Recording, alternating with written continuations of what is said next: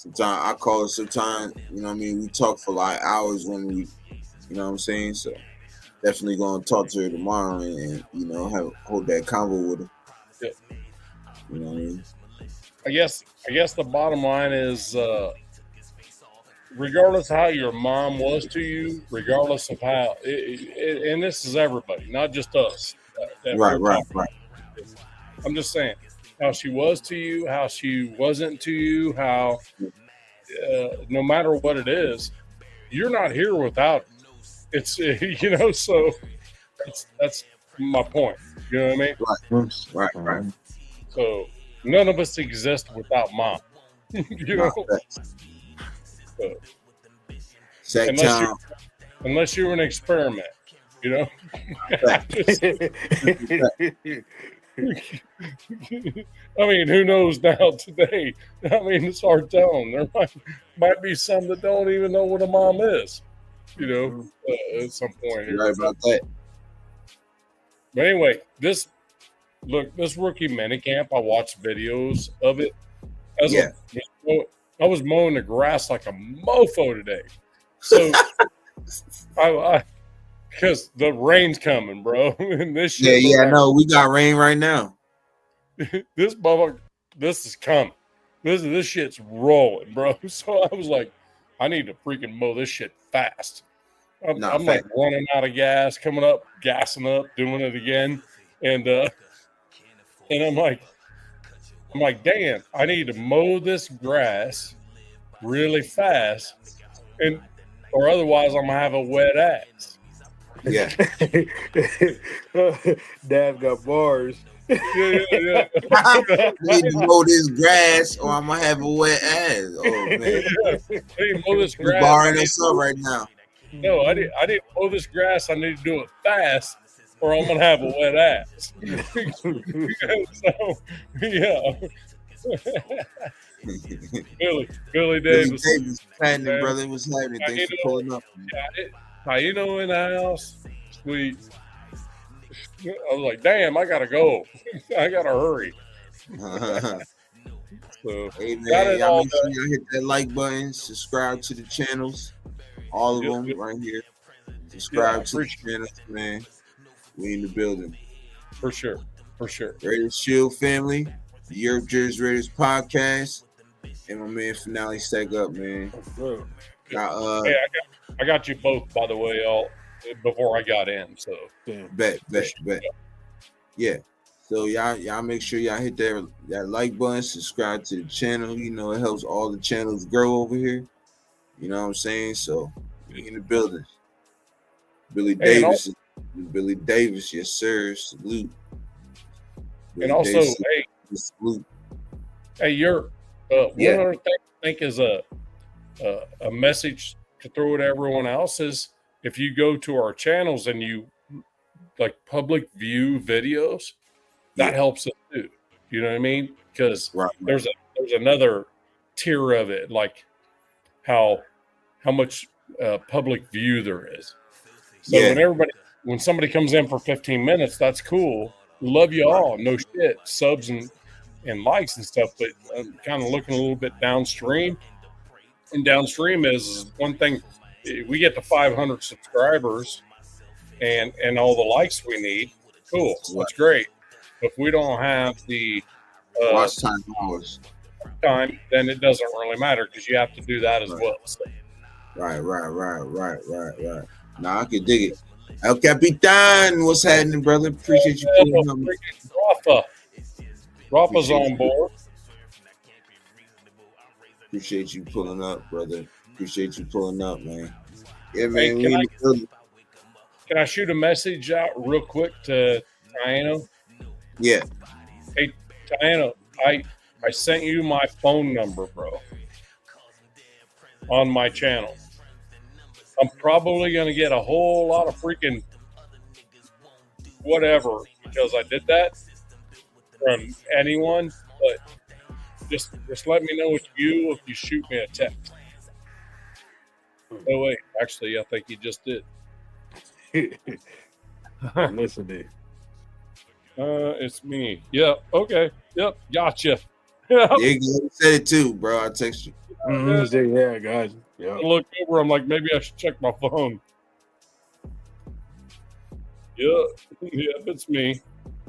So now, real time, I just texted you back and said, gotcha. Yep. In real time. In real time. Just, yep, gotcha.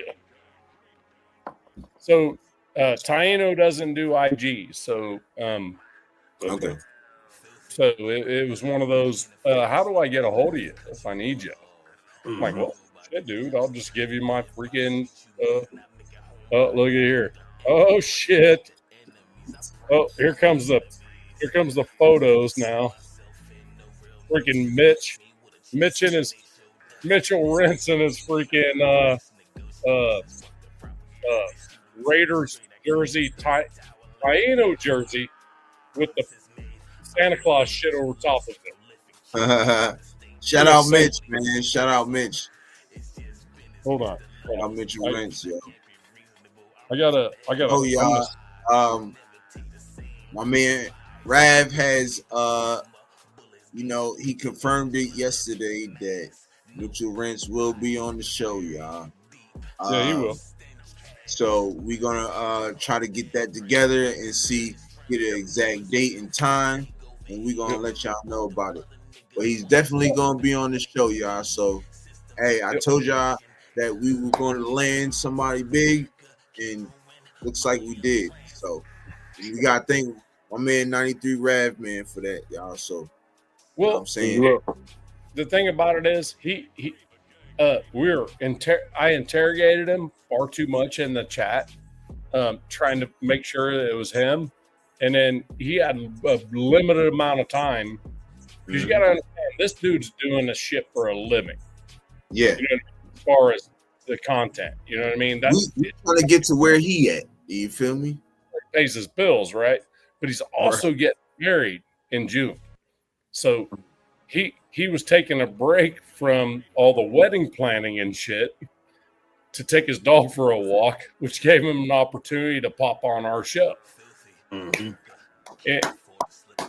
So I can't argue with that. And I sent him a message. I said, dude, I love that you did that.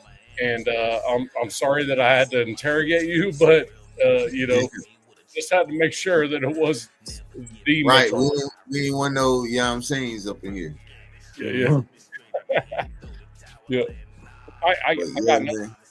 I understand the difference. The difference with us is we're just trying to do this and just sustain it.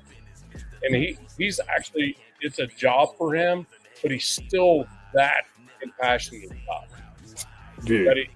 And I see that in him. And shout out to him because he gives the small channels a chance, bro. Like, you know what I'm saying? That's why I rock with Mitch so much, yo, because he gives the small channels a chance. You feel me?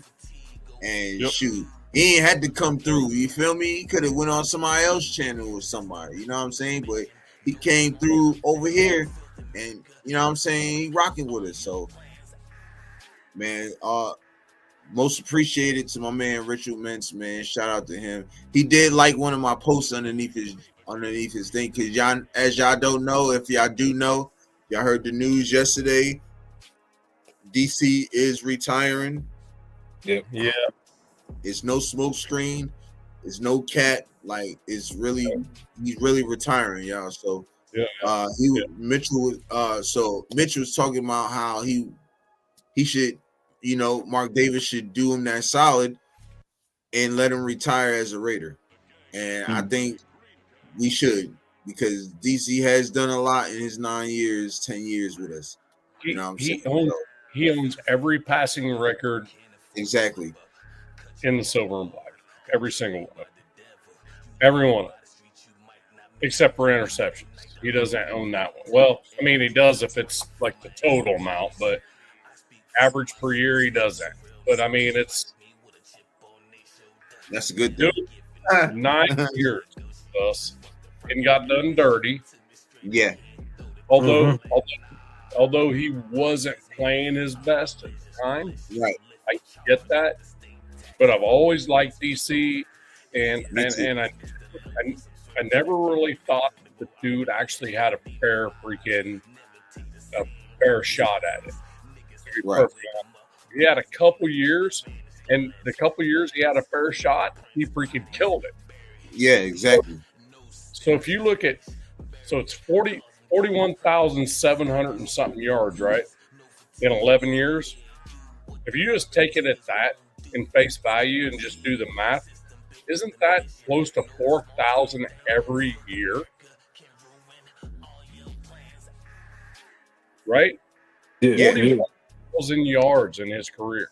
Isn't that 4,000 a year in 11 years? Close to it? Yeah. Damn.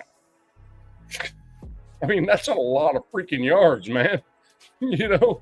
And if he do retire, I am going to get a DC jersey. You gotta do that. You gotta do that. Hey, hold on. Let me show you something. Yeah. Yep. Too busy today, freaking jacking with the property, and I wasn't prepared. So my bad. But I will show you the jersey. I will show you the jersey that I worked on because I knew that was possible. Because I guess his so I don't think his shoulder surgery is something that could kill you as far as a player. But I think the key word was the generation type deal. You know what I mean? That so his, no matter what he does, it's going to get worse and worse and worse the older he gets, no matter what. Mm-hmm. So I think that's one of those where he just goes, you know, I've had a good run. I'm not trying to make this shit work. Right. Let's go family with it. You know what I mean? Yeah. Yeah. Exactly. Yeah. What do you think? Finale. What do you think on that? Yeah. Of course, he was hoping for a speedy recovery. Then when they started talking about he's going to be out for the season, then you're looking at, okay, how bad is this going to be? Once you knew he was out for the season, you knew he wasn't going to be the same when he returned. Right. But, you know, he's done a lot. And he kind of got dogged out his last couple years. Yeah. When you do a lot of successful things. I was telling Jers the other day, I said the main thing that ever pissed me off with DC is when McDaniels was in there and they pulled him and he was about to break Marino's record. I said, that's dirty. I said, we got 2 more games. He was going to break that record. Like, and y'all sad. I said, that's horrible. But then, you know, like I said, like he left. He got hurt last year. The last season with us, he got dogged out. Yeah. He's not going to be the same. He might as well bow out gracefully. Nah, facts. I mean, I just hope that he gets that 1-day deal with us so he'd be a Raider when he retires, not a Saint. Right. That's all I want. And man, I remember when we first got DC, bro. Him and Khalil, bro. I was souped as hell, dog. When we picked him, I was buying something at the store and went fucking nuts. Then they knocked the rack off the counter. That's how nuts I went trying to pay one day. So, yeah. DC had me sold when they was going the whole AC/DC movement. Yeah. With Coop and Carr together, that's when I was like, okay. And then even with Crabtree, he was monster. And then when we got Devontae, I was like, okay, like they was in college together. There's something about to happen, but the coaching just destroyed that. Yeah, they destroyed that. That's what it was. But I knew it was gonna be over. You know, as far as when they say talking about retirement, I knew it was real when they drafted Tyler Shuck. How high they drafted? Yeah. It's over. They drafted him. They drafted him too fucking high. Like nobody had Tyler Shuck. In that round. I could see the Raiders giving, after all of this rotated around, I could see them giving Carr that 1-day contract to retire him as a Raider. I hope they have to. Yeah, They have to. that's true. It makes all the Sure. sense. They got to. Yeah, and all the play. I don't think there's a player on that team, especially Max. And all these dudes that would be like, yeah, that's you shouldn't even be thinking about that. Nah. Shouldn't even be a thought. I mean, because the Saints did nothing for him. They really did. It's all they did was get him even more hurt. You Right. figure the States haven't done anything for him. That's why he should retire as a Raider. And you got to also figure we've rotated quarterbacks since he's left. We haven't had a quarterback sitting there and be the quarterback since he's left. Crazy. I was saying that too. He I was was the saying last consistent quarterback that we've had. Yep.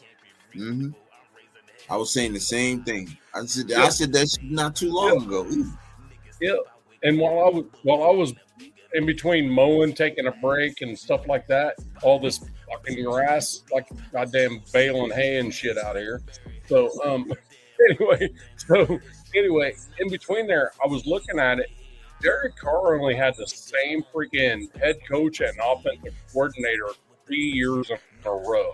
Yeah. One time. Mm-hmm. One time. Yep. One time. Same head coach and offensive coordinator once for 3 years straight. Fact. How? I don't know what you. Yeah, I don't know. I don't know how you expect a dude to freaking take you to a Super Bowl when he's constantly freaking dealing with a new OC every year. And then that's still making them stats though. But that's one of the reasons I had liked him. And that just happened again this year. They fired everyone, and Kellen Moore comes in to be the head coach. It's like, I think it may be even less of a shoulder injury or Derek Carr just going, I'm fucking sick of this shit. I'm tired of it. Yeah, possibly. I said, a little bit of both. To getting dogged out, to being with the Saints, and then, the injury, he probably just thought about it like, I'm 100% sure he wasn't a big fan of going to New Orleans with Dennis Allen as the head coach, as a defensive head coach. Because I firmly believe if he was going to go, he needed to go to an offensive mind coach. But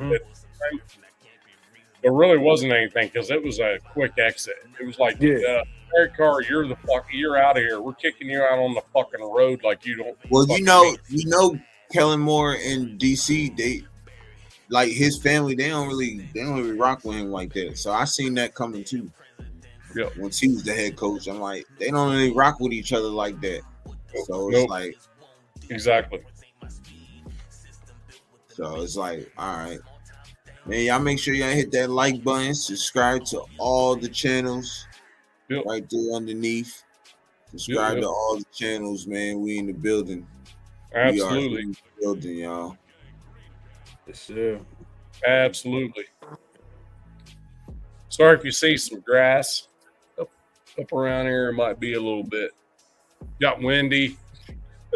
I was like, yeah, I'm going to put this sumbitch away before my ass gets wet. I mean, Bronze ain't popping up. What's up, Greg? What's up, Vert Empire on there? It poured 5 minutes after I got up in this joint. It freaking, it freaking come unglued. So, yeah. We had an earthquake today in Tennessee, bro. Yeah, I know. My wife told me earlier. And they heard it was so big, it hurt it. Atlanta felt it. Damn. Yeah. So it was actually what was it called? It's Green Bank. Green Bank, Tennessee is the epicenter for it.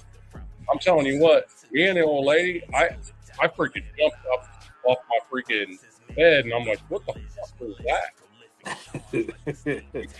And no, that's crazy. I said, is that thunder? She goes, no, it just keeps going. I'm like, babe, we lived in Washington State for freaking 21 years, man. This is a fucking earthquake. She goes, oh shit, we're having an earthquake. and it was like a 4.1. It wasn't a small one. The 228 is Yeah, right. It was a small one. If oh my bad. I'm trying to stop cursing. So Yeah. you darn right. That if Atlanta felt it, you shoot. I knew if a whole nother state felt it, I had a big one. Yeah. I'm surprised we ain't felt it. I was asleep like a mother. I ain't feel nothing. Well, but the weird part is it echoed and it kept on forever. Because I'm down in the right in the corner of the Blue Ridge and the Smokies, right? So it just echoed up and over the mountains and stuff. And I'm like, okay, so what's broke? So right. I'm jumping up and I'm jumping on the 4-wheeler and I'm going around checking the property. Culvert broke. What's broke? Because something's got to be broke. Mm-hmm. And nothing was broke. And the river was running still correctly like it should have been, the French Broad River. Right. I'm like, okay. So I run back up and I go into my basement and I go into the maintenance closet and my freaking basement wall is actually freaking bowed in a bit. I'm like, oh, shit. So I'm like, all right, well, I guess I'm going to have to call the insurance company on that one. Mm-hmm. Right. Mm-hmm. Yeah, because it's definitely wasn't that way a week ago. So yeah, it was significant enough. I mean, in Tennessee, that's not a normal thing, man. Yeah, we've only had one in like the last 10 or 15 years, and people was going crazy when we got ours. Yeah, in eastern Tennessee, it's been over 30 years for it to be that close. So shit's changing, and it's weird, bro. It really is. Definitely is. But Joe, Jerry, I'm gonna go pick up Nicolette real quick. It's only gonna take me probably about 15, maybe 20 minutes. I'm gonna hop right back on. All right, bro. We gonna hold it down. I'll be back, yo. All right, I'll be right back. See you in a bit. Yes, sir. All right. Peace to the other homie. So just that's so you Nav, know, bro. Call him Nav. The other homie is Finale. No, he know Finale. He said he's talking about you. He forgot your name, bro. Was he talking about me? Yeah, because this way he said Jerry's Finale. Peace, gentlemen. He said peace to the other homie. Oh, that's Nav, Nav, bro. 93 Nav man. Peace to the other homie. I appreciate you trying to be freaking respectful and shit, but it kind of is and ain't at the same time. You know, I love you, no shit, but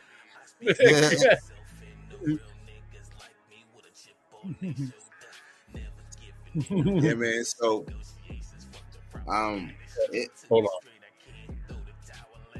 Now. I'm not sure what Jack sent me. What did you send me there? Kenna, what did you send me there on that? I mean, I put it on. No stopping at any time, and you're stopped. So Kenna shows me a sign of no stopping anytime, but he's stopped there. Ghetto Boy Raider, what's happening, brother? What's happening, man? Appreciate you, bro. Appreciate you, man. Appreciate you pulling up, man. What's the latest and greatest from rookie training camp? Shit, they showed nothing. They mostly showed Genty for real. Well, I mean, but Thornton looked good though. Thornton looked good. Yep. Besh looked good. Genty looked good. So they all looked at. They all looked at, you know what I'm saying? I think they Alex, what's up, brother? What's up, man? Appreciate you pulling up. Working on the yard. Oh, right on. Okay. I'm like, he sent me, so Jack Kenna sent me a picture of something, and it was a sign that said no parking anytime, and he was parked there and took a picture. So I'm like, Okay, so what do you mean? You know what I mean? But I'll tell you what the video I saw earlier, and then the video I saw later was looked like Pete Carroll broke them up into teams and just kind of freaking separated them all. Yeah, and made the 3 teams compete against each other. Yeah, hey, I'm mad they didn't show a lot of Malik Williams, bro. I was looking for him. I seen like one clip of him like in the line, but I wanted to see him throw the ball. They didn't show him throwing the ball at all. They showed, but Cam Miller looked really good too. You put that out there. Yeah. Cam Miller he was spinning that ball, y'all. Cam Miller can spin. Very few clips, but yeah, Genty and some guys looking good flying around so far. Yeah, they said that Pete Carroll's trying to set the tone through the rookies. That's what was said. I was listening to the Vincent Bonsignore show. I think it's called the RJ Journal Review or Lost, whatever it is. But y'all look them out. R&J. Is it R&J? Yeah, R&J podcast. Yeah, that's Jason. That's Journal Jason. Review then. Yeah. So, and they said because they were there, they were watching. They was like, they look good, and it looks like Pete Carroll's trying to set the tone through the rookies. And once the rookies meet the veterans, then that's when they want that whole thing to sink in through all of them. And it's going to have to, and it's starting by the rookies, and you've seen it. I could see the team. I could see that he was creating, like, taking like Genty, putting him on the slowest team. You know what I mean? And then putting Thornton and these really fast dudes, you know, and just sprinkling them into 3 teams. And they were doing the freaking sway drills, man. You know what I mean? Tayano said dog mentality. Yeah, you got that right, brother. They had that dog mentality in them. They all looked like they were working for something. It was just regular, you know, unpadded practice. They all had shit to prove, brother. Had shit to prove. They all moving at one speed. You seen the coaches yelling at them. You know, not yelling at them, but yelling and getting them pumped up and shit like that. Like, yeah, like you seen that, and now you ain't seen that in a while. You feel me? I'm not sure I've seen it in my lifetime. Out there to working too. Yeah. Yep. He's sitting out there working too. Yeah. Yes, he is. It is working. Mm-hmm. Pete was pushing them. Oh, Pete was. Oh yeah, you seen that, right? He had the gloves on too. Yeah. He get out there and where he get out there and work out. He worked out with salute. Huh? Yeah, he get out there and he be working, yo. He was working with them, bro. They were doing warm ups. Running with him. He's doing knee pops with them, bro. Elbow to knee. Mm-hmm. Dude's 73 years old, bro. He's elbow knee, and the dudes really couldn't even freaking do it as fast as he was. Yeah, you know, and that's got to be that's a mental thing where it's like, God damn, this dude's 73 and he freaking goes elbow to knee faster than me. For fuck's sake, dude. You know, that's gotta have a freaking resonance to your players. Nah, facts. Yeah. Nice. And that's where I think Jim Harbaugh is kind of different too. Because Jim Harbaugh is involved in that shit. He's always freaking up in their grill, always freaking involved in freaking practices and always involved in rah-rah shit. And I'm telling you, man, it makes a huge difference. Nah, facts. Like they looking good out there. Alex said Lonnie Johnson and Devin White looking quick out there too. Yes, they are. You seen clips of them? I'm telling you, know, hey, Nav, I've been saying this. You know I've been saying this, bro. Look, Pete Carroll said he gonna put Devin White where he was and have him doing the same thing that he was doing at Tampa that Super Bowl season. That was his best season. That's where they want him at. Yep. And the thing is, Devin White don't have to be there. Mm-hmm. He's there because he wants to be there. That's where he signed to. That's where he wanted to be. He don't even have to be there at a rookie minicamp. He has no business. He has no reason to even be there, but he's there. Nah, he doesn't. Yeah, all of them is there. Out with everyone. He wants to play. He wants to. Yeah. You know what I mean? I love that shit. Yeah, and people trying to clown him for his contract, the 1 year, $1 million. Yep. So what? Like, motherfuckers be trying to clown him. They only got a couple dollars in their pocket. At least he's still getting the mill. He's still getting the M. Yep. But he's there every single damn day. Yep. I think Max said it on the Rush. Like, you wouldn't believe the amount of dudes that have been in the building this entire offseason. Right. That don't happen. You know? No question. Alec just said that. Max Crosby, hardest working defensive end out there. No question. Yeah. No, that's facts. It's definitely facts. He's the hardest working DN in the league, bro. You want to take it further than that? Shoot. Rosetown said, man, I feel Rodgers going to get one of those starting offensive line spots. I feel like he gonna get that right guard spot. He gonna be on the 53 for sure. Right or left? He gonna be on the 53. There's no question in my mind. I just don't know if he's gonna be a starter. But you got to take that D off there. The D, you got to come off the Rodgers, bro. There's no D there.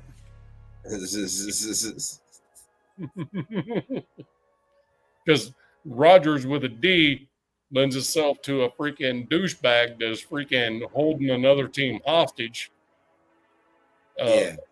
And as much as I hate the Steelers, I love it that he's doing that. However, it's still, so it is Rodgers, right? I do believe it's Rodgers, Rodgers. Yeah, I don't know. Rodgers. Carlos Rodgers. He said, that man, I'll put it just for you. D. That's what he's talking about. Just the D. Just the tip. Hey, Alec, I feel you. They all out there going crazy right now, bro. And that's what we want to see, man. We want to see some competition. Hey, did y'all watch the Genty and Besh interview? Bro, they ready, bro. I'm telling you, you might be right, yo. Besh might be that second receiver, bro. The JPJ rookie meetup with Genty was freaking awesome, though. I put it in my shorts. Yeah. I put it up as a short.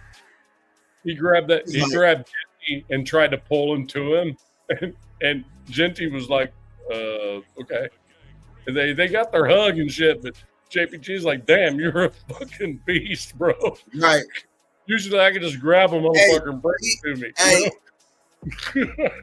he felt what what's the name work where he had to flex real quick. He said, well, God damn shit. Am I still big? Shit, goddamn. Am I the center? Yeah. Am I the center? Yeah. That's what Besh said. Motivated. Besh said Hall of Fame jacket. That's the same shit. Hey, Alec, you right about that? Salute. Yep. Keep cooking, my brother. Keep cooking in the chat. Hey, yo, that's the same shit. If y'all don't know or y'all didn't realize, that is the same shit Max said. So look out for Besh. to be out in there. He gonna be working with Max 6 in the morning with him and JPJ. Watch. Rosetown said, "Damn, you ain't built like Samir." Oh, mama. Nah, it's facts.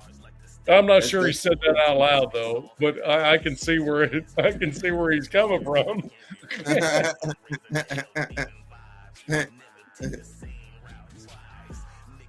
Been John Bomb, but I've been listening. We landed, and then talking about earthquakes. Come out to Cali if you really want some earthquakes. Yeah, no shit. Trust me, I lived on the West Coast. Devil Dog, I lived out there, bro. I get it. It's not as bad as you guys, but we feel it when you feel it. Trust you. Trust me. Dog, I ain't trying to feel no type of earthquakes. I don't want nothing. It's bad enough we get fucking freaking tornadoes off this place. Yeah, I know. But appreciate you pulling up on us too, bro. Word up. Crash Dogs is shit, bro. Gunny. Yes, sir. Bam. Hey. So, bro, I forgot to tell you something, right? Yeah. Oh, yeah. Yeah. Bam. So, I forgot to tell you. Yo, you know, man, people unsubscribe from your boys. Huh?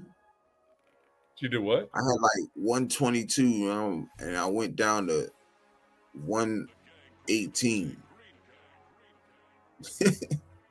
Sounds about right. I was like, it's all good. Shoot, I might gain more. You feel me? I'm gonna gain more.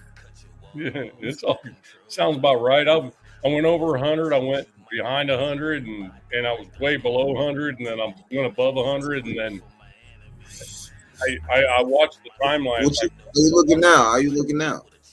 Yeah. How you looking now? You still good over there? Yeah. Let's see. Let me look. Man, y'all make sure y'all hit that like button, subscribe to both channels, man, right there. Europe Jersey Raiders podcast, Raiders Shield family, man. We a family, we do this. You know what I'm saying? You know what I'm saying? Know what we do, man. Looks like I'm 106. 106, holding steady. Yeah, you getting there. We getting there, baby. We getting there. Yeah, we getting there. Shoot, yeah, right now I'm at like 118. We good though. Right. Bro just subscribed too, so we straight.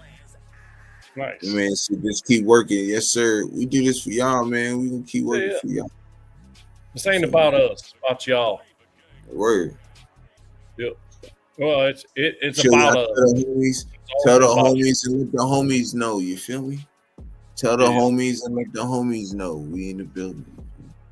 Spread that John through all the channels. You feel me? Yep. Y'all in other people's channels, spread that John. You feel me? Like wildfire. Spread the love, man. It's all about bringing a nation together. Right. Comes down to. Yes, sir. Yeah. Adam Butler has earned it. Yo, Mark out. I got a little something, bro. I got a little something. Only a third acre to take care of. Nah, man, 93, 200 acres. No, I don't have 200 acres, bro. It's not that many. It's big, but it ain't that big. My little quarter of an acre, goddamn.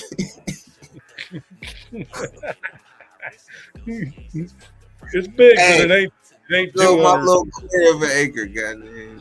He's straight over here. It just freaking Bro takes. said Adam Butler has earned his props. Oh yeah, Adam Butler earned my respect a long time ago, bro. Because he used to play offensive line, and I didn't even know that shit. He used to play guard. Rose sound laughing at me because I'm just saying my little quarter of an acre good to be. Yeah, I still feel like it's too much, goddamn shit. Yeah, it's a fucking handful, bro. Even a quarter yard.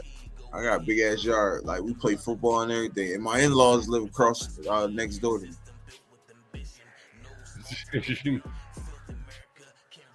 Man, like that's easy money. My mama. Hey, whatever he uses to cut his grass will probably cut my grass in like 5 minutes. Probably. Probably. Not even. Probably take 2 minutes to fix that, to finish that shit. One way up and one way back. I'll take a picture up and see if I can put it on the screen. The unit. I'll take a picture of the unit that does all this. Hold on. Sack Down said, best of luck to you both. Man, bro, appreciate you, bro.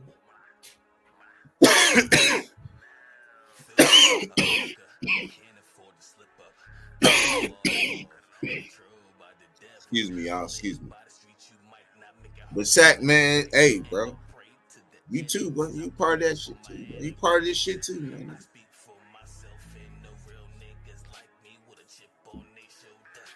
You know what I'm saying?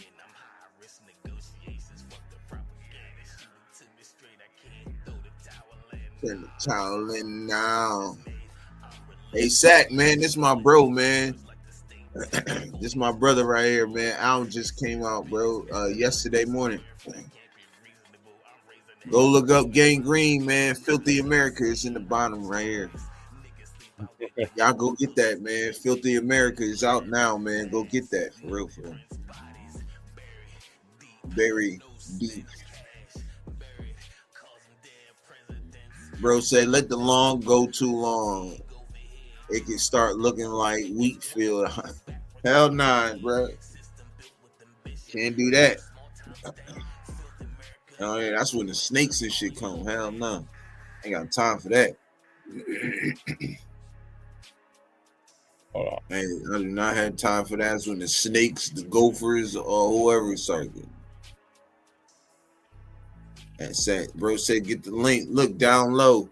It's really Gang Green. I don't know what he got it under, but just look up Filthy America. It's on all platforms. You can get it on what's the name too. Finale back in the building. Bro, you must have did 100 and came back, huh? Nah, bro. I'll be right in West Deptford. The drum was only in pause, bro. So only take like 6 Oh, yeah, minutes that's to get next there door. and back. Yeah, yeah. It's next door. Yep. It's crazy how he could just say what he's saying, and I know exactly where he at. You missed it? It's been a long time, bro, since I've been back home, son. Man, You missed it, or you like it out there more? Nah, I fuck with it out here, bro. I done made this shit at home, bro. I've been out here about 12 years now, bro. Like, it's over. I just come back and visit a couple times. I was out there for like a little bit. You know, I stayed out there for about a couple weeks. One time for my pop, when, you know, he was dealing with the cancer and shit. Yeah. And then I came back another time, stayed out there about like a month, about a few months. Then I came back out here. So, you know what I mean? I just try to be chill, but I ain't all that couple weeks and months shit, that's out the door. I ain't doing anything. I stay a few days, I'm out. You know what I'm saying? Like, they'll say Andre Carter got a good opportunity. This can't put in that work. Both Carters. Both of them. Both. I think got a chance. They ain't gonna start over at Adam Butler and Christian Wilkins, but they got anybody to get that some burn. Yeah. Be in that rotation, yeah. Most definitely.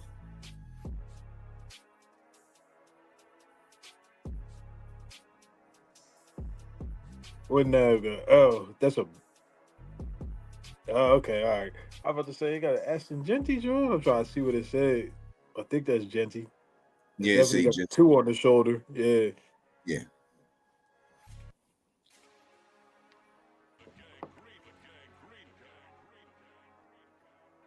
Yeah, Genty looking good, yo. You seen the drawing with Beast Mode went over there and was talking to him in the mini camp? And you see that nigga, that's funny, Beast son. Mode funny, yo. He said, y'all can't be hugging. He said, hey, naked. Man, shirt on. He's like, I don't like him butt naked. I can't be hugging you butt naked. Damn. Yo, but you can tell that he really rocked with him though, bro. That's why I know Genty about to be him this season, bro, because if you got the head coach and then you got let's just face it. Y'all think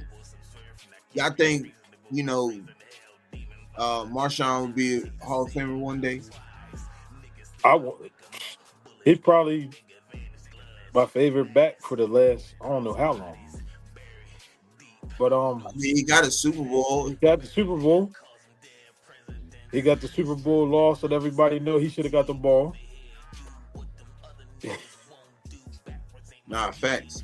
They all look good, bro. I'm telling you, they all look good. It's all gonna come together come training camp. Watch when they all get together. No, because I think they got a mini camp too, right? So it's rookie mini camp and then it's mini camp and then training. So they're all gonna be together in training camp. That's when you really gonna see when they all get together. Mm-hmm. It's gonna be crazy. Watch. Taino said, "All right, much love, nation."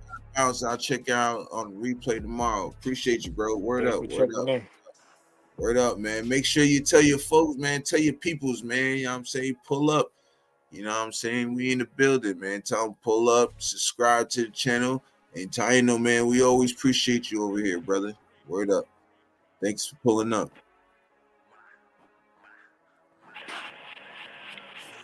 All right. Got the picture of the mower down in the backstage.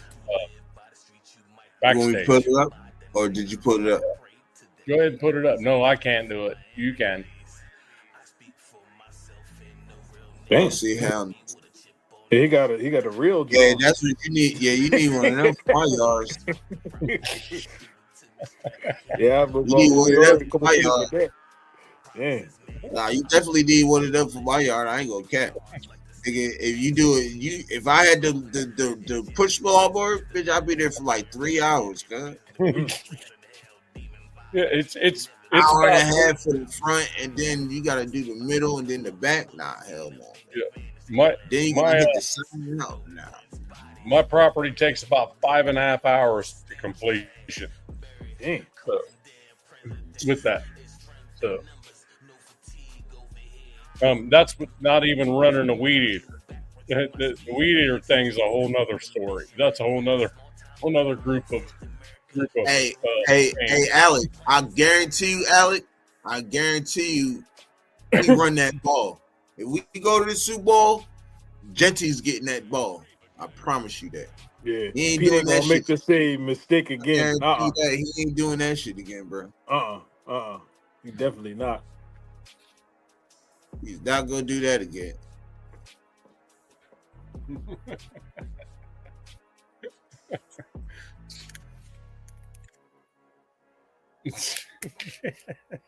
Got a pilot license for that thing?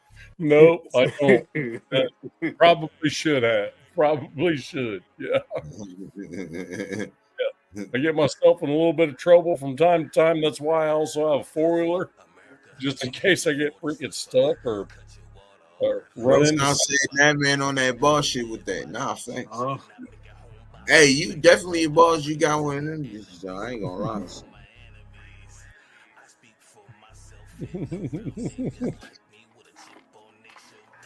I thought Nav was gonna pull up a picture of a big ass tractor with the long ass lawnmower and cribs, and that maybe pulling that John, bro. You ever seen one of them? That's for the big. That's for the fields. Yeah, it's a little bit much.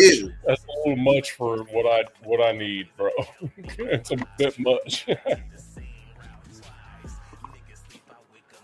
43-8 will always make the Broncos fans depressed. Oh yeah. Nah, that's facts. That is facts. You know what I'm saying? Hey, let me tell you something. Broncos fans will not forget that 48, that 43 we put on them. And the Chargers damn sure ain't gonna forget that 63 put up on me. Mm-mm. Hey, that's interesting because Piano Man has not shown up. Oh yeah, I finished him, bro. You ruined it? You just sent his ass packing? I ruined him, bro. I ruined him. Destroyed him. Hey, finale. First, I told the chat to throw them 63s up in the building, and he still was in there. So I said, all right, give me what you got. And tore his ass up. Finale. Tore him up. You got to watch the end of our last show with me and Yurt, and just the freaking Yurt just freaking lighting his ass up for like an hour. Just lighting him facts, up. though, bro. All facts. He gonna come back. He gonna come back. He gonna get the same treatment. He know he is. He on Google right now. Yeah, Christopher Raiders actually freaking did us a favor and said, "No, leave his ass in there. Let's freaking rip his ass up." Mm-hmm. Chris tried to help me. But I said, "Bro, I got this. Let me handle this. Let me handle this." Yeah, he said we're AOC. Chris sat back, didn't say nothing. I tore his ass up, bro. I let Piano Man take it. And I know Rosetown, freaking Bueno, everybody was in there, itchy trigger finger, ready to freaking just Alec, I'm telling you, bro. Hey, he couldn't even say nothing. It took him a minute to type. Everything he was saying, it took, you know how he spammed the chat? He was not spamming that chat, bro. Whatever he was saying, he couldn't. There was nothing he could do. Yeah. Europe said just spam 63. Spam 63. And we just freaking the whole damn thing. Taino, freaking everybody. I said, yo, just keep spamming 63. Spamming 63. And then after that, he kept going. I said, all right, let's go. One-on-one. Mano, what's up? His ass up. It was unreal, bro. He was pissed, bro. He was pissed. I know he was, bro. I know he probably threw his computer and everything, because he broke his keyboard and everything, bro. He couldn't take the heat I was giving him, bro. He could. Yeah, that's what's up. Because I had more from him too. I had more from him. I said, what happened when we was in Mexico when we had when Phillip Rivers threw 5 interceptions? Let's talk about that. Mm-hmm. Well, I know this. I know this. That's the thing. And Europe said, so you think Nav is just a white boy narc that don't know shit? That's what you think? What the hell? To let you ask that. Hey. And I'm like, all right, well, here goes. And I just was like this.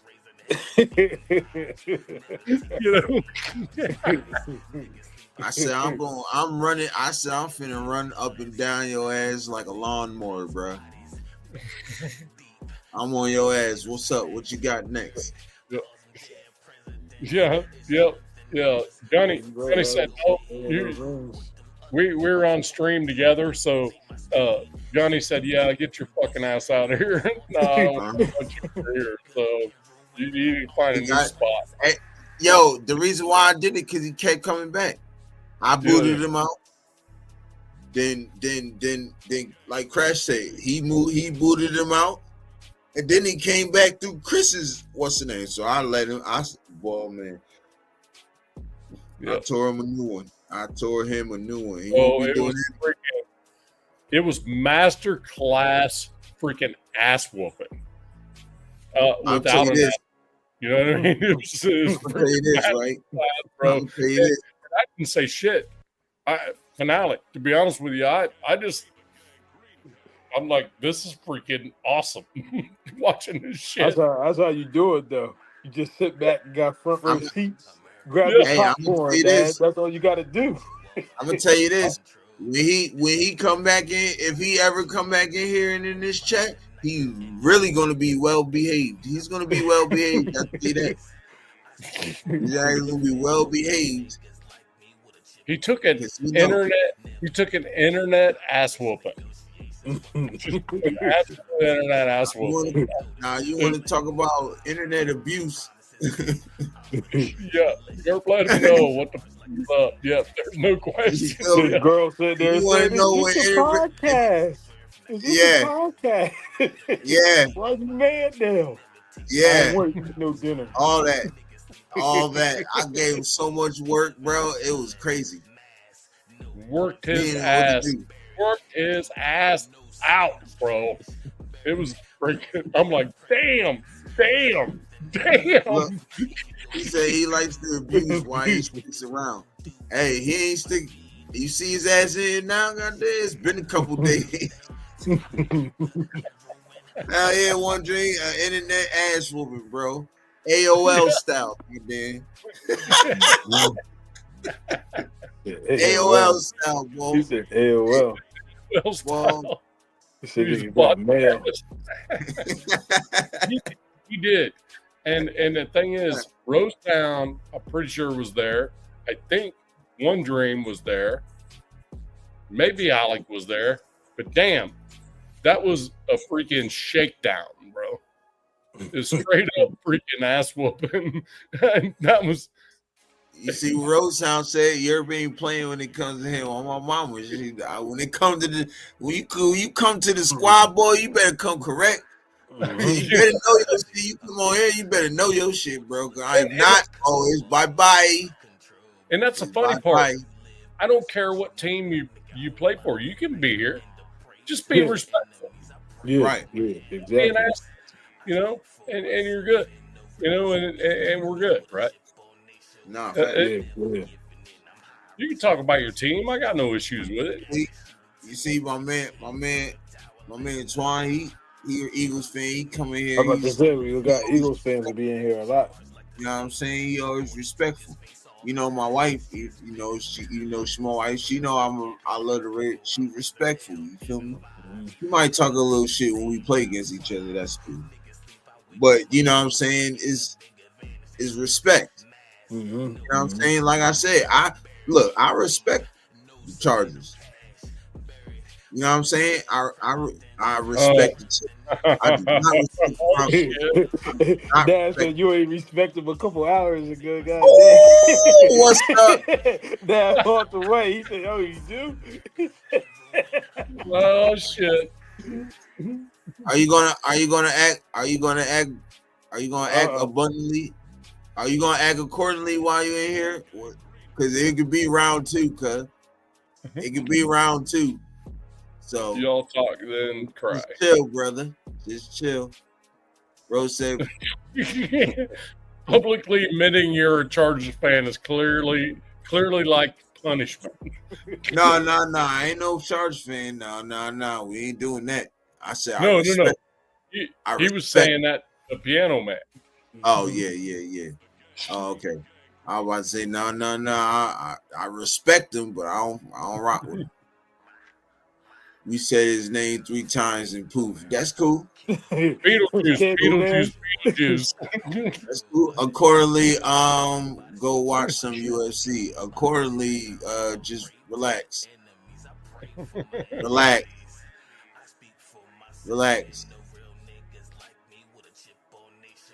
Because we could do this. Buddy Bear, salute. Buddy Bear in the building. Buddy Bear in the building? Yes, he is. What's happening, cuz? Appreciate you pulling up, my brother. Y'all make sure y'all hit that like button, subscribe to the channel.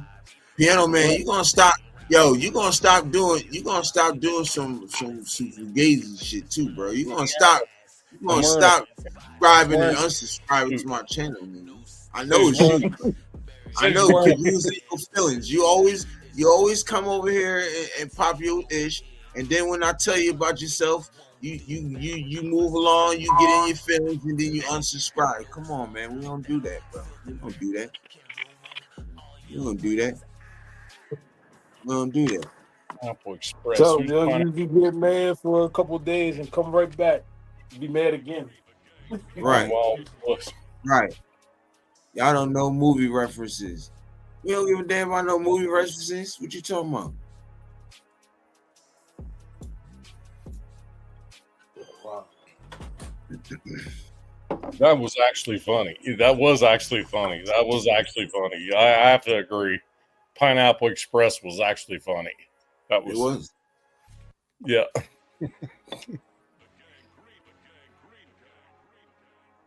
doing bong rips. Piano Man probably doing bong rips. Yeah, that's why he's confused.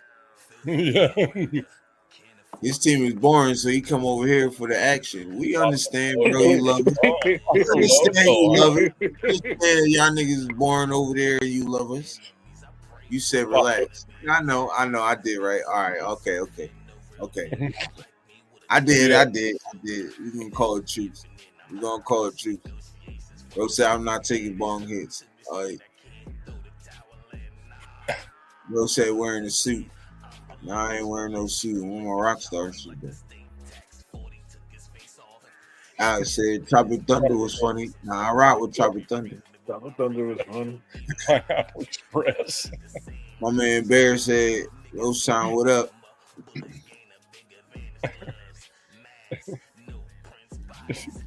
It is fun when your ass up in here though, but you know what I'm saying? He be doing the most sometimes, but it is fun. You know what I'm saying? Hey, if you don't mind, can I say something to Piano Man right quick? Oh, just say, go ahead, bro. All right, Piano Man. We got no issues with any other team folks coming in here. You just can't be an asshole. That's it. You know, it's that simple, you know. And the thing is, we get to know you a little bit better, then it's not a big deal. You know what I mean? Then you can talk all the shit you want. You know, we get to know you a little bit better, but you just freaking mouth off constantly. Cinematically, don't know the culture. Oh, look, there we go. Watch the sport. See, there you go. There you go. Hey, I'm telling you. See, now you just said, relax, and I said, okay. Now you trying to start out. What you want to do, bro? Do you want to do this? Because I got all night. I got all watch time hours for your ass, bro. What's up? What you want to do? Did I not try right there? Did I not try? You did. Now chill, because I'm about to get on his ass. Should I remind you what I was saying last year, huh? Do you know what a Super Bowl hot dog tastes like? You don't, do you? You don't. Do you know what Super Bowl popcorn tastes like? You don't, do you? I don't think you do. I don't think you do. Do you know what a Super Bowl pamphlet look like? Huh? Do you know what a Super Bowl ticket look like? I don't think y'all do. I don't think y'all do at all. He knows what hot dogs taste like, though. Yeah, but not the Super Bowl ones. You know, the victories, the ones that taste like victory. He don't understand. He don't know what that feels like. It tastes. He doesn't know. Pause. He doesn't know.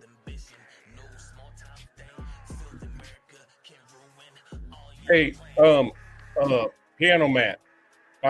I'm just curious if you know what the acronym GFY means. No. See what Piano Man don't understand is right. The difference between the Raiders and the Chargers, right? Is we know what Super Bowl hot dogs, we know what they like. You feel me? Yeah, I know what regular cat dogs are. You know what cat dogs are? Something that the Chargers eat. That's what y'all eat. We eat Super Bowl hot dogs. Y'all eat just regular cat dogs, little weenies. Ballpark Franks. Yeah, he like the butterball cat dogs. That's what he likes. Turkey. I don't know why I'm going. Hold on, bro. See, my man. I'm gonna go to my homies first, man. I'm going to the real ones first. Bro said, who timed out Piano? Nah, don't time him out. No. Leave it. You see, he ain't spamming. He's cool when he ain't spamming. Such disrespect of a good Billy Joel song. So what do you say? What are you saying? Hold on. Let me roll back here. Let's do some analysis of this. Analysis. Okay. Bro said glizzy joints. Yeah, that's what they like. The glizzy joints, bro. They like the glizzy joints. He says they charge up off the glizzy. He says, I question asshole, not towards y'all, Sherlocks. So Yeah, why he is that? trying to say that. Yeah, all We right, my bad. misinterpreted him. He You said he gotta, don't want hey, no smoke. you gotta be more specific, cause you can't be just saying certain shit Yeah. and not being specific. Cause you know I fire off real quick, go. I got a short fuse. You feel me? See how you caught a little bit, just a little bit. You just caught a little bit that fast. You gotta be, you know what I'm saying? You gotta be a little bit more. You know what I'm saying? Gotta be on your P's and Q's. You can't just blurt stuff out and then not, you know. I forgot the question mark. Yeah, you the Sherlock if you forgot it. You forgot Well, and I guess here's what it comes down to. If you're questioning why I said asshole, I said as long as you're not an asshole. I did not call you an asshole. I jab. You're good. Just don't take dirt, bro. No, you don't. You're not supposed to jab. How you gonna come in somebody else's shit? Don't know what you don't know, and then you trying to jab. You can't jab, bro. If it's weak, no, it ain't effective. If it's weak. Jab ain't effective if it's weak, brother. No, you gotta roll for the fences because you're only gonna get a puncher shot at it. That's it. Karen's change up topic. Change up. Okay, there it is. The spam. Here comes the spam again. Freaking goddamn! What are you, fucking 12? Not drama where it is. Yeah, Hey man, living in the chat, bro. Just put one John at a time. Make it one whole. What's the name, bro? What's wrong with you, cuz? Motherfucker can't even spell. I mean, how are you supposed to know what he's saying? I'm chill. That man can't get jiggy with the nation. I know you can't. Because we rivals. You know what I'm saying? Everybody in the division got a chip with y'all. All right, look. All right, go to the next one. Let me. What happens when you spam? See what happens when you spam?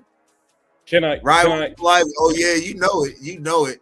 What I need to do is get you on the show when we play that week. Put him on here right now. Get on here right now. Come on. What the suit mean? I'm trying to find out what wearing a suit mean. What you trying to say? He got money or something? Yeah. Can I? Hey, can you go back to the one I'm wearing a suit? What you wearing? Put it up there. Can you please? Who, me? Yeah. Go up. And I'm wearing the suit. What you wearing? Yeah. Can you put that on the screen, please? Chargers versus Raiders will mean. I'm wearing a suit. What you wearing? Bro said I'm wearing a suit. What you wearing? I don't get Raiders gear, nigga. What you mean? Oh my God! I'm so happy you're wearing a suit. What kind of freaking suit? Freaking lawyer, paralegal, possibly a freaking office assistant that has to wear a suit. Okay, great. Love that you're wearing a freaking suit, brother. That we don't give a fuck. Yeah. You put the suit on to come on and be on our podcast? Nah. See, we don't know what you back and forth with it. That's why we gotta stay on cue. We gotta keep ones loaded at the tip just in case you know what I'm saying. So don't be saying bipolar. Nah, motherfucker. We cursing. I told you I wouldn't curse. I said I wasn't gonna curse, and now boy, look at here. Well, he's Mormon, but he called me gay last time. Who you serving? Who you serving? Do you want to do this? Do you really want to do this? Do you want to do this? He said I was a gay narc last night. So yeah, that's what popped it off because he said that. Yeah. And E cracking up over there. Yeah. E, tell him what it is, bro. E, let him know what it is, bro. I don't play. Say he wore a suit to come talk to us. He had to come correct. Roast down. So I'm about to go on the Europe Jersey Raider podcast, baby. Get my suit pressed up for me. I gotta look good. Just in case he murders me.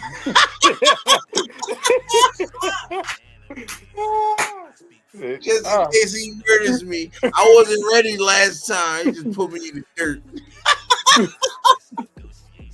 I'm finna put your ass in the dirt again. You keep playing, cuz. You keep playing. Oh my God, dude. This is why Chris said leave him on here. Leave him on here. Look. See, this is the stupid shit people like him say. Where's it at? Play with the dark side. If you play with the dark side, my guy, if you play with the dark side, you won't come back. You will not come back. Hey. You want to hear something? You want to hear something funny? Let's get Buddy Bear on here because he is a Mormon. Okay. Want to do that? Get him on. You want to drop it to him on IG? Buddy Bear, you ready to come on? I'll drop it in here. Oh, you just go ahead and drop it in there? Yeah.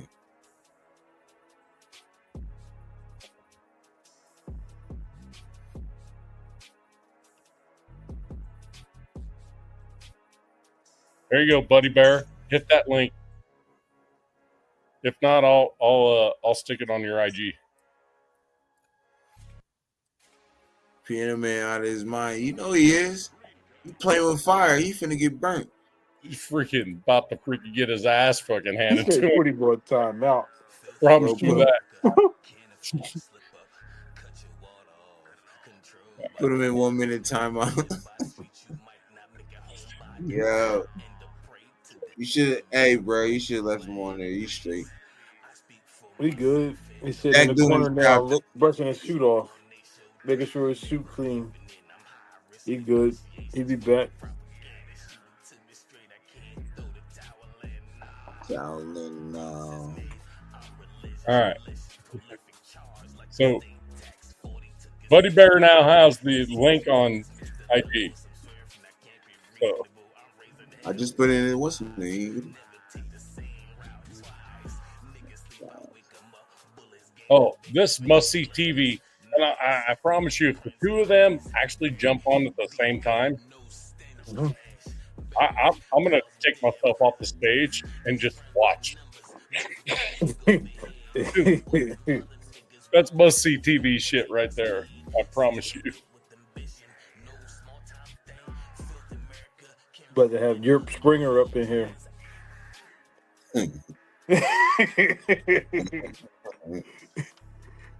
That Jerry Springer. We about to have Jerry Springer.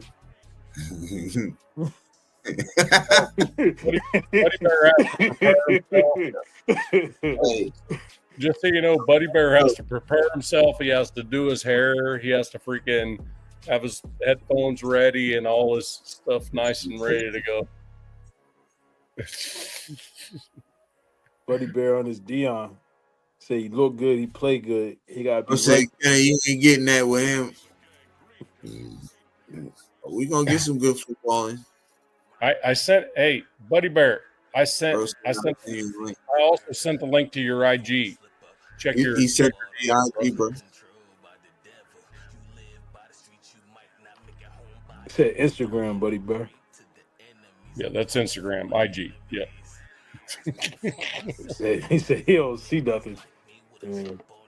No, the link was up here. Repaste.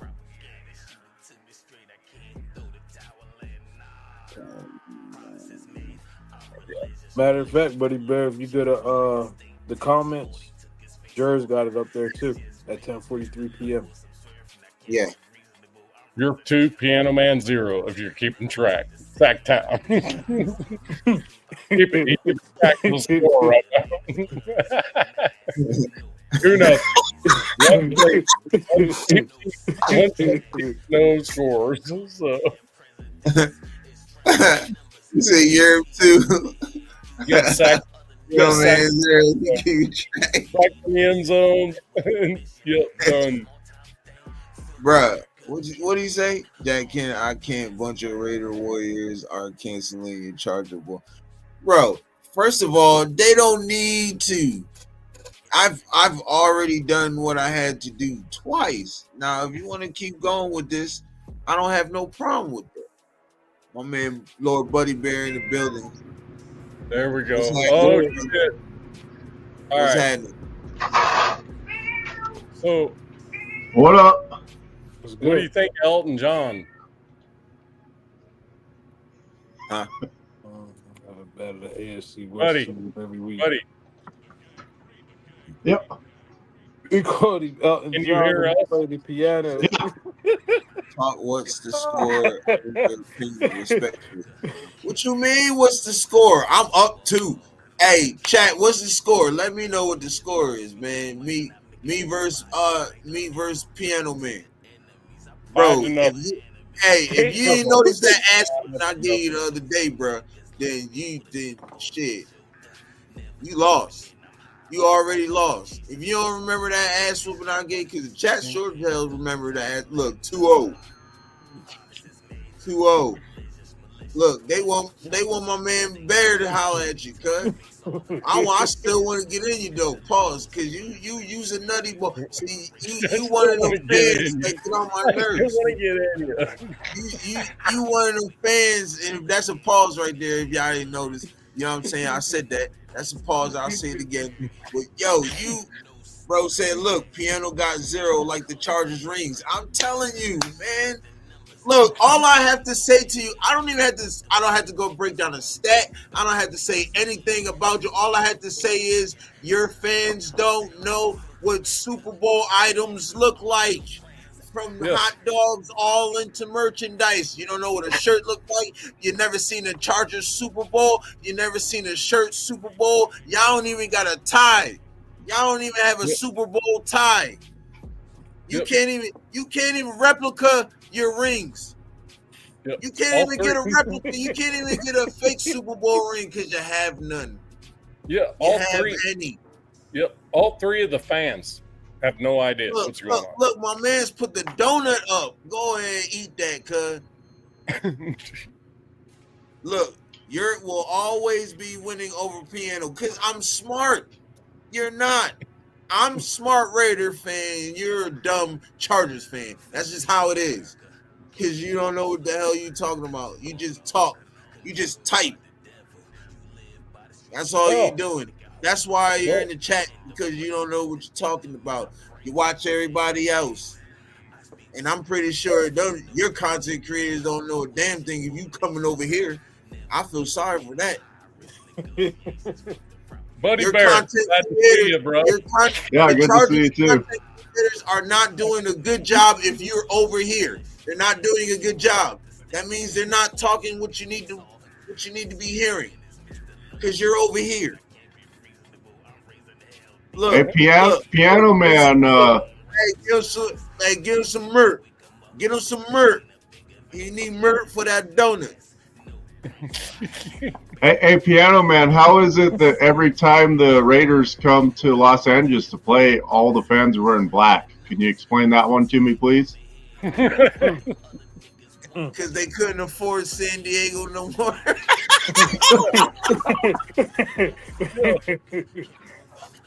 It's cheaper to go to a freaking the LA stadium when the Chargers are playing because they can't sell out the fucking stadium.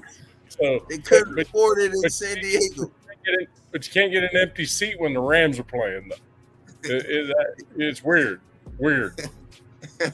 They couldn't afford it in San Diego. They couldn't afford it in San Diego. They went broke. They said, hey, the red dude, they said, damn, we're going to have to link up. We're going to have to shack up with somebody. Hey, call the Rambo. What's the Rambo name? Yeah, call him up and see if he want to shack up in L.A. That's what y'all did. Where is Piano? He gone. He gone. That's what I do. Look, that's what I do, bro. I get him up out of there. You know what I'm saying? You ain't gotta ban him. You ain't gotta do nothing. You just use me. then just on top of it, we just threatened him with Buddy Bear, bro, and it was freaking over.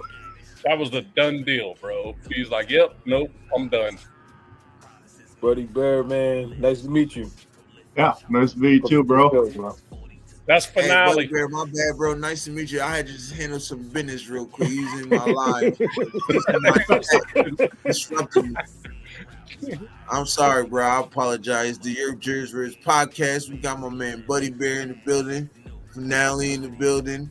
We got my man Nav in the building. You feel me? Look. Just boom. Make sure y'all hit that like button. Subscribe to all the channels, man. It helps everybody grow up in here. And you know what I'm saying? We giving y'all that good content. Not that BS they giving y'all that they be giving the Chargers fans. That them other content creators get their fans. You feel me? That's why you got certain people coming up and over here thinking they can run shit. But then you got motherfuckers like me that's going to see, you got me cussing again. Look, see. Yeah, actually, I think Sacktown said it right. It's actually 3-0. Yeah. Yeah. Three. It's just like the Super Bowl. Yeah. It's 3-0. Week 2. Are you serious? Are you serious? Let Buddy Bear handle this one, please. Go ahead, B. Monday Night Football. Piano Man Chargers got my corner. Piano. What the fuck? Oh no! I think he skits it out a little bit. Are you? Look, I got him going crazy. He don't even know what he's talking about over there. He don't know what he's talking about.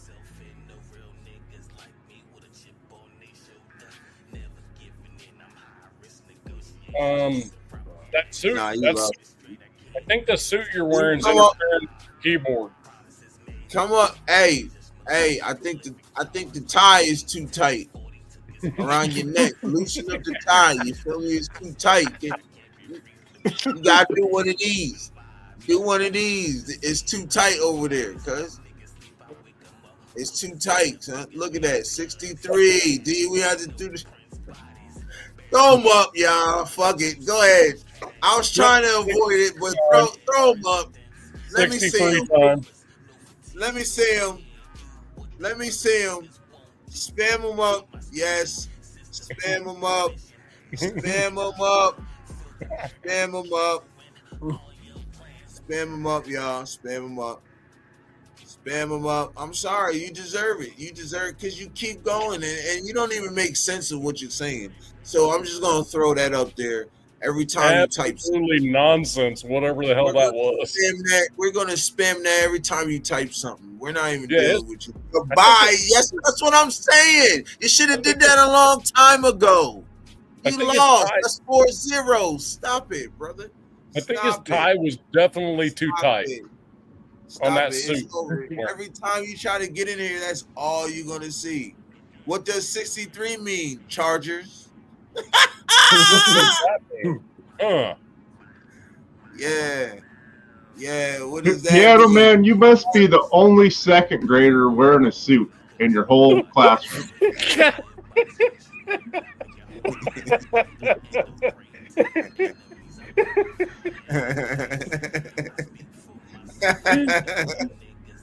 Charge.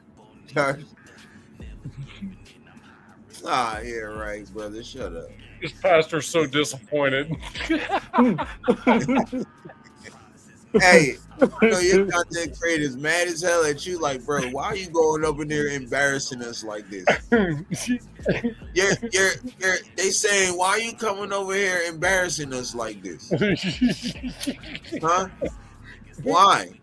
Why are you embarrassing us like this? This is not even like they. Hey, they should unsubscribe themselves from you. I'm not sure what that means, but it sounds good. They should unsubscribe themselves from you because I would I'd take your phone and be like, shit, look here. Yeah, I'm just Don't gonna be throwing on my unsubscribe shit, myself. talking stupid shit, bro. You couldn't even defend us over there. You won't come over here acting like you know some shit. Get out of here. Look at that. Look at that. Oh, You know why he's here right now? Because there sure as hell ain't no Chargers stream going right now. That's for damn sure. What, they got like 3 of them total? Oh, here we go. And he one of them. Here we go. Here we go. Here we go, buddy. Here's one for Wait, you. well, see that he done triggered me. Hold on. What did he say? Raiders can't talk football. All they do is get emotional triggered because y'all ain't winners. Well, tell me something then. Let me know something. Tell me. Let me know something that I don't know about the Chargers already. Tell me something I don't know about the Chargers already. For one time. Tell me something. Let me know. Hey, Piano Man, you can't see it, but look behind Europe. It says 3 championships right fucking there, moron. Yeah, right there. Look at it. Clear as day.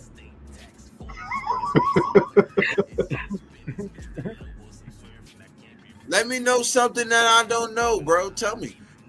I don't know any.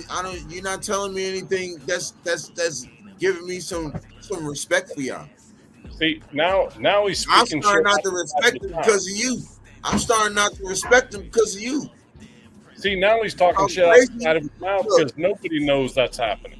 Look, all you motherfuckers start cussing. Now I'm about to cuss now because the Lord forgive me, and I'm saying this right now. Now you motherfuckers, right? You motherfuckers. Y'all the type, right? Because y'all motherfuckers swept the nigga last year. Y'all think y'all big shit. We've been whooping up and down y'all ass since we been in Vegas. Do you not know that? Do you not know that? We've been whooping up and down your ass. Been whipping up and down their ass for 40 years. When the last time you put over 40 on us? I'll wait. Because I can say it, the year before we put 63 on you. Huh? Or let's talk about how when we played y'all in Mexican and Philip, if you want to chirp Phillip Rivers, how Phillip Rivers threw 5 interceptions, his bum ass. Let's talk about that. He ain't win shit either. Nope.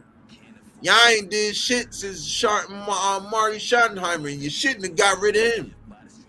Stupid. He doesn't know who Phillip Rivers is. He's a second grader. He doesn't know who Phillip Rivers is. Got rid of him. You wasted LaDainian Tomlinson's career. You wasted Phillip Rivers' career. LaDainian had to go somewhere else, but he was stupid. He went to the Jets. I wouldn't went there, but that's here and there. Wasted Keenan Allen. You let Keenan Allen go for a nigga that in TCU, he ain't worth shit. Your quarterback having doubts of himself. He ain't thinking he want to do this anymore. As Jeff would say, garbage. Garbage. Down at the hopper. Garbage. Come on now. You see the all-time all you got is Derwin James, but you can utilize his ass. And we already know what to do with Khalil.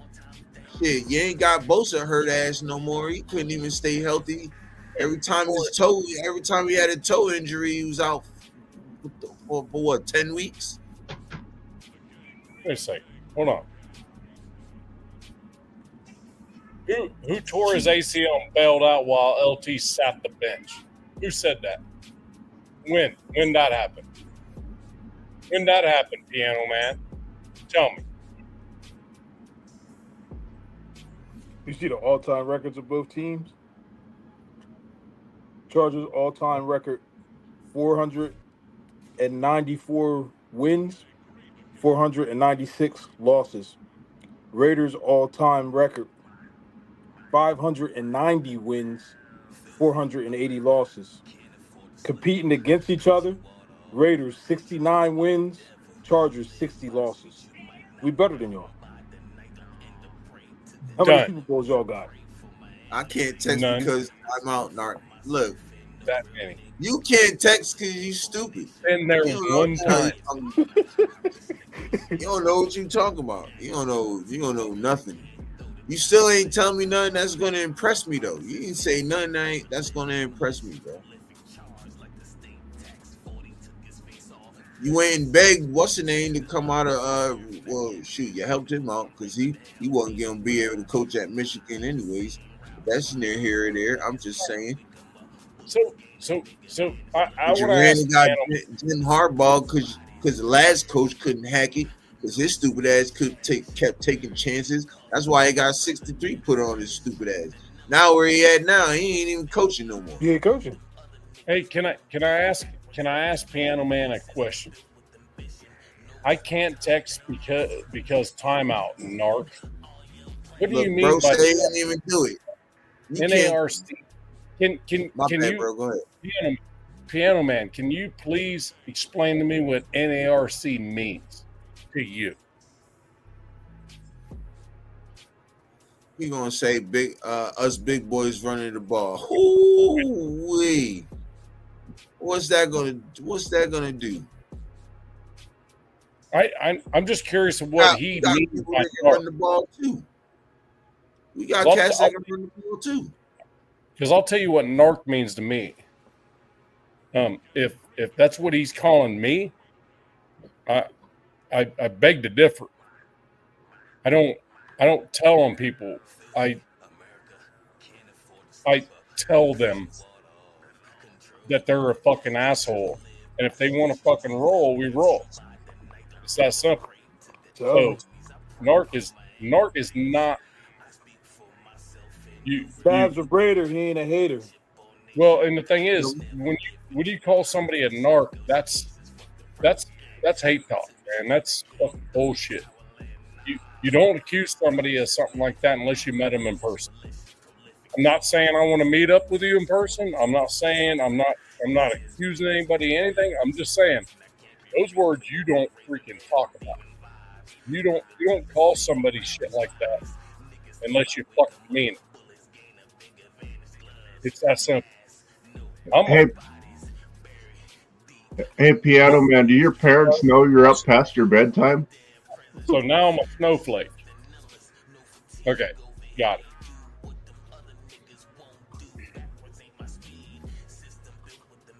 When did I accuse you of hating blacks?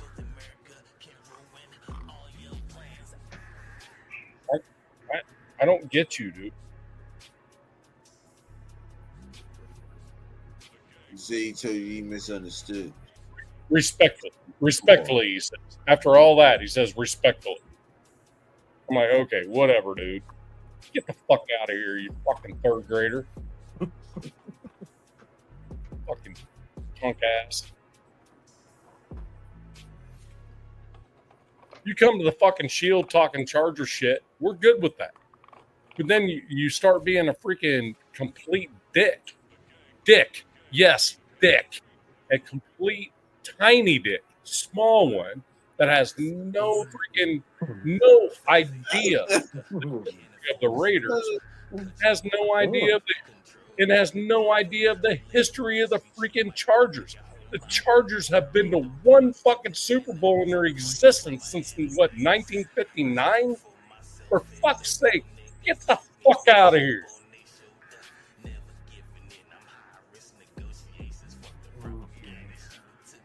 You're a fucking asshole, bro.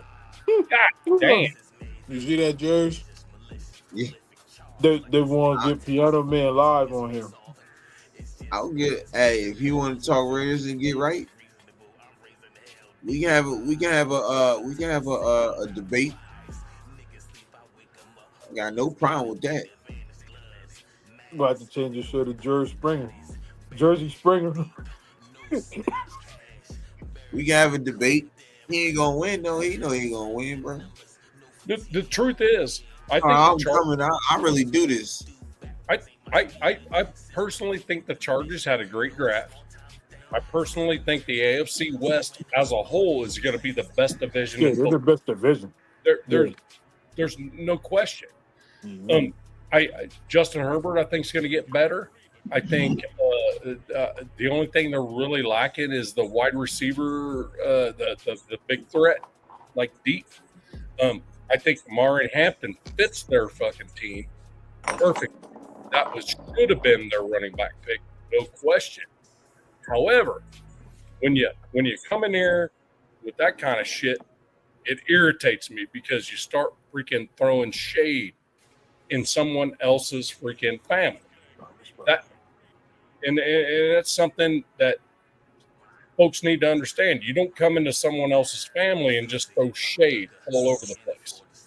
You know, and it bothers me. That bothers me. You know, and I apologize for getting a little bit pissed off right there. But you know, and if I irritated anyone here or that, I apologize for that. But man, this dude really is freaking wearing me out, bro. I am freaking over this fucking guy. I honestly think that the Chargers did a good job, and they're going to be a threat to us. There's no question. But you can't freaking just jump out and just throw your freaking mouth out there and think that you're going to have something. You have everything to prove. I get it, but you have nothing to show for what you're trying to prove. You don't. That's what I mean. You don't.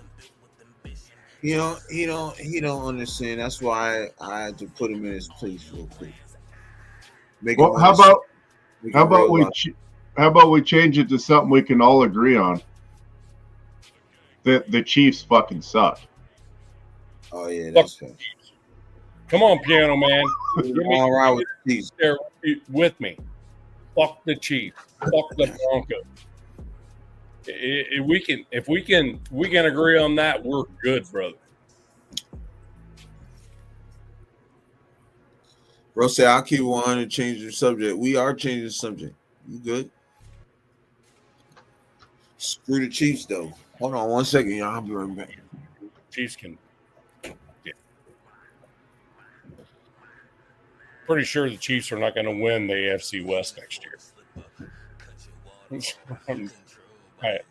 It depends on the refs, though, right? Well, I mean, I don't know. Last Super Bowl kind of changed that thought process, didn't it, buddy? I heard a rumor, and I don't want to say anything, but I heard a rumor about that. Yeah. A certain person was there that wasn't normally there. Huh. That's all I'll say about that, but I'd heard a rumor. My thing was the Super Bowl was officiated correctly on both sides. I think there were bad calls both directions, but at the end of the game, like the last 6 minutes, I'm pretty sure they just went, everybody just beat your ass, let everybody beat their asses, each other's asses, and just because I'm not going to be the reason why there's a win and a loss here.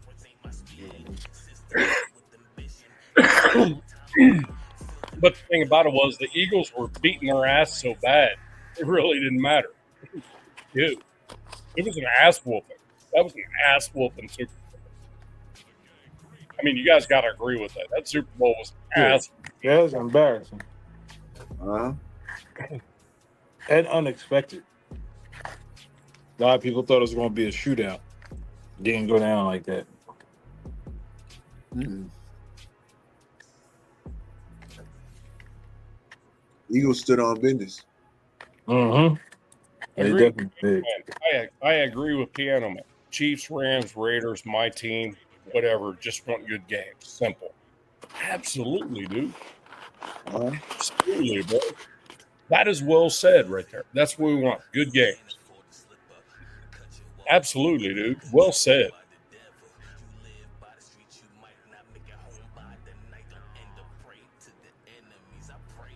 Yeah, we need a linebacker, I think, Piano Man. However, there's probably a plan for that. But yeah, Casey did do good for that wide receiver. We'll see if he goes to jail like the rest of the wide receivers the Chiefs have. So, Who they get though? What wide receiver they get? It was a Bond. Bond didn't get drafted, did he? No, he didn't. Who was the receiver that KC got? I can't remember. He T-Mac Panthers.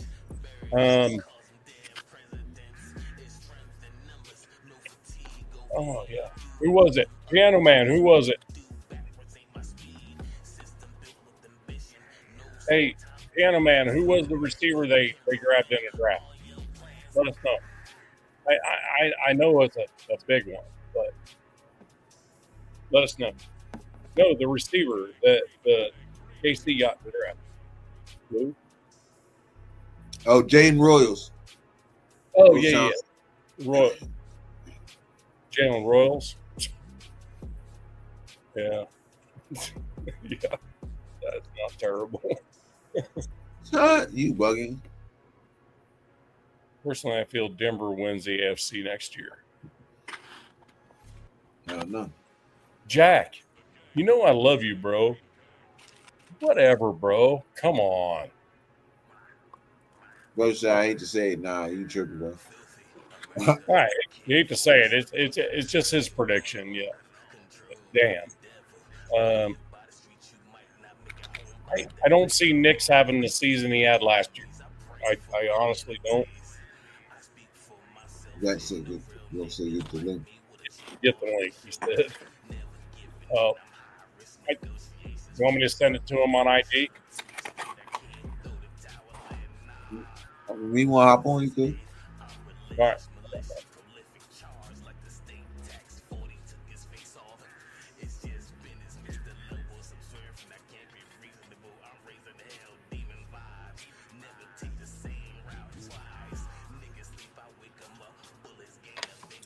Well, Bear, did you see any of the rookie minicamp today? Or I did, and I've been watching the TV show all day.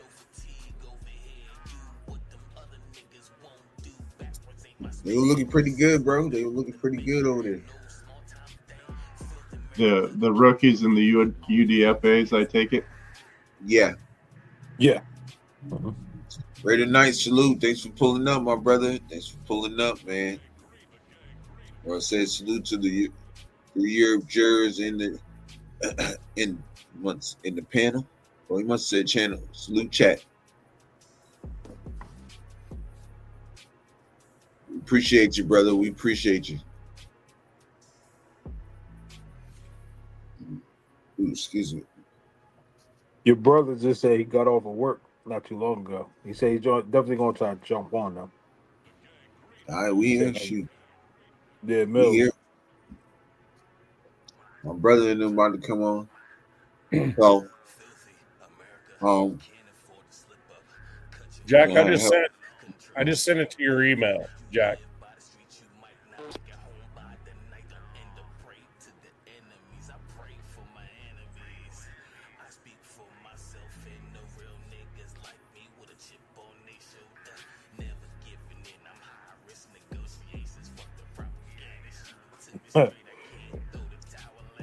So they coming in deep.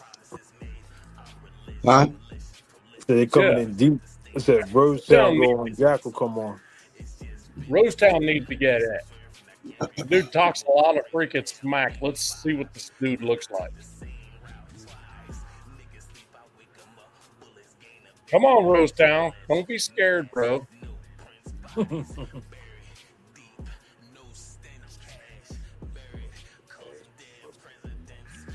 Don't be scared, Rosetown. Only team in the AFC West putting out training camp vids. Yeah. It might be, yeah. Because I definitely ain't seen no KC, no Chargers, no Broncos joint. The only joint I've really seen, I seen Browns. I seen Tampa Bay. I definitely seen Shiloh. I seen Jacksonville. I seen all of them too. I seen Jacksonville. Yeah, I seen Jacksonville. I definitely seen Jacksonville. But yeah, he might be right. I didn't see any other AFC West ones.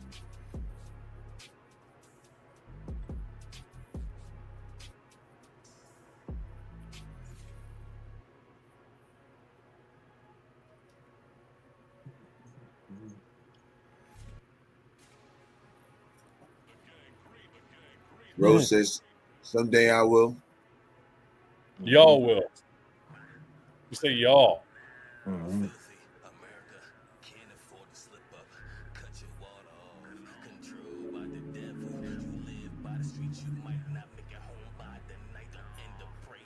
Yeah. I know. Hold on. I got a couple. I got somebody. I got two people that's about to hop on, so y'all gonna have to hold up for a second.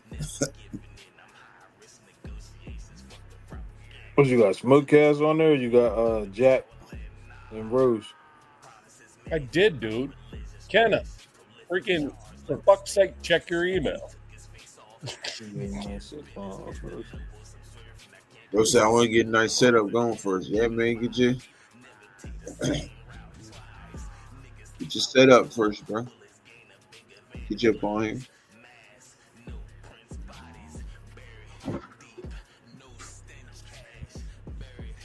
You know, on the final flight home, find out the power is out. As usual, Virginia Cali, but can't keep the group. Man. I know that's real, bro. Dang, that's crazy though. That's what the West Coast is like, bro. The No. grid is fucked over there. Yeah. That's what I told Ken. I'm like, dude, I did send it to you on email. Mm-hmm.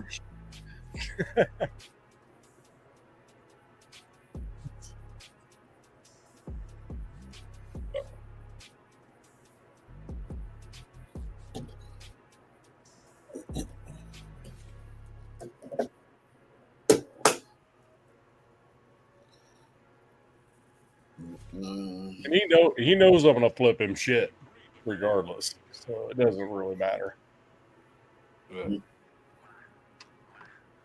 Jack Ken is good shit, man. I'm a dip y'all tried. Well, you tried too, man. Congratulations on your hard work. Piano man.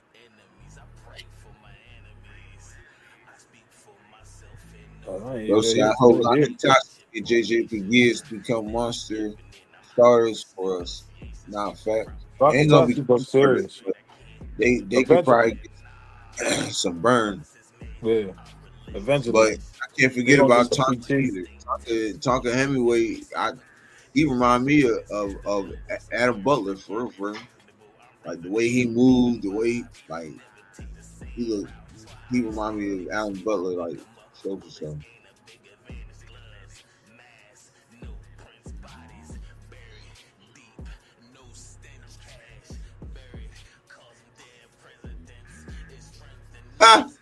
Got that ass banned real quick, cuz some stupid shit, putting that long ass dumb shit up here.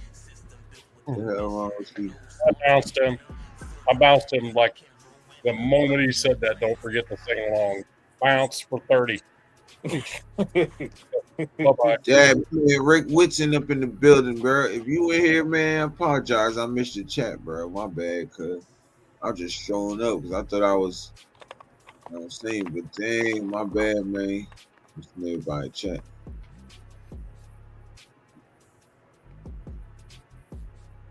Oh shit! I actually oh fuck! I removed him completely. Yeah.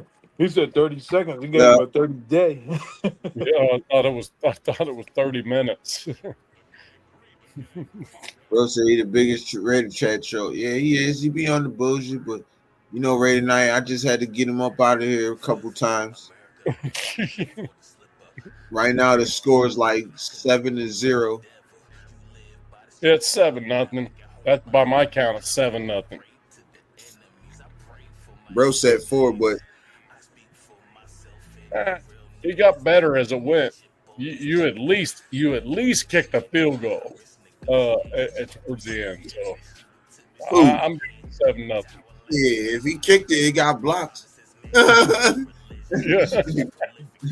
7-0's about right. Yeah.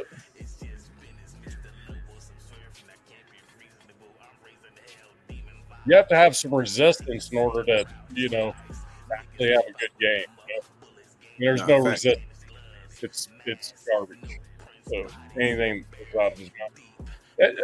And the thing is, and a lot of times he's like, all these some of these texts, like I can't even understand what the fuck you're saying, bro. Right. Who we got, bro? What's up, Jack? Man, Jack in the building. Jack Kenner, what's up, brothers? Salute, nation. What's How you boys doing? Yeah, we all right. We good, man. We good. Be all right. It's still sunny out there, huh? Yep. What's happening? Absolutely, bro. Man, it's like, it's probably about like 75 degrees. It's getting dark out now, but it's warm weather. Yeah, in sunny California, NorCal. Yeah, I can see it, man. I can see it look beautiful out there, man. It look beautiful. Nah, word up. I'm gonna take the trip. I'm gonna take the trip out there. Definitely gonna take the trip out there. Shoot, if you can afford the trip, I want to go to Nevada. I want to get out of California and like go to the trip to Nevada, and I want to see a Raiders game. Man, those tickets are expensive though. Yeah, you're not lying. It's not like Oakland days. That's for the celebrities. Hey, for the celebrities. Hey, Rose Town said he want you to get a chat the Raider chant, Jack. Hey, I said Rosetown, jump on the channel, bro. I have no problems ever hopping on anyone's channel and talking Raiders. Rosetown, come on out, bro. Get on this live show, bro. He's fucking. Hey, he said give us the Raider chant. He said give us the Raider chant. Would you kick that Raiders chant off, Jack? I have no channel because you know what? I don't want one. I love supporting you boys.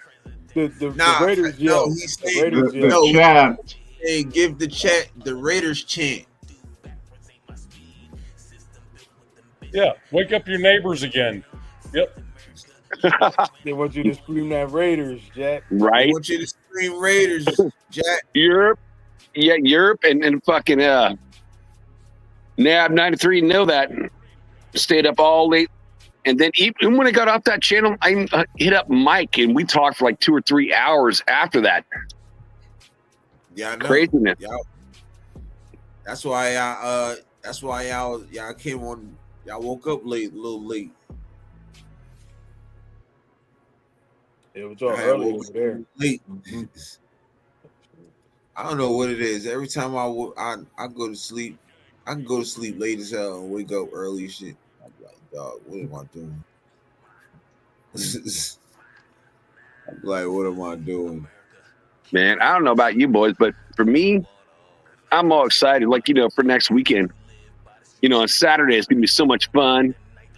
Me and Sacktown, and we're going to be meeting a bunch of, the Raider contract creators. It's going to be, we're going to meet so many good Raider fans, and and Nav, this. We're going to be live. I feel like I'm a reporter for the first time. I'm just going to bring random people on. I'm going to walk up to random people and be like, okay, this is, NAB 93 show, Raider Family Shield show. And you tell me the questions you want me to ask ahead of time, bro. Because then I'm going to ask them, and then I'm going to bring them on your show. I've been working on them. You have your own too. Yeah, I want to be surprised. Me and Europe have talked about this. Of him and I collabing on that and streaming together. Yeah. So we're gonna have 2 channels streaming at the same time. Once we go live, we'll talk Raider stuff, and then when you guys pop on, I'll have the link ready for you guys on IG and on your email, for fuck's sake, Kenna. Just so that you can jump on easily. And when you're ready, you guys pop on and just bring us whoever. Just walk around talking to people and shit like that. I think that's freaking awesome. He's back. Man, I'm gonna feel like I'm ESPN going out there. It's with Mike and meeting Chris 4 and Leo and 805 and and then afterwards the afterwards party is gonna be even more of a blast, even the whole time we're there. It's gonna be all Raider content creators and good boys all meeting up afterwards at the Clarion. So if you're a Raider fan, it's gonna be the Clarion. Yeah. So I think we'll start that. We're gonna start that show. I think we start that show 8 Eastern time, which would be 7 your time. Yeah. No, 8 Eastern. That's 5 p.m. my time. I'm on the West Coast, so 5 Yeah, it'd be p.m. like The whole thing kicks off at 2. Like at 2. I mean, I've never seen Sacktown so fired up, dude. I said, like, let's leave about 8:30 in the morning because it's a 4.5 hour drive. He's like, fuck no, dude. He's like, I want to leave at 7:30, dude. He's all fired up. Yeah. Well, Yeah. I mean, I think we can. We're gonna play it as we go. I'm gonna set it up just so the lives of notifications out there for Bakersfield. Probably tomorrow. Cool. Just so it's out there, and me and Europe will keep in touch, making sure we got all that set up, and then Right. you guys. Well, if you boys have like certain questions you want to ask Raider Nation, so Absolutely. we're gonna be walking around. I'll ask some questions. And I'm Absolutely. looking to get a bunch of good picks, like, with the boys. Yeah. And you know what? I can ask those guys the same questions. So send me some questions back, We'll come up with them. Just post it up, ask me some questions like you want to ask and like you want to hear from these guys. And I'll put it up there. I'll probably just come off, you know what I'm saying? It'll probably just come off the top of the head. So, you know what I'm saying? I'll have a couple in my pocket just to throw at fans. What's happening, Giant Ocean? Appreciate you pulling up, brother. Appreciate you pulling up. Before I say this, y'all make sure y'all hit that like button. Subscribe to all the channels. Well, not Jack. Jack, he's just our homeboy. You know what I'm saying? He's kicking it with us. But y'all make sure y'all hit that like button. Hit that like button. Subscribe to all the channels. You know what I'm saying? And I want to flip flop jump, you know what I'm saying? Back and forth, y'all could. But yeah, man, it helps us grow, man. Thanks for pulling up, everybody. Thanks for pulling up. Yeah. Hit all those likes, bros. It's Raider Nation. Pulling up. Hey, Piano Man. I've said this a couple times, man. It's like, I run a show that does the AFC West team. So I battle against the Broncos, the Chargers, the Kansas City Chiefs. But, it's a respectable show. Hop on that channel. Your voice will be heard by DZ. Good boy. Chargers fan. So hop on that channel. You'll get more respect there than you will ever get here. No, it's not that. He would have had all of our respect, Jack. All of it. No, I understand it.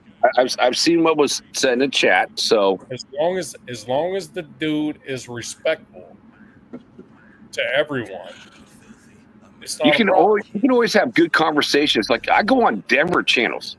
I go on to Denver Broncos channels, like my second most hated team ever, besides the Niners. Being a Northern California guy, but I go on all the Denver Bronco channels, and I get a high from the hosts, from Denver fans, Denver hosts. Just keep it real and keep it respectful, and just talk football, right? Yeah. Just talk football, and it's like, and you know what? You can remain on any channel if you keep it respectful. Yeah, just don't disrespect folks. That's what it comes Hold on, down let me get this out real quick. So, bro said everybody's gonna be pissed this year. Raiders are going to go way bigger than everybody thinks. No, that's facts.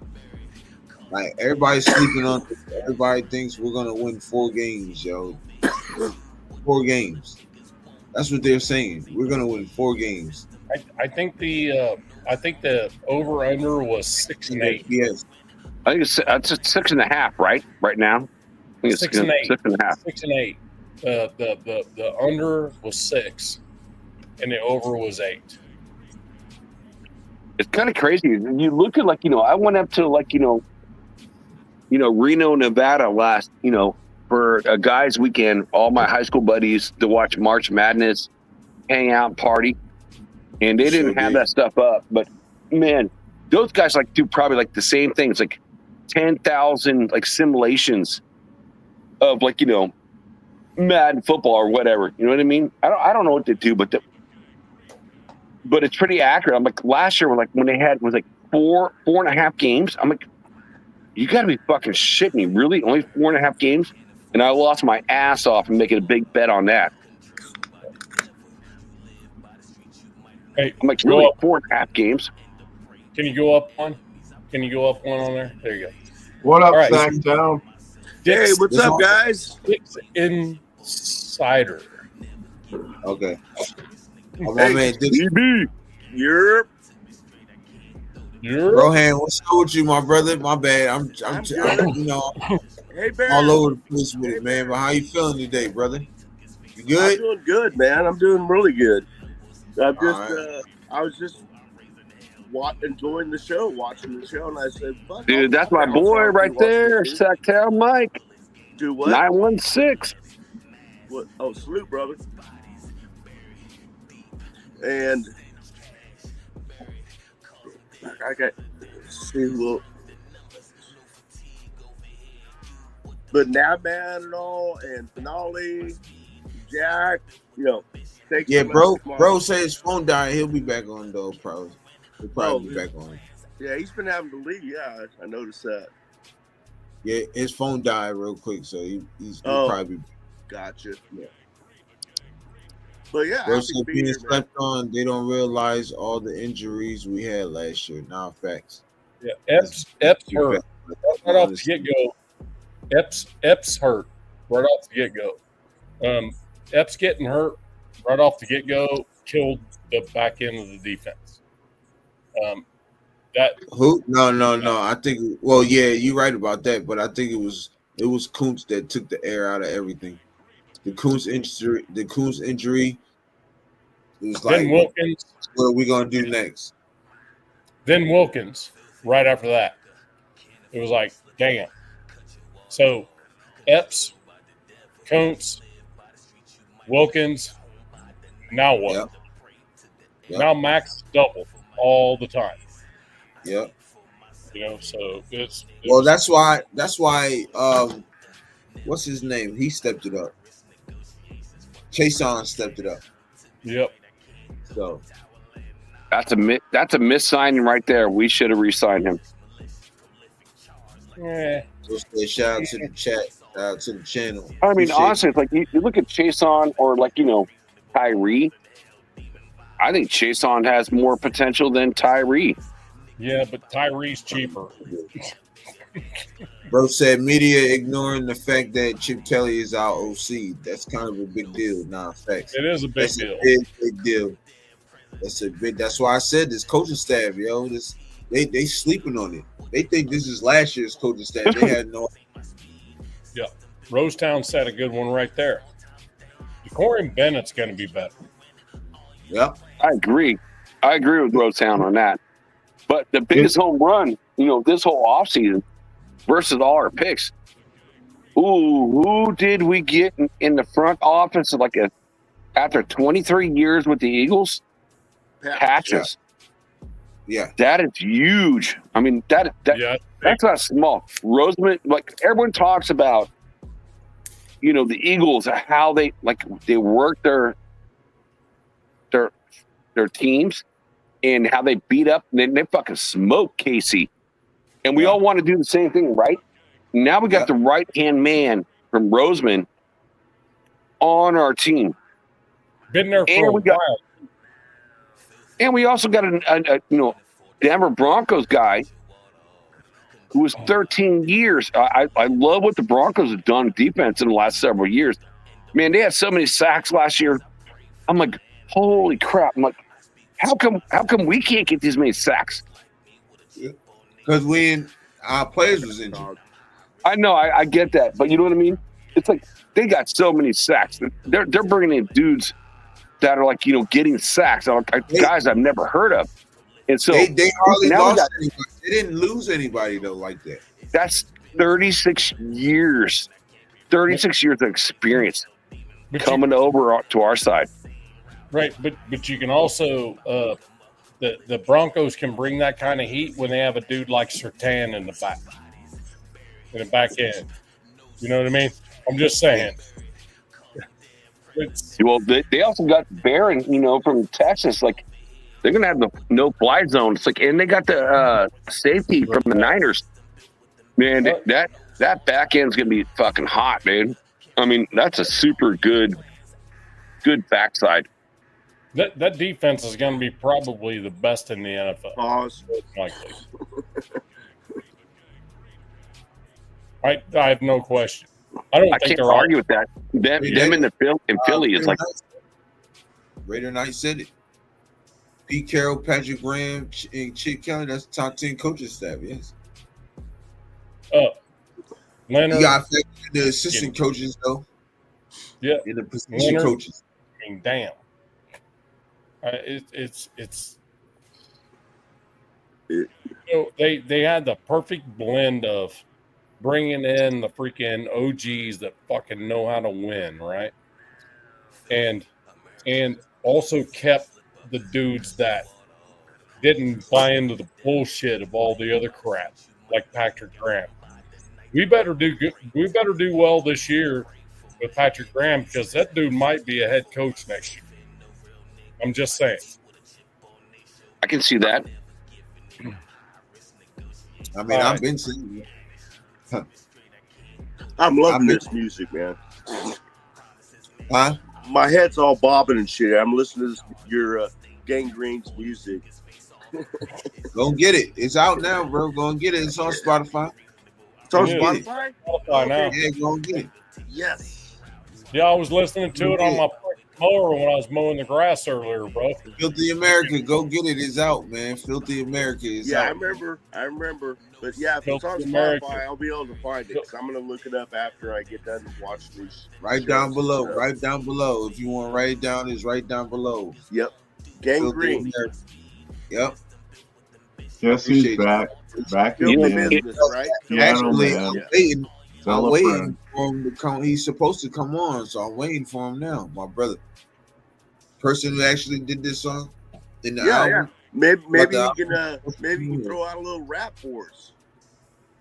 Nah, he probably ain't gonna do that. He just getting off work and shit. he probably just chilling. He might not even be on here for too long. Talk about some stuff. Man. Yeah, I just timed his ass out again. Sorry. I can see if Patrick Graham, I feel like he should be a head coach somewhere. I don't want him to go ever. That's why we paid him give him a bigger bag this year. But Rob Leonard, our defensive line coach, yeah, he's a sneaky good guy to take over that whole thing. If he goes, we got a person in place. This whole, I don't know about you boys, but I feel like we've done so much to improve our back office, our front office, offensive coordinators, defensive coordinators. We're keeping Patrick Graham. Yeah, I feel like we're getting depth everywhere. Yep. And we're also having folks in line to take over for the next regime. Yep. I feel that's important. Chip, you feel Chip? That's what Giant said. They improved everything. Now that's facts. They did improve everything. We improved in and we got depth in every position that we needed. Yep. That was good. Yep. And I feel with the coaching staff, there's a younger coach underneath the older coaches that are following in their footsteps. So when the older coaches are gone, they're going to take over. You know what I mean? So that's something we haven't had in a long damn time. We really haven't had progression. Throughout the night. No, that's facts, bro. Now, Raider Knight, we was talking about that earlier. He is retiring. It's official. He is retiring, and Yeah, we everybody want him to retire as a Raider. I- We hope I- he retires So I as a they want- better Raider. bring him back for 1-day contract. Yeah, just a 1 day. That's all we asking for. Yeah. Right? I want that. I really do. I want that too. I want it for him too. I mean, Yeah, he deserves it, man. He's like everybody says, he's broke. He holds all the Raider quarterback records. Exactly. Yep. The good ones and the bad ones. Yeah. Yeah. The interceptions. But the dude, the one thing nobody can deny, regardless of how you feel about Derek Carr, the dude was always a freaking good teammate and always was on the team. Always. Always. And he always kept the team Agreed. together, no matter what. He kept that team. He kept the team together, man. Yep. And he took all the blame, all the time. It's on me. I'm the quarterback. It's on me. Yeah. Yeah. The pass was bullshit. perfect. No, that was a bad pass. I didn't Yep. throw it right. And hardly ever on him, to be honest with you. Yeah. And he would still take it. He was doing what a leader does. He was saying, no, Yeah. I'm the quarterback. It's my fault. He's We don't definitely win, the it's my leader. fault. Yep. No, he had integrity. And he never said Josh McDaniels was an asshole. Not one time. No, No, he Which was. is crazy. everybody else. It's crazy. That's why he got cut. It was because McShit nuts. I mean, can you picture Derek Carr on this team right now? It's like, whoo. I mean, over all the years that we saw Derek Carr play, if Derek Carr had this team, the same thing, At 26 years old, yes. I could say, yeah, I'd rather have him than Geno. But right now, no. well, they came out in the same draft. So Derek Carr was drafted ahead of Geno. I'm just saying, if I had Derek Carr at 26 with this team, yes. But right now, If I had 2016 DC, yeah, all day. exactly. That's what 26. If that's what you're saying, around 26, yeah. Like, give me 2016 DC with this defense, with this team, yeah. We're not even talking. I see win Super Bowl. I know he would win Super Bowl. We're not talking 8 wins. We're talking 12 wins. We're talking 13 wins. You know what I mean? Right. We're Right. Straight playoff. just never had that. He Right. never had any continuity Never had coaching top wise. Never had shit. Never had You know, top so- 10 defense. Never, not one time had a top 10 defense. Not once. Yeah. Yeah. Pretty sure his best defense was 22nd in the league, if I remember right. I think I looked that up before. 22nd in the league was the best defense. And that was with Khalil Mack. Yeah. That's kind of crazy. Yeah, I'll take over real quick. Hold on 1 second. But that's the crazy part of it. It's kind of like, but you gotta, we always talk about, right? Sacktown, you and I especially talk about this. Once a Raider, always a Raider. Especially when you were there for 9 fucking years. Oh yeah, no. Deserved to be retired. He didn't do nothing wrong, man. He's not, Antonio Bryant or something or Antonio Brown, or Was there 5 minutes in a hot air balloon? Yeah. Yeah. I'll be there in a little while. The wind's blowing the wrong way. Yeah, right. Yeah, added that was like Warren Sapp and like Randy Moss, man. Oh, Moss, yeah, that's another one. Yeah, I mean, this dude we drafted, he freaking balled out right off the freaking get-go and did well. Got hurt because he was getting sacked constantly, much like his brother did, David Carr. Oh, God. That poor guy. He got I think he had like 64, 65 sacks against him his rookie year when he came out. I think he broke some kind of record or sack record in a rookie absolutely year. did. But Raider Ryan, salute, bro. Welcome to the. Appreciate you going up.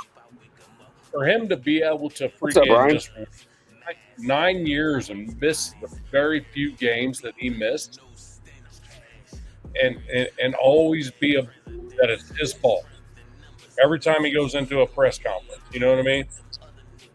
Yeah, that's what I'm saying. That's rape, bro. That's wrong. No, he doesn't belong in the same breath as like Moss or Sapp or Brown. Dixon, you're so funny. What do you say? Yeah. Hold on. Go down one. Yeah, there you go. Piano Man isn't gay, but his boyfriend is.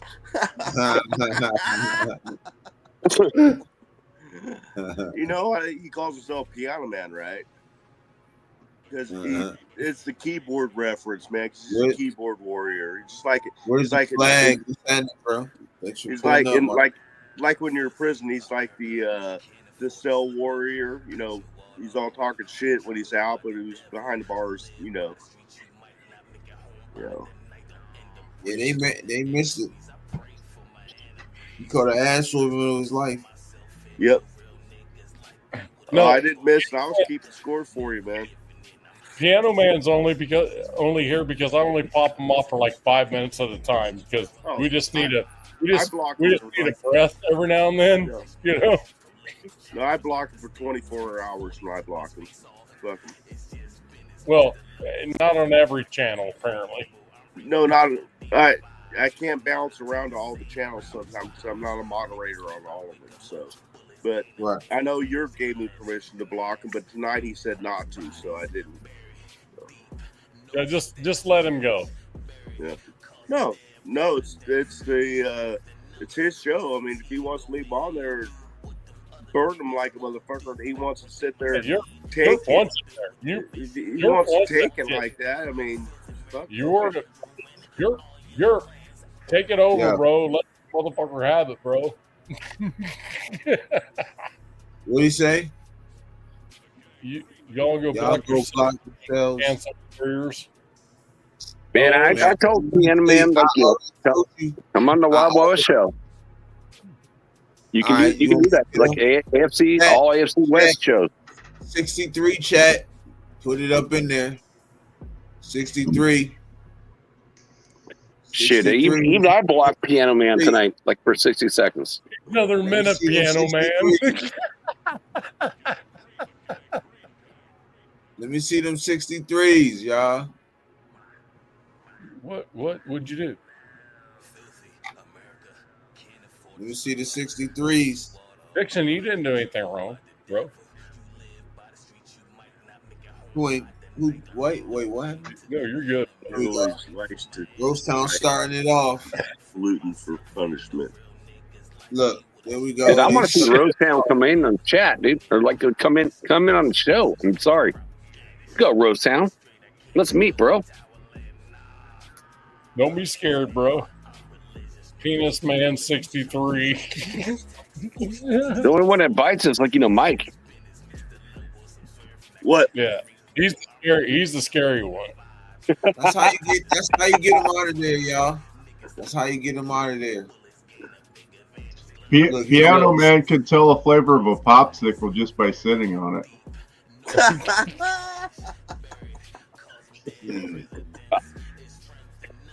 I do love, like, when other fans come in on the show and talk about their team. So that's cool. For me, that's cool. He sat on more than that. She sat on more than that.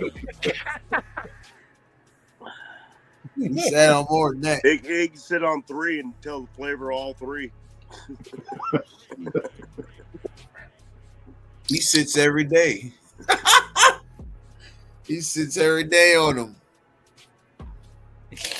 They say, "Hey, Piano Man, why don't you come over here and pop a squat on us?" Pop a squat right here, bro. Yeah. Hey, he's afraid. Hey, throw this out to him. Throw the link for Piano Man to come on the show. Let's see it. Oh, he's already done. If you got the ball to do that, that's pretty cool. That'd be cool. He won't show We've already tried it. We've tried it several times. I told him let's have a debate. He jumps around that like like the mulberry bush. He's not interested. Man, would you like to have a debate with me? Face to face. Look, everybody will get off. Everybody will get off, and they'll go on to the chat. It'll just be me and you, and we can have a nice little debate. How about that? All right, I'll bail out unless he wants me to be there. No. Hold on. What he said. Well, Piano Man knows, like, you know, I'm respectful, like, you know, and talking all AFC West teams because I host a AFC West show. So come on, Piano Man, like, you know, I do like what the Chargers did in the draft.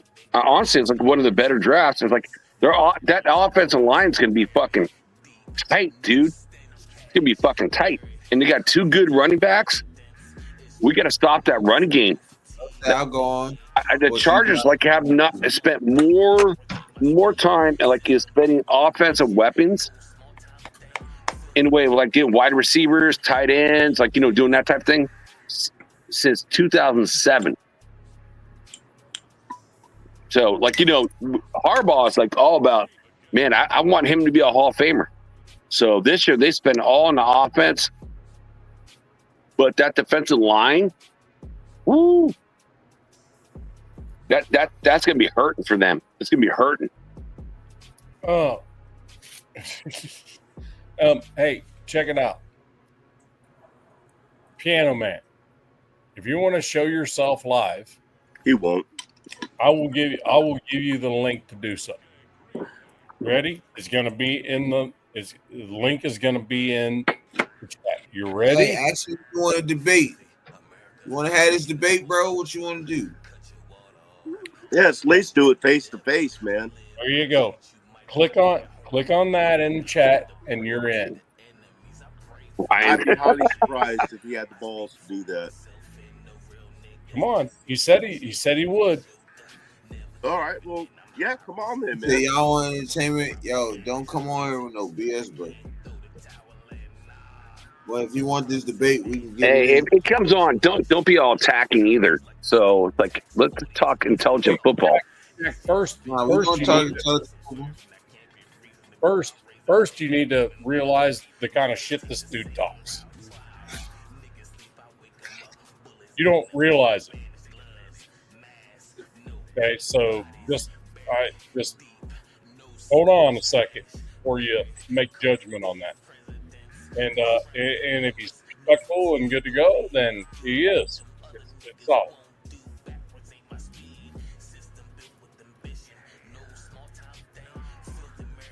Nothing? Huh.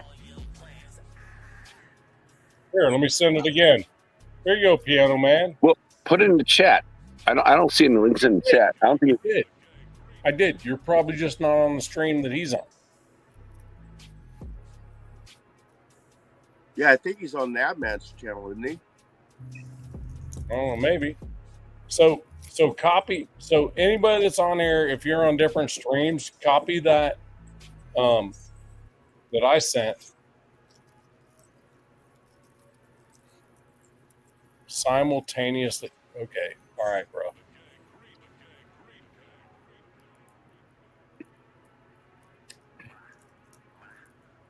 Yeah, that thing is kind of crazy. I thought, you know, Denver was going to take Hamilton at number 20. I was surprised that they passed up and they did the defensive back. They got the no-fly zone, so it's going to be interesting. Denver's defense is going to be fucking stout, way stout. And, you know, the Chargers are going to be like, want to be like us.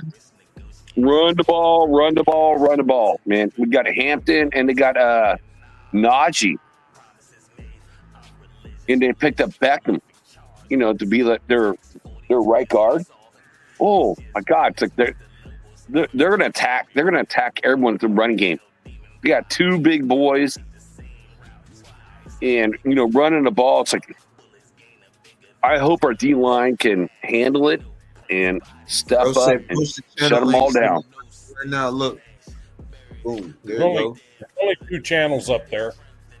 It's Europe Jurors and Raider Shield family are the only two that you can be on. And Piano Man, by backing out, you're just proving that you're a fucking pussy. Just so you know. Yeah. I knew he wasn't gonna show. Rosetown, you can throw me and Nav links up in there. I think Rosetown should be able to do it. Rosetown, you can throw me and Nav links up in there. For Rosetown, come on. Yeah, we appreciate you, Ray Knight, man. Word up. We appreciate you, man. Hey, man, we giving y'all none but the raw, uncut, real Raider shit, bro. You feel me? Like, this is what we giving y'all, bro. You know what I'm saying? And y'all can throw them in the chat, whatever y'all want to know. We gonna give it to y'all. You feel me? Piano Man, I'm about to get on his ass. I was doing something. Now I'm ready. Y'all just want chaos. What kind of chaos? It's me and you, mano y mano. You know you can't rock with me. He's gonna pop the rest. You know he's the gonna score. pop the rest of this off. It's gonna be you two. That's it. Unless you want the freaking white. Unless you want everybody else be in the cracker. Unless you want the white cracker gay guy that you call. Oh, funny. You heard what bro said.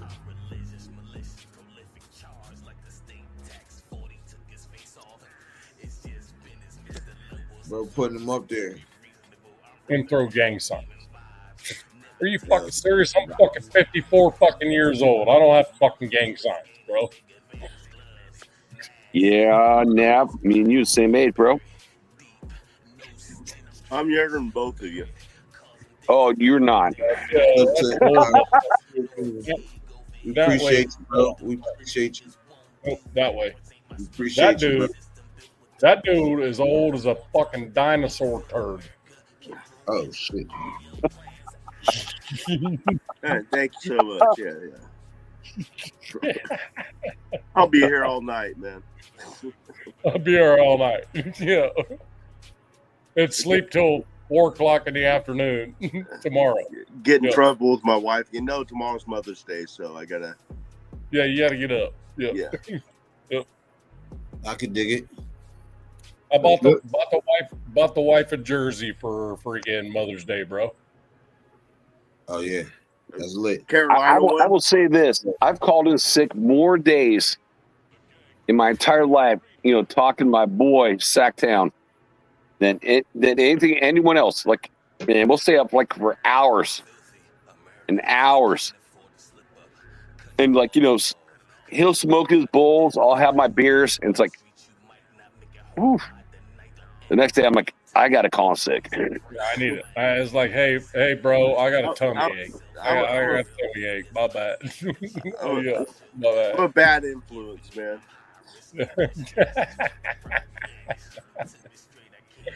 This might be taking it too far, but Piano Man's so gay his blood type is AIDS.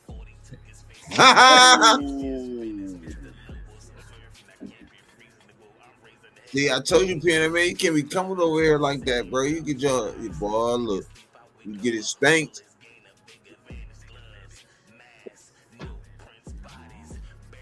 Hey, Piano Man, I don't even have a show, bro. I just like going to other people's shows. Oh, just to hang out. ECG just showed up. Oh shit, East Coast Gridiron. Hey man, what's up, brother? Hey man, hey, I watch you a lot too, brother. So I appreciate you pulling up on us, man. For real, for much appreciated, bro. Dixon just said it straight up. He just goes, "Yep, yep." He says you're a gay, Piano Man. Piano Man, I'm telling you, bro, you can't be coming up over here doing all this, bro. My man Gridiron said, appreciate you guys, man. We appreciate you, bro. For real, man. We appreciate you pulling up. Word up, man. Hey, man, one day, man, if y'all ain't busy over there, man, we can get you on the show and stuff, man, whatever. You know what I'm saying? So, Rosetown said East Coast in the building. Yes, sir. Yes, sir. East Coast, you want to pop up right now, buddy? Yeah, let's do it, dude. Hey, you want to pop on right now? Hell yeah. I'd love to get Gridiron up in here, man, for real. Hell yeah. Say hey for a minute. you guys know that 1 out of every 3 Charger fans are just as gay as the other 2? I didn't know there were more than 3. Oh, you got me there. Yeah, there's not many Chargers fans. There's more like, my kid when he was like young playing like junior baseball, then there's Chargers fans. Nation and ECG. There's Rebel in the building. Yes, sir. What's happening, my brother? What's happening, man? Oh, shit. Hey, Rebel. Hey, Rebel, what's up, brother?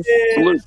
It's in the building, man. Thanks for popping up on us, brother. For real, for real. Piano Girl is, oh, shit. Hey, look. All the OGs are popping up now, bro. Piano Man, be careful. Careful. You might go to bed crying. I'm just saying. OGs are popping up in here.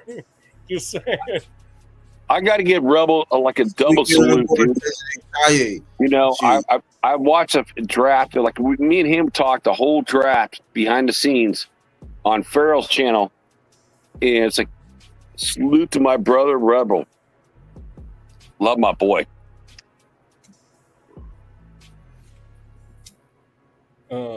Chargers wake up, sunny side up.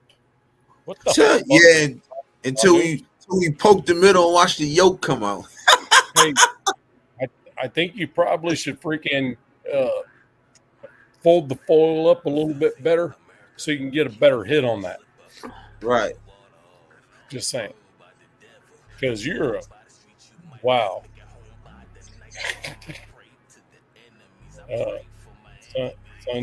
Sunshine. Yeah, they was with the Raider homies. That's why they stayed up late last night. Where's the flag? They was with the Raider homies. Damn, shit jumping. ECG, you want to pop in? Yeah, man. Love to get bro up on here. Dude, bring Rebel on, dude. Yeah, I put it down there. Rosetown, come on, dude.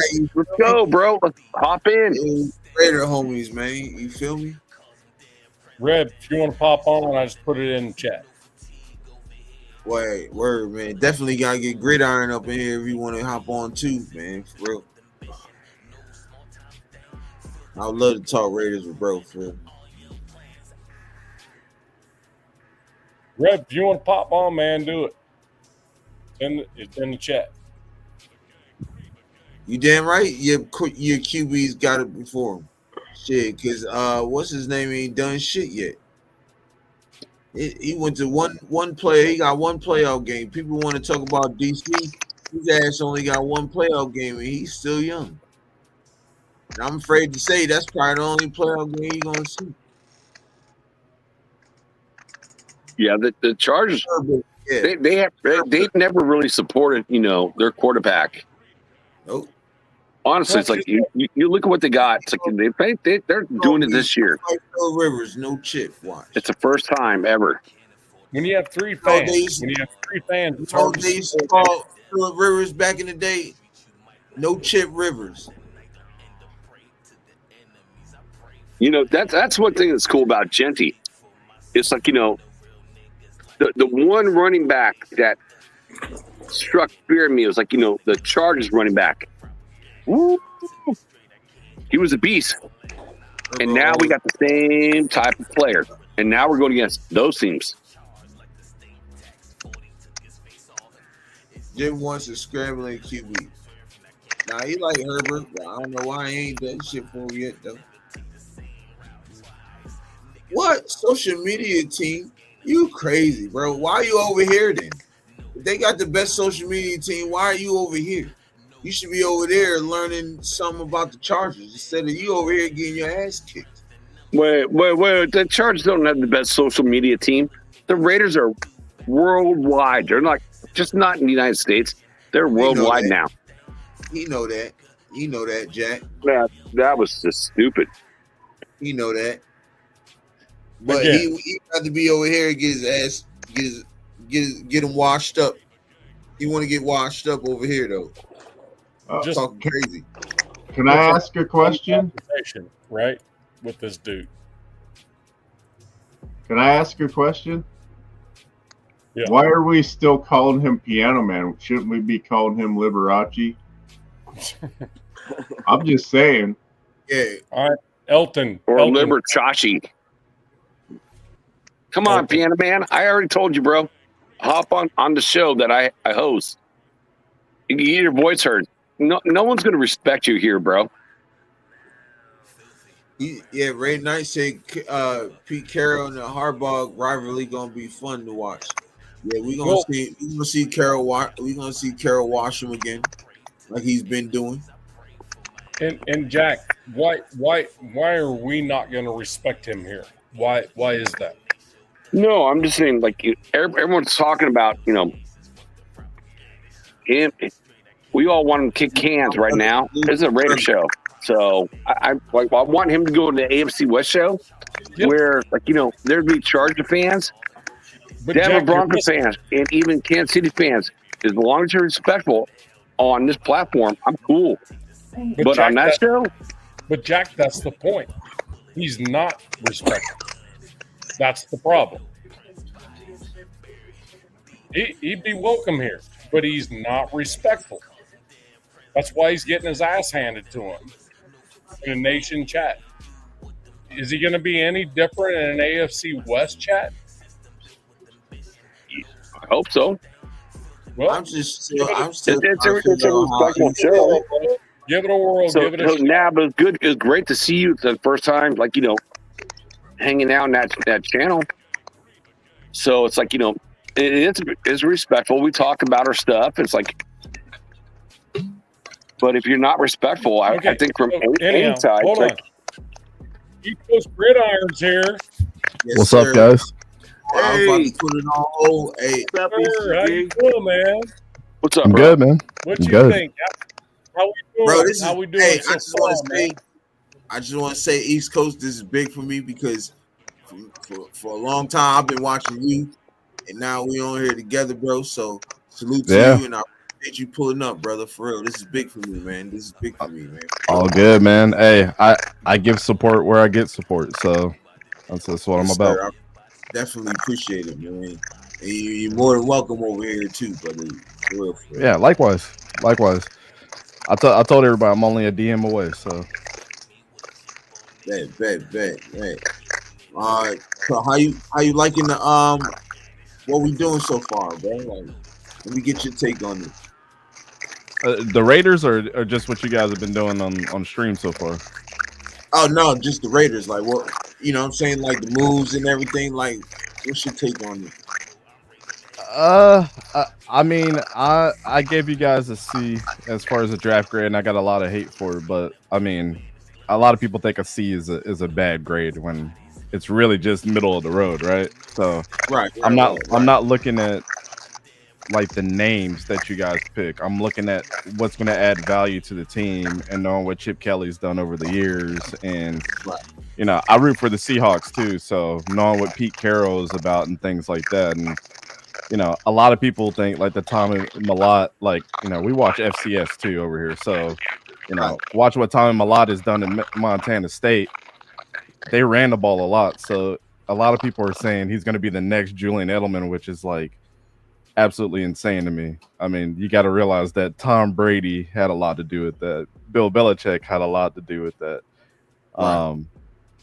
Are we saying that Geno Smith is going to be the next Tom Brady and make him a Julian Edelman? I think we're way exceeding the expectations until they happen on the field. So when I look at the full draft grade, I'm looking at what these guys are going to bring value to you right now. Of course, I mean, nobody knows what the future is going to bring, but I mean, I literally heard somebody say Jack Bech led, at LSU his freshman year in catches. Well, he had like 42, and Kayshon Boutte from LSU got hurt and only played half the season, only had 38 catches. So he wouldn't have led in reality if Kayshon was still healthy. So it's like, I think we're stretching the truth, with a lot of these picks. Not the fact that I don't like Jack Bech or I don't like Ashton Jeanty, but I'm saying like Ashton Jeanty is one of those guys that you got to give him a lot of burn. And Yeah. I don't think with the Raiders that you guys are going to allow him to run 20 times a game. I mean, why bring in Raheem Mostert to just sit there on the back end? So I don't know. I look at it a little differently. I thought it was a pretty good draft. I mean, a C grade is not bad. I gave the Dolphins a D. I mean, I think they did terrible. And So what did Seattle get? What did Seattle get? Yeah. What's your Seattle grade? Let me see what I gave Seattle. I gotta bring it up here. I like to document everything. Is that not your team? No, the Jaguars are my team. I said I root for the Seahawks. Oh my God, as well. the Jags had the worst trade. That was a horrible trade. Horrible. It wasn't even a trade. It was just like our overall draft the last 3 years have made me want to beat my head up against the wall. Shoot, I'm still you're probably like beating your head against a wall like for that trade. It's like you gave up so many draft picks. Like, you didn't need to. I mean, really, like I like the kid, but man, to give up that many draft picks for a non-quarterback. Yeah, it's kind of great. Please tell me, please, as a Jags fan, I'm so interested in hearing this. Please tell me, like, why? I really want to hear this because to me, when I saw that trade, it made no sense to me. Yeah. I mean, to take away a first-round pick from next year with it being so important to every team's draft, right? Like, your first-round draft pick gives you so much leverage for years to come. That means that you're investing in this guy for 5 years to do what he thinks that you're going to do, right? And so now we're bringing in a Travis Hunter. Of course, he won the Heisman, and we know the talent that he is on both sides of the ball. But like, to me, I thought he was a better corner than wide receiver. So now we're bringing him in to be a wide receiver, right? And so when I look at Trevor Lawrence as a whole, like, I posted something on Twitter that he is just another version of Blake Bortles. Blake Bortles is more accomplished than what Trevor Lawrence is, like by the stats, right? And so that to me, we are overpaying for a quarterback. And then I mean, over the years, we given him 1,000-yard receiver over 1,000-yard receiver over 1,000-yard receiver, and he's been mediocre. And so what I think this is just a scapegoat for Trevor Lawrence yet again to bring in the big name and to trade away all the draft stock for another year just for us to suck balls for another year. So I don't know, man. I've been so conflicted about the Jaguars, and like I tell people, there's some people out there that project me to be like, oh, you just want to talk about our team to get clicks. I am worse on my team than any team. I got to look myself in the mirror every single time and say, what do I realistically have the Jaguars year to year? I can't give great analysis on somebody else's team if I'm not being critical of my own, right? And this is where a lot of our notoriety comes from, is because we've been honest. I'm not going to sit up here and tell you guys that you guys had a fantastic draft.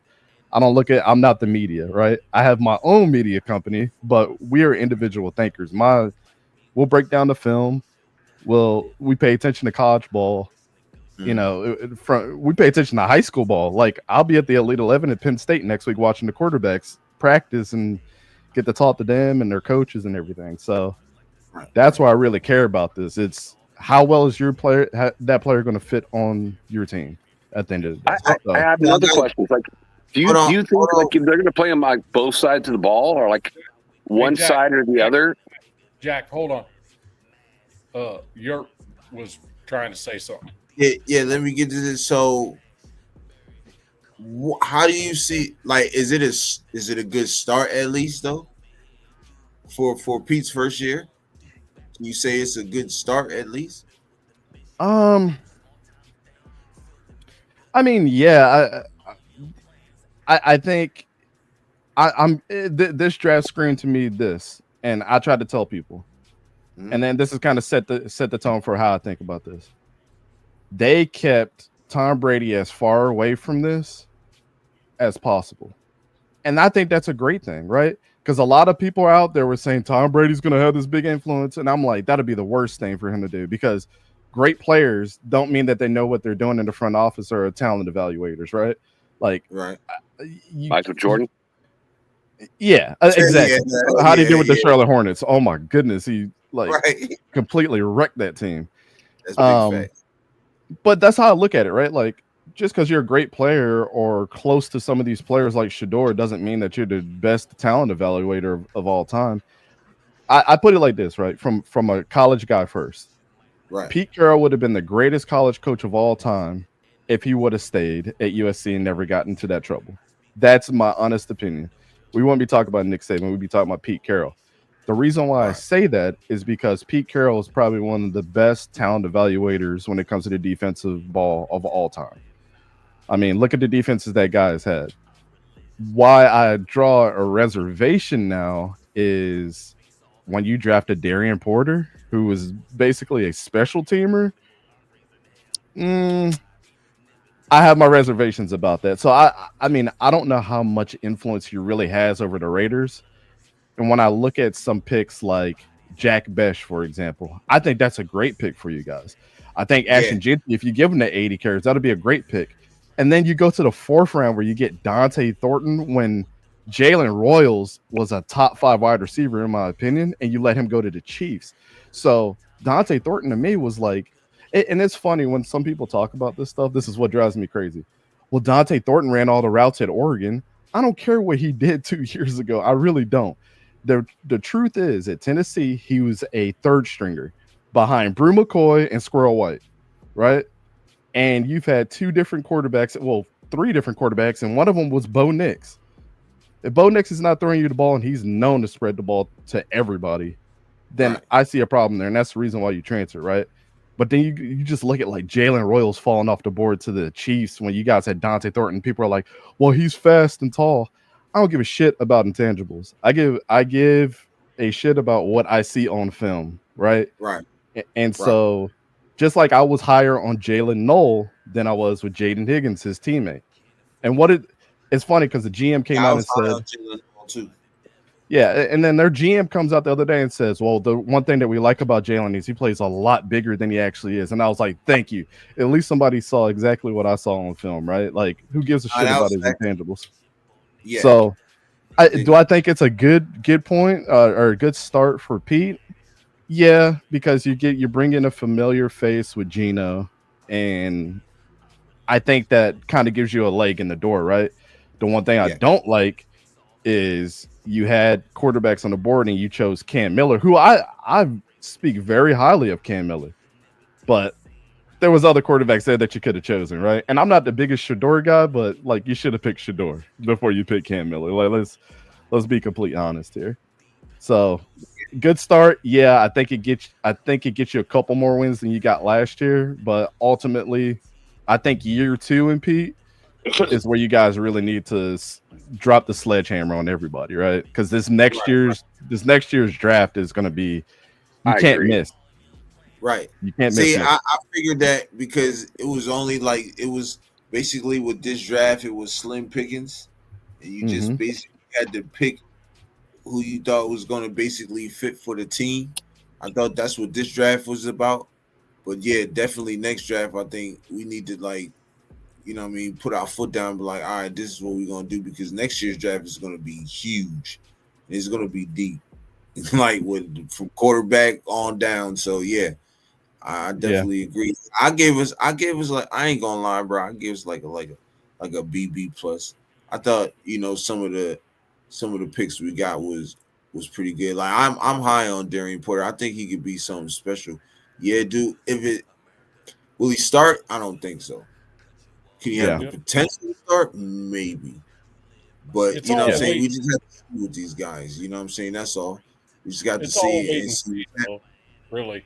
Yeah, I wanted to respond to Raiders Rebel real quick, and I'll get into what I thought was a great draft that everybody's thought sucked, and now you look at it and it's like, wow, that was a great draft. But Darian Porter took like 970 snaps on special teams, my guy. So yes, he was a special teamer. He was, and that's the first thing he said was he wants to play special teams. Like that's what he said. He's like, I don't care who put me. I want to play special teams. So I mean, he had that special teams background, but for me, I think he can turn into a really decent corner. You know what I'm saying? Let's just get them, just develop them. And I think that that's what this coaching staff is going to do. That better than the last couple of regimes we had is develop these guys. You know what I'm saying? I've been saying for a minute. Look how long it took Matthew Butler to fucking develop Tyree Wilson. And they haven't, you know what I'm saying? Because of the coaching staff. Now, this coaching staff, I really believe they have a lot of experience. You know what I'm saying? And from position coaches on up. You know what I'm saying? So I think if we could just now they take their time with these guys and let them, you know what I'm saying, do what they got to do and just develop them, man. I think they're turning into something for real. Yeah, and just real quick now, man. And I definitely appreciate you guys bringing me up here because I'm not a feelings guy. You know what I'm saying? I'm gonna give you straight to you how I see it. Just like people are saying he's not a special teamer. That's wild. 970 snaps tells you that's facts. That's not my feelings there. Detroit Lions, right? This is what people would have said that they had a terrible draft. You remember when they drafted Jahmyr Gibbs at the 6th overall pick, and then they went and got Jack Campbell, and then Sam Laporta and Brian Branch with the 2 picks after that. And I gave them an S tier draft. S tier is like perfect. And people are like, what? They had a mid draft. And I'm like, you guys are not looking at the value of what's going to be brought there. And Detroit Lions should have been in the Super Bowl probably 3 years in a row with the way that they've been playing, right? I don't think anybody's arguing that. If they're on their best shit, they would have been there. And so they had bad luck. They've had some bad luck, and Aiden Hutchinson this year getting injured. You know what I'm saying? Like, terrible. Yeah. So, but that draft to me was S tier, and now we're looking at those draft picks. Like, damn, how do we let the Lions get away with those 4 guys? And they've been all stars, all 4 of them. So, but that's just the way I look at the draft. I get it. It's like I look at the Denver Broncos draft. Like, I feel it's like the worst draft out of all the AFC West teams. But man, they're like in the biggest position right now to actually win the AFC West. It's nuts, man. It's nuts. You thought the Denver Broncos draft was bad? I did. Well, compared to all the AFC West teams, yes. I thought it was like that's a hot take. It's like, and it's hard. It's like the Raiders had 11 draft picks. We did super well. The Chargers had a great draft. And KC, like where they're drafting at, the people that felt in them is like a lot of the players I mocked in my own draft for the Raiders. And it's like, so yeah, I thought the Broncos came up like, short, but they don't have a lot of needs though. You know what I mean? They don't have a lot of needs. Like, yeah, I feel like that team is like poised to like take over the division this year. They filled every need in that draft. In my opinion. Absolutely, Nap. It's like, man, I'll say this: if KC doesn't win the division, it will probably be the Broncos. KC's probably not going to win the division. I think what the Broncos did in this draft, they drafted to defend against the Chiefs, to be honest. I don't think people understand how good of a pick Jahdae Barron was. And we didn't realize until, like, I slept on it, and the next day I was like, holy shit. Jahdae Barron fills in a spot that, like, they didn't have. Nah, facts. He was early on, he was projected to go to us at one point. You know what I'm saying? Before the Genty hype hit, he was projected to go to us. I'm like, Jahdae Barron. And I had to look him up, bro. The ball. Jahdae Barron's like beast. And the one thing that and here's where I think their second pick, and this one I had to sleep on too. Was I the highest on RJ Harvey in college? I was pretty high on him until I watched the film, and I was like, I don't know. College RJ Harvey is great. Do I think he's going to translate to the NFL? I don't know. And this is where I think they knocked that pick out the park, because everybody forgot what made RJ Harvey. He torched a lot of teams, taking end arounds and catches in the flat and things. I'm not running the ball, more catching the ball. And what Bo Nix and them like to do in college and that Sean Payton system, take a pass to the house. He didn't have that. Wait. He didn't have that last year. If I may, Giant Ocean, what do you mean by that? Yeah, I would say this, like, I didn't know Harvey. It's like, I've been screaming. Look at all the running backs. I'm like, I was surprised, actually. I knew Denver wanted a running back. I love Estimate. As a Notre Dame fan. Jack, stop. Hold on.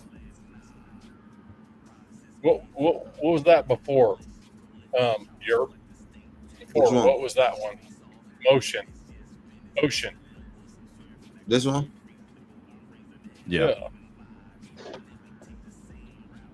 Look, bro, I don't think anybody's saying any of that. We certainly think we're going to have a winning season. Nah, facts. But we're just chopping it up, bro. That's it. You're just getting everybody. We getting everybody opinion, bro. That's all it is, bro. I don't think any of these guys are saying they're not going to have a winning season. I'm saying that they're not, from what I've seen from the draft. But that's even too early for me because I haven't done my full analysis yet. So if you want to throw any blame on anybody saying that they have a losing season, it's probably me. But I'm not a Raiders fan either. So I mean, getting their opinion, bro. That's all it is. Everybody respects everybody's opinion up here. One thing you can say about me, I stand on what I say, bro. I feel like we're gonna go 10-7, and I'm standing on it, and that's all I'm going. You know what I'm saying? Like, can't nobody change my opinion. You feel me? Like, and that's cool. Well, ECG, I got two questions for you. Hold on, one more thing though, Giant Ocean. Okay. Sometimes you're not gonna like what people say, bro. You feel me? But it's what you believe we can do. You feel me? It ain't what other people believe. Absolutely. We believe we gonna be able to. We believe we gonna be good. Everybody else don't agree with us, bro. But that's what makes us. That's what make it great. At the end of the day, you feel me? Because not a lot of people gonna agree with us. You feel me? So, you know what I mean? You ain't got to do all that, brother. You know what I'm saying? We want you here. We want you to keep. You know what I mean? Getting this good content, bro. But you always some guests ain't gonna have the same opinion we got, bro. You feel me? That's just not gonna happen, bro. You know what I'm saying? And like he said, bro, he not even a Raiders fan, but he just, you know what I mean? I respect, bro, because he do be having he spit facts, bro, and he know what he's talking about. I was right a lot of the times this year, and it's documented. Like, I'll tell you the most hate that I got this year. I said that if Will Howard transferred to Ohio State, this is before when he said he was entering a transport and didn't even pick a team. I said if he was going in a transport and go to Ohio State, they would win a national championship. What did Ohio State do this year? They won the freaking national championship. So that wasn't, because I just pulled some shit out my ass. I thought that Will Howard would have fit the best on their team and what they were going to do. So, you know what I'm saying? Yeah, nobody's going to like your opinion, but I could tell you exactly why, point by point on why, I say a lot of the stuff I say. But again, it's just an opinion at the end of the day. It's all good, man. Yeah, that hurt. Me and Sacktown, like you, being Notre Dame fans, oh, that hurt. Hey, you guys had a really good year, though. I can't even complain about the way that Notre Dame played this year. Can I ask one? Yep. No, I have two questions. I have two questions first. It's all good. Elsh says it's all good. Yeah, bro. It's all good. We talk football. I just like shitting on Piano Man, bro. It enjoys me when I shit on him for you guys. That's all. Enjoys him. Sometimes Ocean, it takes longer than expected, my brother. I'll try to make it quick next time. You feel me, bro? My apologies. I got you. No problem, bro. ECG, I have two questions. Hey, in the building here. What's happening, bro? First, brother, thanks for coming in. I appreciate you guys having me, man. Oh yeah, bro. Hey, so anytime you welcome, bro. For real. Anytime you welcome, my brother. Yep. First question is: are you streaming with us right now? I'm not. Nah, I didn't. I just jumped on here real Okay. quick to shoot the shit with you guys. So You can, if you want, go up in the right-hand corner and just pop yourself live if you want to. If not, that's cool. Okay, either way. So the other question is this. I've had a hot take about this for a moment after the draft. I thought that what had just happened in the draft, that the Jags have taken the Cleveland Browns' misfortune and put it in their own lap. mm-hmm. And Cleveland Browns are actually going to be able to actually get themselves out of it based on that draft trade. Yeah. I think the Cleveland Browns drafted, that's probably the best draft Cleveland Browns have ever had in their history. Yeah, I think I gave them a B plus. So yeah, I mean they had a pretty good draft overall. Right. And it just wore out. I can't understand the mindset. Please help me understand. I can't understand the mindset of getting a generational player like Travis Hunter when you have nothing else around you and you have nothing to build to as well. So it's kind of, I'm like, what was Jacksonville thinking? Was it the Duval thing or what? Yeah, I'm not really sure. So I was kind of disappointed. So in 2024, I went through the NFL scouting program.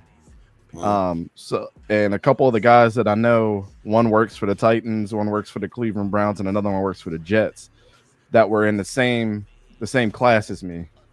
And so they kind of give me some inside intel on a couple of different things. And one guy that we learned from was Louis Riddick.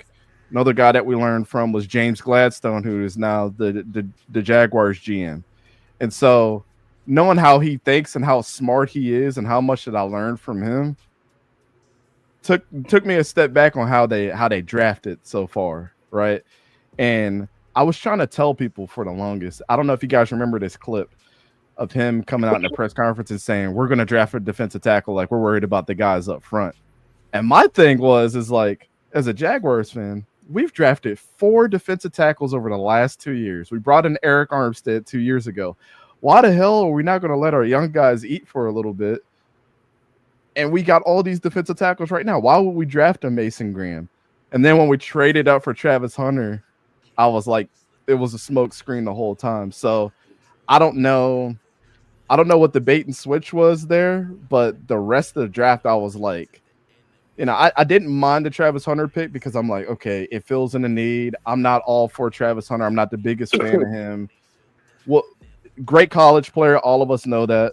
But how is that going to translate to the NFL? And I think at the end of the day, regardless of what happens, I think the NFLPA is going to step in and say, you can't have more than 70 snaps a game. It just is what it is. Because for these people think that he's going to have 100 snaps a game like he did at Colorado, the NFLPA is not going to allow that. Let's be honest. Because the first time he gets hurt from overexertion, it's going to look bad on them. And we'll probably have a strike in the middle of the season because of this situation. I'm just saying it first. Like, there might be some big stuff that comes up. But like I said, I was disappointed. I'm not sure what their thinking was. It's like, so what you did was you just bailed Cleveland out of a hole, a huge hole that they were going to be in for at least one more year. Yeah. And you took it on you.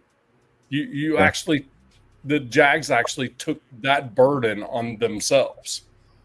Yeah. Because they just gave up capital like crazy to move back, three picks.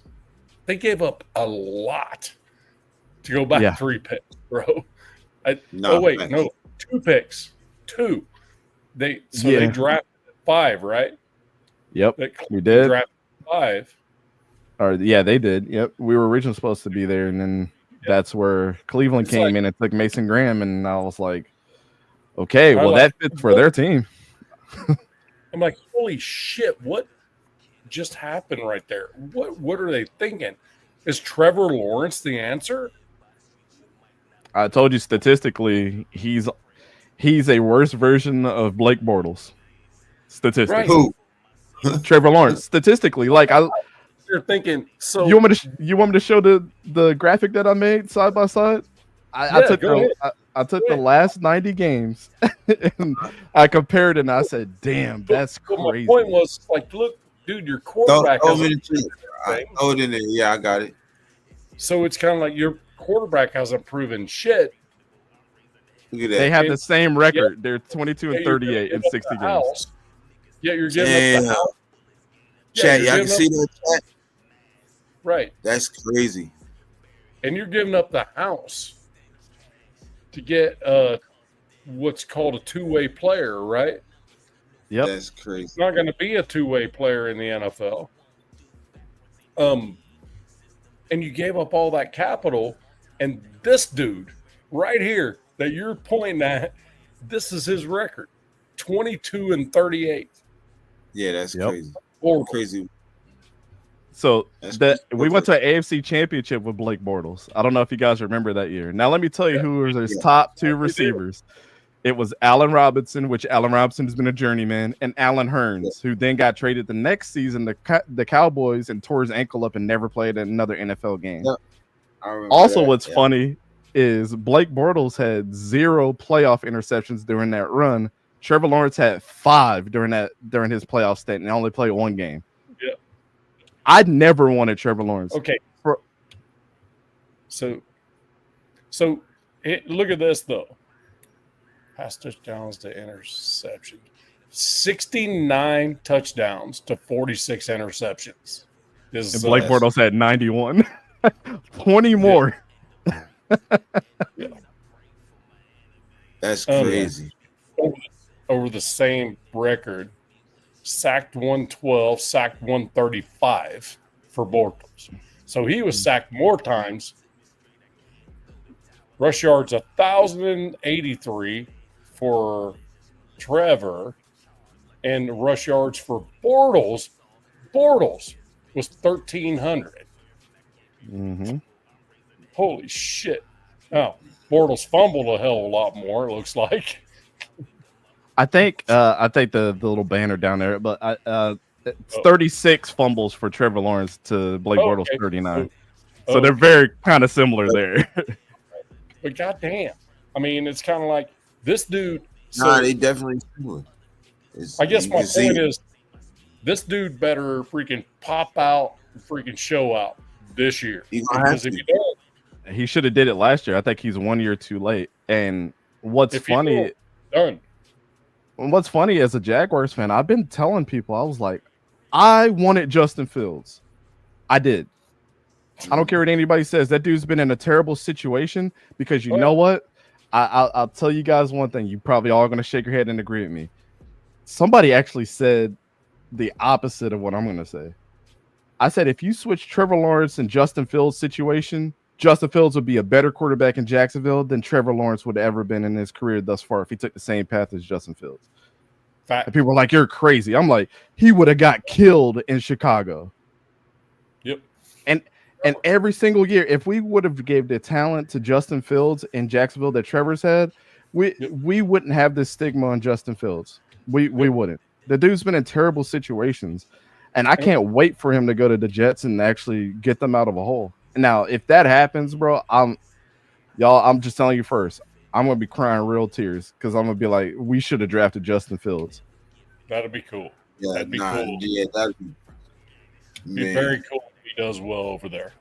Yeah. However, the Jets have a proven track record of not having good quarterbacks. Well, having Garrett Wilson is his best friend too. So having that anchor on your team is super important, man. Because I can tell you, this is one thing that happened with them and why I think they're going to have such a strong connection. It was his 3rd year, I believe. They were playing Clemson, and the last play of the game was supposed to be a touchdown pass, and they were off on the same. They weren't on the same page. You could tell that Garrett ran the wrong route, and ever since then, I mean, Garrett was like, "I'm gonna get you right next year," and they finally beat Clemson the second year, and Garrett had like the game-winning touchdown. And so like him being on the Jets with his best friend, I mean, if all of us were in the NFL right now and your best friend was playing ball, you'd want to be over there with him. It's just Sure. different. His confidence level has gone to 100 now. Yeah, kind of like Rodgers, kind of like Rodgers and Devontae Adams at the Jets. Yep. Yeah, and they had a better second half of the year than they did when he first got there. Right, nah, facts. Yeah. So Gridiron, a couple people in the chat want to know. Well, one person want to know how the Giants went, how you think the Giants did, and then the other person want to know how the Eagles did. You can touch up on that for them. Yeah, I don't think the Eagles are going to regress from their draft. I have my reservations about Jahad Campbell. I don't think that dude's as good as what people say. I wouldn't have wasted a first round pick on Jahad Campbell. Just for me watching the tape, there was better linebackers in the country. I don't know. The fact that Kenneth Grant and Jahad Campbell got chosen in the first round blows my mind. Like literally my jaw's on the ground. And a lot of the scouts that I know, they were the same way. They're like, the Dolphins are going to suck balls forever. That dude's not going to be as good as Mason Graham. You know what I'm saying? And then with Jahad Campbell, it's if he went to the right team, because if anybody can make him into an all-star linebacker, it's Vic Fangio. Yeah, Vic Fangio he can make him into a superstar.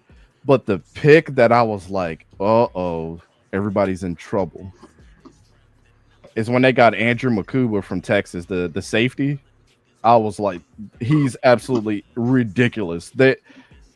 And to me, that skyrocketed their team back up, because he's CJ Gardner-Johnson with a higher ceiling. So they replaced somebody with a higher ceiling that plays almost exactly the same as CJ Gardner-Johnson. So, yeah, man, they just filled in the spots where it was like, holy shit. And then the Giants, I mean, I wasn't a huge fan of Abdul Carter. I understand how much of a beast he is at the edge rusher position. Like, no doubt that dude is great there. But there was a reason why he switched from outside linebacker to edge rusher. You watch the tape, he's not that great of a tackler. I mean, there was better edge rushers out there that could do it. Like, I think the Cowboys had the best draft out of everybody. Getting Donovan Ezeraku where they got him, I was like, my God, that dude is... Him and Micah Parsons are going to be demons for the next like 5 years. It's going to be crazy. Yeah, they said that he was supposed to go higher than where the Cowboys took him. And Shavon Ravel too. Shavon Ravel, him going in the third round of the Cowboys. I think a lot of teams took those injuries really, really serious for the NFL draft. Like, because Shavon Ravel and Will Johnson dropping, and some of these guys that had these injuries, right? They took a major fallback for where they were supposed to be. But I think New York, I think they had a really, really good draft. I mean, Abdul Carter, then they got Jackson Dart, which I wasn't a huge fan of his, but like, he's obviously going to sit behind two NFL quarterbacks that did it a lot at this level. And so I think that's super valuable. Obviously, if you're going to choose somebody in the first round, I don't think anybody's going to bat an eye if it's a quarterback, if you're looking for the future, right? So, but Darius Alexander at defensive tackle is going to be awesome. He was one of my highest rated defensive tackles. And then the one that just kind of sealed the deal for me, Cam Scatterboot going there. I was yeah. Him and Tyrone Tracy together is going to be. It reminds me of Jahmyr Gibbs and David Montgomery all over again. Like, the Giants just got their Sonic and Knuckles. Like, they had a really good draft. Do you agree? Because I've been saying this, right? Because a lot of people was like, well, Jackson Dart. I said when Shedeur was there, it was the fit. Would you agree it was the fit more than the player? Yeah, so you have to think about what the Giants currently have, right? And one of the guys that has had a disappointing couple years with the Giants that could really use a guy like Jackson Dart. And I can tell you that the organization is really, really high on this guy. And they drafted Jalen Hyatt a couple years ago, right? Burner, downfield. If he's open, he's taking it to the house. That's how he won the Biletnikoff in college, which was the award for the best wide receiver. Yeah. And what was Jackson Dart really good at in college? My critique was like, I think he just throws a bunch of curl and 9 routes. That's what he does, and that's what he showed in Lane Kiffin's offense. Who do you think he's going to be throwing the ball to a lot? Jalen Hyatt. Mhm. So when I look at it like that, like Darius Slayton is kind of the same way, right? He's coming back. Yeah. He's been injured, but he's a 9 route monster too. And so I think that their offense, to me, what I think Brian Dable's going to do is say, all right, I got Cam to run the rock. I got Tyrone Tracy to be kind of that guy that can catch the ball out of the backfield, was a former wide receiver, has been pretty good in the running game too. And then once we eat you up in the middle of the field and in the backfield, we're going to take it over the top with Jackson Dart. I think that's what's going to be their offense. And so I think it really fits them for sure. I agree. Hey, you're Yes, sir, bro. There's one person on the panel I'm pretty sure that hasn't been able to ask a question. I think Buddy Bear. Buddy, you get your questions in. ACG? My bad, man. I got a little carried away, man. You know, Gridiron, man. I always watch bro, so I had mad questions for him. Yeah. Good day. Appreciate you guys. I'm not trying. You're the host, bro. I'm not Nah, trying. You good. I know everybody gotta get their questions in though. Now I can dig it. Go ahead. Go ahead. I was just gonna ask of all of the Raiders draft picks, in not counting Genty because he's obviously a top tier. But is there any sleeper picks you think we got? Because I've been hearing a lot about Pegues. I think I have my reservations about gadget guys like him that are able to do too much, right? That shit works in college. Like, you're going to be a fullback, you're going to be a defensive tackle, you're going to be able to catch passes out of the backfield. I'm not sure if I think that JJ Pegues is going to be as much as a game changer is versus a guy that I had in my top 10 that you guys got an amazing value out of. And if Christian Wilkins doesn't come back, Tonka Hemingway, to be honest, last year I watched the team that I watched the most in college for whatever reason was South Carolina, right? And so bringing Tonka Hemingway in, I think is an absolute game changer. The dude is a gap filler. He's a great tackler of the ball. And I've seen him do some pass rush moves in the SEC on teams like Florida that had guys like DJ Lagway and stuff like that and totally took over games. So I think that was a home run. Like, I had him as a 3rd round grade, and you guys got him in the 4th. Anytime you can get a guy that's around later that was supposed to be in the round before and in the earlier round, I think that was amazing value. I think he's going to be a diamond in the rough for you guys. And this year, I believe at like week 8, people are going to be like, damn, Tonka Hemingway was a damn steal for us. He's a beast, man. And I think that was the reason why I had you guys at a C, is like his value brought you guys up from a bad grade to a C. Yep. Right. Now I was saying that about Tonka, man. Like, I was saying, like, he reminds me of like Adam Butler a little bit, bro. If you watch a little bit of his tape, like the movement, plus how he's shaped in his size, bro. Like, he reminds me a lot of like Adam Butler, bro. And I think like I'm really high on Tonka too, yo. I agree, bro. Like, I think Tonka he go be that sneaky guy. It's the get off me. Get off me. I'm going this way. Yeah. And I could tell you, here's another thing I like about Tonka, right? He was one of those guys that played all 5 years at South Carolina. When he started, he never let up. He played with oh my God, I'm drawing a blank on that kid's name. Oh my goodness. There's so many different players, man. Like, sometimes I just draw a blank, but he played with 2 great edge rushers. One was a true freshman, and the other guy wasn't Nick Scorton. Nick Scorton played at Texas A&M. He played with oh my God, I can't think of that dude's name. We interviewed him too. Anyways, they had a great defense. Yeah, I'm about to look it up too because I'm drawing a blank on those 2 dudes' names. Oh my goodness. Well,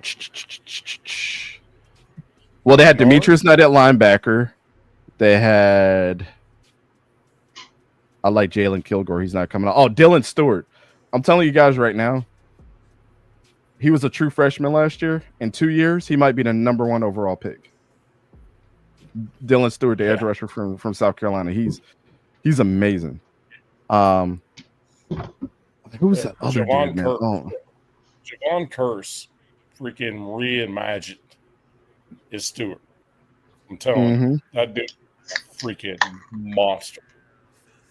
Oh, it was Kyle Kennard. So it was Kyle Kennard and Dylan Stewart who were on the opposite sides of Tonka Hemingway in the middle. Yeah, and, I was just looking. Yep. And to be honest, with Max Crosby being there, he feeds off other people, which is great. Like, you want your defense attacking at all cylinders and somebody getting there. Should. Yep, and you want somebody getting there in case somebody makes a mistake or a hole gets opened up and his vision is just locking in. That's what Tonka Hemingway is going to give you. I mean, he did that a lot. He gonna get up in that rotation. Watch, he gonna be that D tackle in that rotation. I feel like that. Yeah, and the other ECG, dude. You look at that chat. Look at that chat. I think he's gonna be. Yeah. Kyle Kennard was one of them ones too. I'm excited to see him. This chat's smart, bro. They know. They be on it. We say something we're not 100% sure about. All we gotta do is go to the chat.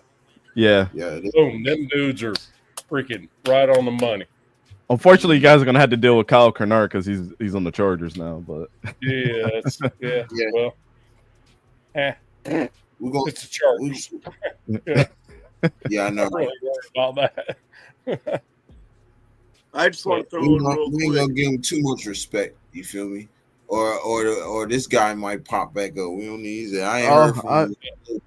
I got you. Elton John could be back in a hurry. So. Hey,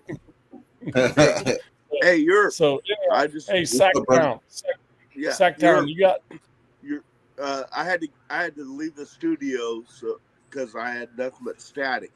So I joined back in. Thanks for bringing me back up. Oh, you good, brother? You good, man? Ain't nothing. Hey, ain't nothing. Just fire something at ECG, bro. Oh man, so fire. I had so many questions for him, but you guys already asked him most of the questions I wanted to ask him. But it's a pleasure to meet you face to face, sort of. Yeah, all good. Yeah, I mean, it's the best that we could do right now, right? So yeah.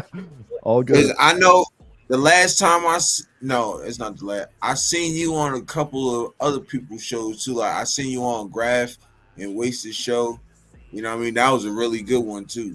And I think you was on somebody else. I think it was your own show. And y'all was talking about the Raiders last year, and you said it too. You was like, bro, I don't think this is it. I don't think this is gonna be the bro. one. That was the and this that was year's the worst season. Last year was the worst season. That sounds like he was right. Hey, we was just trying to be upfront. I mean, I had to look at everything in a neutral way, right? You know, I don't want to hype you up and then beat you down later. You know what I'm saying? Like I'd rather just give it to you straight. But the thing about us is like I gave exactly the reasons why. I actually was higher on you guys than I was the rest of my compadres. Like they were giving you guys like 4 or 5 wins. You guys only had 4 wins last year?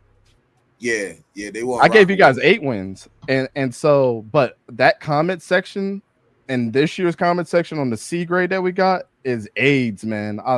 I mean, it's crazy how much your fan base has been beating us up. And it's like, I'm just giving you my honest opinion on all this, man. Like, you know what I'm saying? Like it's if a C grade is bad, then it is what it is. And then like it's a grade, right?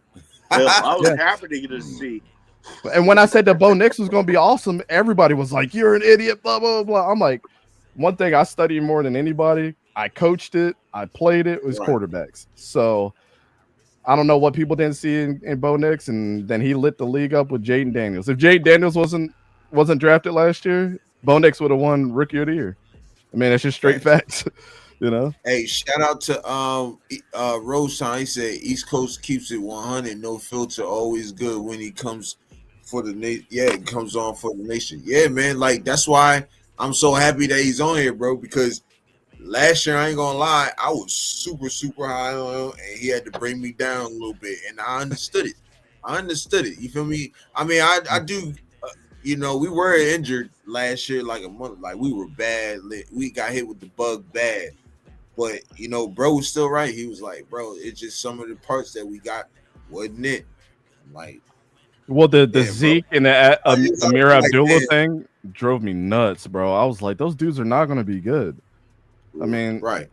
I don't care. I don't give a shit that you know Zeke has been in the gym, got these big ass arms. Remember that was like the one thing everybody was like tripping over on social media.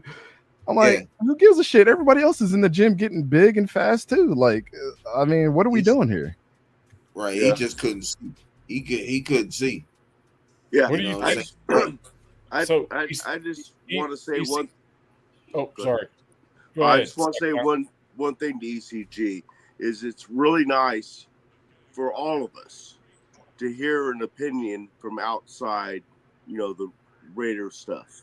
You know, somebody that's outside giving their honest opinion on what's going on, and it's really cool. And we never take anything.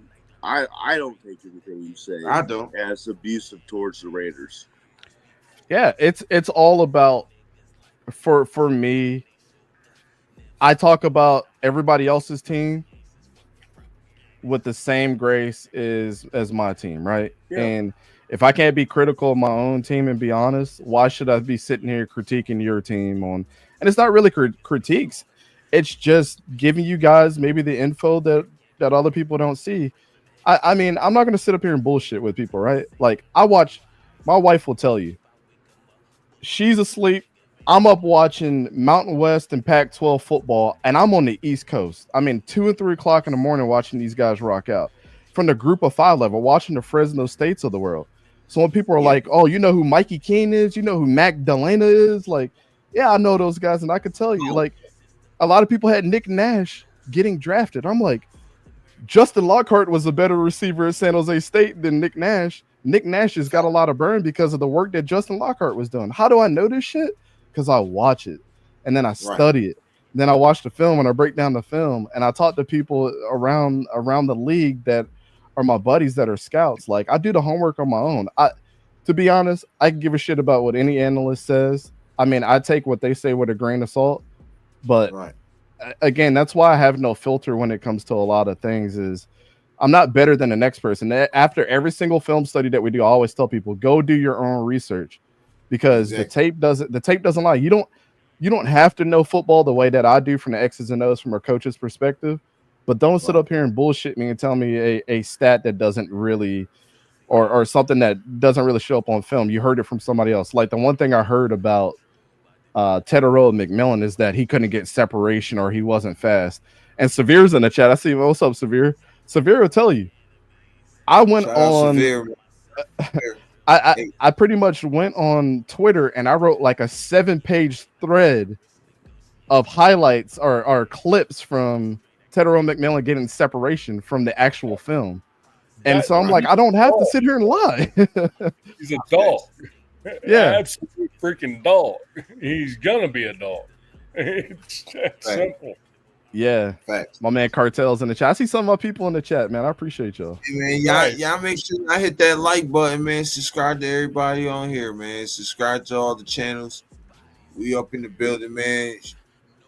You know what I'm saying? We getting some good knowledge, man. We getting some good takes from my man Gridiron, man. So y'all get y'all questions in, get y'all comments in. We in the building, man. We in the building. Yes, hey, sir. If I could tell you guys one thing that I was hyped up on is I had the chance to go to Las Vegas last year with my wife. And one of the things that I did, because I respect I'm a football fan first before I'm a fan of my own team. That's just how I am. I respect the history of what you guys have. And one of the things that I wanted to do was go to the team store that you guys got there at Allegiant Stadium and get a jersey made, because his jersey wasn't on sale. Because I believe so much in this kid. And I told people the only The only player in last year's draft that I thought was generational was Brock Bowers, and I don't throw that word in a lot. And I think he's going to be a future Hall of Famer. I don't buy rookie jerseys.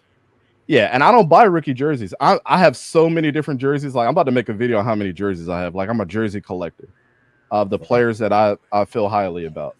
And so I went and got a custom-made Brock Bowers jersey, and that's the only rookie jersey that I've ever bought or ever bought. Yeah, there it is. Brock Bowers is an absolute demon, man. I felt that way the 3 years he played at Georgia. Yeah, Brock he's like that.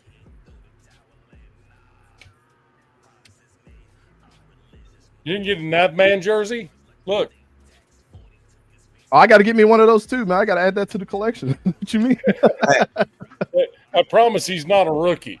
He just probably not. I got to get me one of those too. What's that say? Choco Bear? Yeah, Choco Bear. And roster though.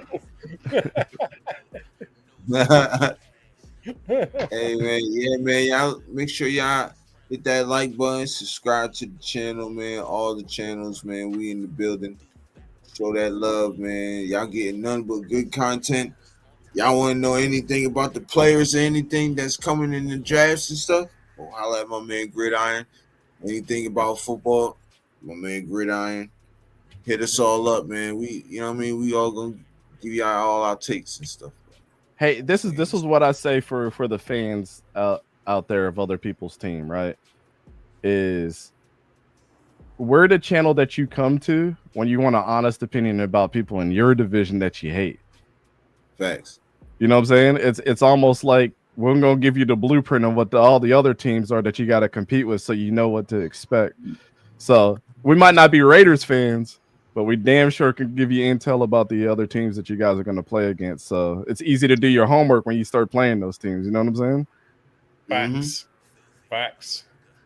And that's why I subscribe. That's why I subscribe. Goddamn. Jack Kenna has a every Wednesday deal that he does. That's a AFC West channel. So there's all four. It's called the Wild Wild West. Yeah, Wild West. So, and literally have everybody from the AFC West. All three Charger fans may show up. For that one, all three Charger fans. And when they do, they just chop it up, and they're not flipping each other shit. They're just talking about, hey, this is what I think. This is what I think. This is what I think. And it's actually a great show. I popped in there, and everybody went, "Uh-oh." Yeah. Hey, and that's what I like about some of you guys. Like when I listen to a lot of people that are just like team specific, I start getting real turned off when it's like, "Oh, fuck this other team," and like they're trash. I'm not here for the arguing. I want to hear actual facts. Like if you're gonna have a debate channel, I don't need people bringing each other down or like having this hopium over their team. When you know what I'm saying, when you bring a good player, oh, we're going to the Super Bowl, we're going to do all it. It's like no. You come to our channel, we're going to have you. We're going to bring you down a notch. Like, is this worth the hype or is this not? Exactly. You know what I'm saying? So, I don't like those type of channels. Well, it's like me and if we're not talking Raiders, we're just chopping it up and joking on the side. Having jokes in the chat, and we're all joking with each other, and we're just chopping it up. Hey, what was that? 4 hours? We talking Raiders for an hour, and we just chopped it up with everybody for like 3 hours or something like that. Yeah. Sometimes we sprinkle in, we get back. Sometimes we get back to the Raiders. You know what I'm saying? Then it'll fall back off, but then we get back on. It's kind of like that. But yeah. I've been trying to tap into your shows over the last couple of days here and there. Especially when I'm editing or doing stuff, I might not comment all the time, but usually I'm there. So. I appreciate it, man. I appreciate it. Yeah. It's a pleasure, my friend, for you to be here. A loyal NFL fan is as much Raider fan is. A loyal NFL fan. You know what I mean? Someone that is just following the NFL. honestly feel the same way. I'm Raiders first, NFL, the rest next. However, I appreciate the what you've done and where you've come and where you're at now and what you're doing. I just appreciate you from the bottom of my heart, bro.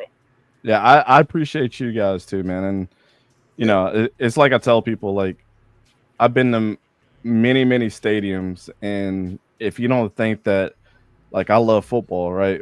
I've been to Penn State, I've been in NC State, I've been to your guys' stadium now. I haven't seen the game, but I've, you know, at least entered that building and went to the team store. I try to give every single team their respect. I always buy something when I'm there, if it's a hat, a jersey, you know, and I always root for that team during that time. I was recently down for the Houston Cougars. You know, I watched them play Utah this past season, and you know, did some media for that. Like that's what it's all about for me. Is like I get to experience something new.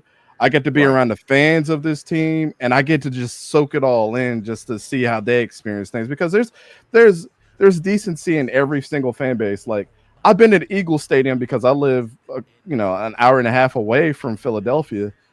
Sure. I could tell you, there's good fans and there's bad fans everywhere you go. The Eagles fans get a really bad rep, but like I can tell you, every single time that I've been there, I haven't seen any of the foolishness. You know what I'm saying? Like they're just crazy Eagles fans. But you know, at the end of the day, that's why I do what I do, and that's where when people say you really can't give an unbiased opinion, I'm gonna tell you the Jaguars suck balls, and I don't like Trevor Lawrence before I tell you anything bad about your team too. So yeah, I'm really unbiased as it comes, man. I'll just tell you exactly like it is. So but it comes from the roots, right? I got to get down to the roots of everything and the roots of everybody's team as well, and respect your history and respect your fans and respect, you know, the stadium and where you guys have come, the past owners, the future players, the current players. Like I think all that stuff matters to giving the correct opinion about stuff. So fact, last year was an eye opener when I watched this show,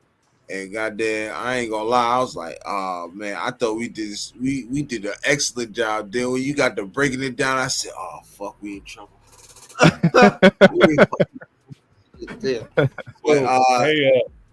ECG. Hey, man, when you write, you right. You feel me, man? When you write, you right, brother. You know what I'm saying? Right. And it all makes us.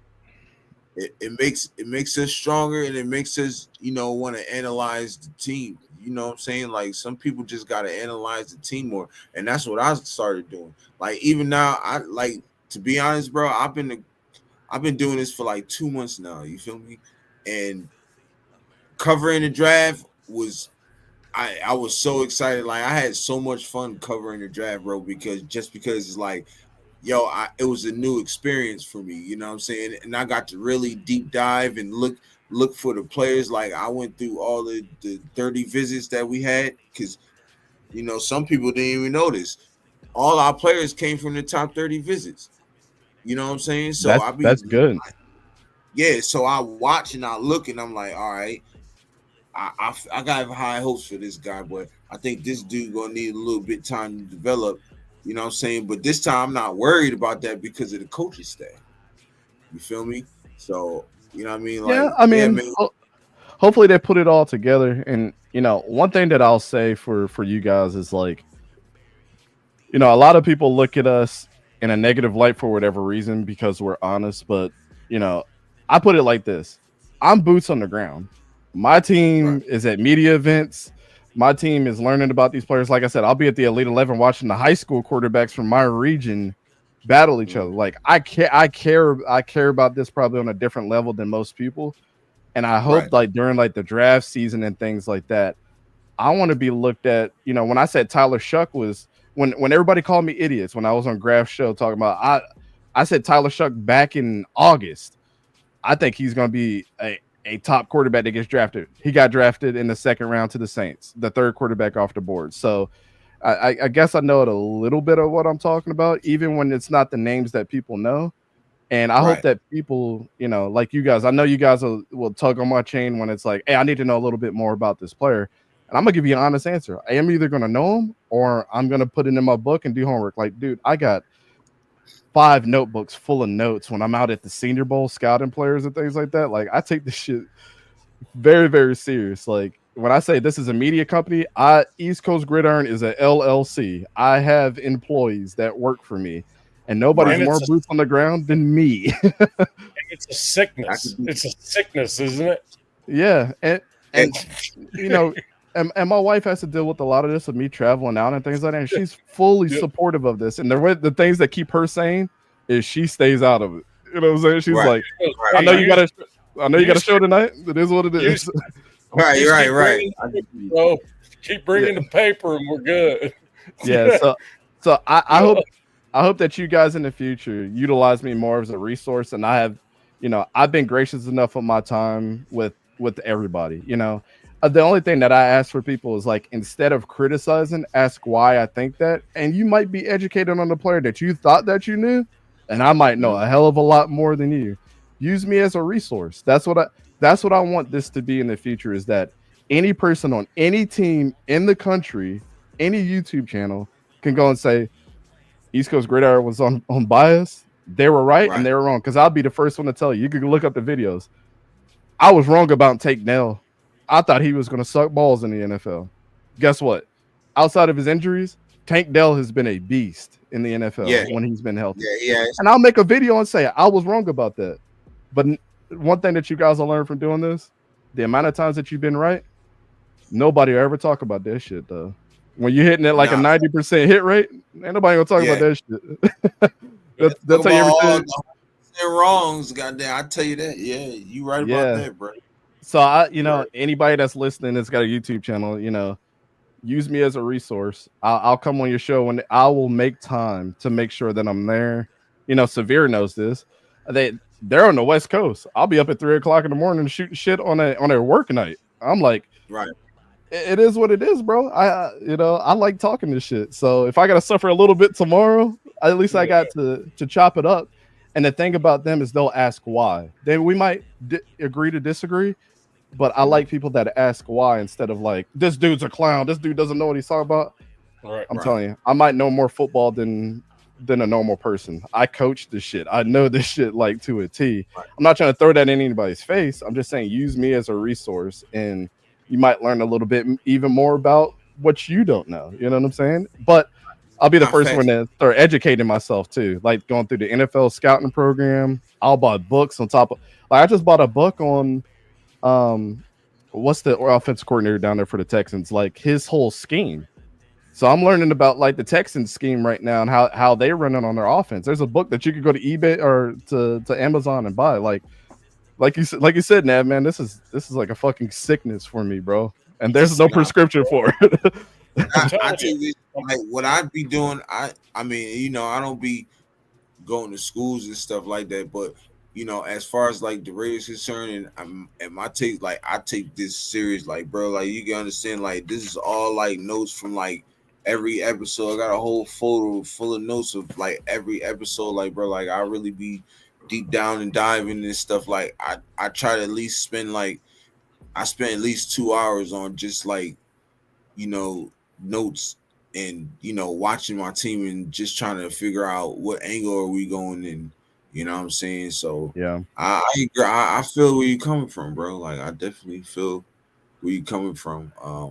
For real, when it comes to like taking this shit, because I do plan on making this an LLC soon too. You know what I'm that's saying? good. So, that's good, man. Like if that is your goal at the end of the day, let that be your goal and strive to it. You know what I'm saying? And I did this like from somebody telling me that, like, oh man, it sounds like you have like a, you like talking football and you have like a radio type voice. And I was like, all right, yeah, let me get into it. And I wasn't really intentionally trying to get into podcasting or YouTube. Then on the other side of that, what I really started focusing on, I have a graphic design background. I had a graphic design business. So everything that you guys see professionally that gets done is because I went to school for it. My dad was a graphic designer, and I open my arms to any of you guys that want to like a logo or anything made. Like I don't, as long as I know you, I don't charge for that. I want to see everybody succeed. And that's how I've always been. Whatever helps your channel out is what I'm gonna put back into you. The only thing that I ask is support the people that are supporting you, right? Because facts. Not gonna say any name, Nav, man, but you know where my brain is thinking. It's like hey, you have some people that will you'll never dare see that person pop up in my chat ever over the time that we were close. You know what I'm saying? Like it's crazy. I'll tell you right now, brother. Like you, bro. I'm the same way. Don't I? You can ask now. I say the same thing. Like, cause my cousin was asking me this. He was like, bro. So say if you had like 200,000 subscribers, like, and and the person that you gonna help out a person with the same amount of subscribers that you used to have, like say if they had 50, you still gonna rock with them? Yeah, I'm bringing them on. Why? Because I used to be him. You feel me? I used to. Yeah, I know what the grind is like. You feel me? Like I know. You should never punch down You should never punch down the smaller subscribers, because I'm not up here. I'm not up here to steal your people. You know what I'm saying? Like, that's never been my intention. And you would never go to one of my videos, and you guys watch me. Have I ever asked for a subscriber or a like? Never. Because I don't like to put that pressure on people. If you like us, you like us. If you don't, you don't. Like, thank you for your view. Keep it pushing. Like, you know what I'm saying? Like, I'm not here for that. And it's always been about, let me build an audience that is going to be I can tell you right now, my subscribers, all 4,800 of them are loyal. You know what I'm saying? I can honestly say that. There's something an author once told me just a few days ago. Authors are not competing against one another. They help one another. Correct. Authors. It's actually an established author said that to me. And he gave me his email to give to my daughter because she's trying to publish a book. And now he's helping her to get her book published. Right. You know what I mean? So it's this is the kind of shit I'm talking about.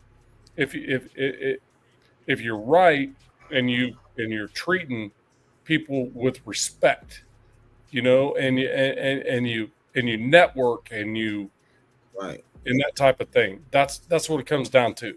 And that's the only reason I started the channel. Me and Europe talked about it. We have the same goal. It's this. Yeah. I read all my chats. You don't got a super chat for me to read your damn chat. Like, everybody should be shown the same respect. I don't want anybody's money. Like, dude, I'm an IT director. Like, that's my normal day-to-day job. Like, I have employees and things like that. And like, I would never stop doing what I do on a daily basis, even if this blows up, because I don't think YouTube could be snatched tomorrow. Right.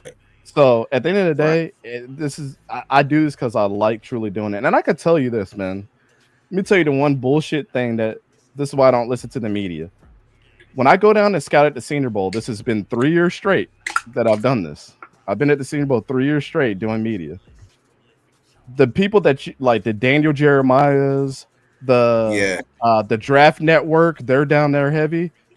Yeah. These dudes, all they do the full time is talk with each other. So when they start giving opinions on like who they thought was good in practice, I'm like, that's bullshit. I'm literally up here with a note. Yeah, I'm literally up here with a notepad every single practice, writing down every player that I'm focusing on. And it's hard to focus on everybody and what they're doing. Yeah. So you just hone in on a position group for those 3 days until you get to the game.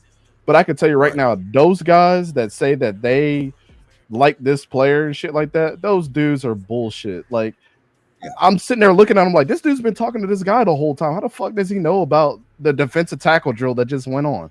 You know why? Because they got people working for them. They're going to feed them that shit. So these guys aren't really the experts like you think they are. Hey, if you don't mind, what's up, brother? So we got 805 in the house saying you're the shit. ECG, you guys are doing it right. And also got Afakasi in here as well. Yeah, I seen my bad, brother. I'm too busy listening, but yeah, Afakasi Raider, appreciate you pulling up on us, brother. Daniel Kim, appreciate you pulling up, man. For real. Who else did I miss? I don't want to miss nobody. If I miss anybody. God family, Everybody. appreciate you pulling up on this. Everybody, man, appreciate y'all pulling up on this. That's exactly right, Daniel. That's why every media opinion is always similar. But then we get looked at like, oh, you guys just trying to do clicks. And I'm like, no, I fucking watch football. And Daniel Jeremiah is sitting here walking around with his hands in his pocket talking to bumfuck whoever the guy he's talking to. You know what I'm saying? Don't know shit either. It's like he put that bullshit out there. He put that BS out there too. With the whole Shedeur thing. I've been calling him out for a minute, yo, because he's the one who really put that out there with that. Somebody told me that Shedeur is arrogant and this, that, and the third. He put that out there, and I'm surprised that nobody has ever talked about it. Like nobody's ever talked about it. We said in like November or December, we did a live stream. Two Evils in here, he could tell you. I said that this dude was going to drop out of the first round. I'm like, he is not a first round quarterback. And then 3 weeks before the draft, one of us had said he's going to drop to the 5th round. He ended up getting drafted in the 5th round. And people thought we were joking. You don't know shit about football. Okay, buddy. All right.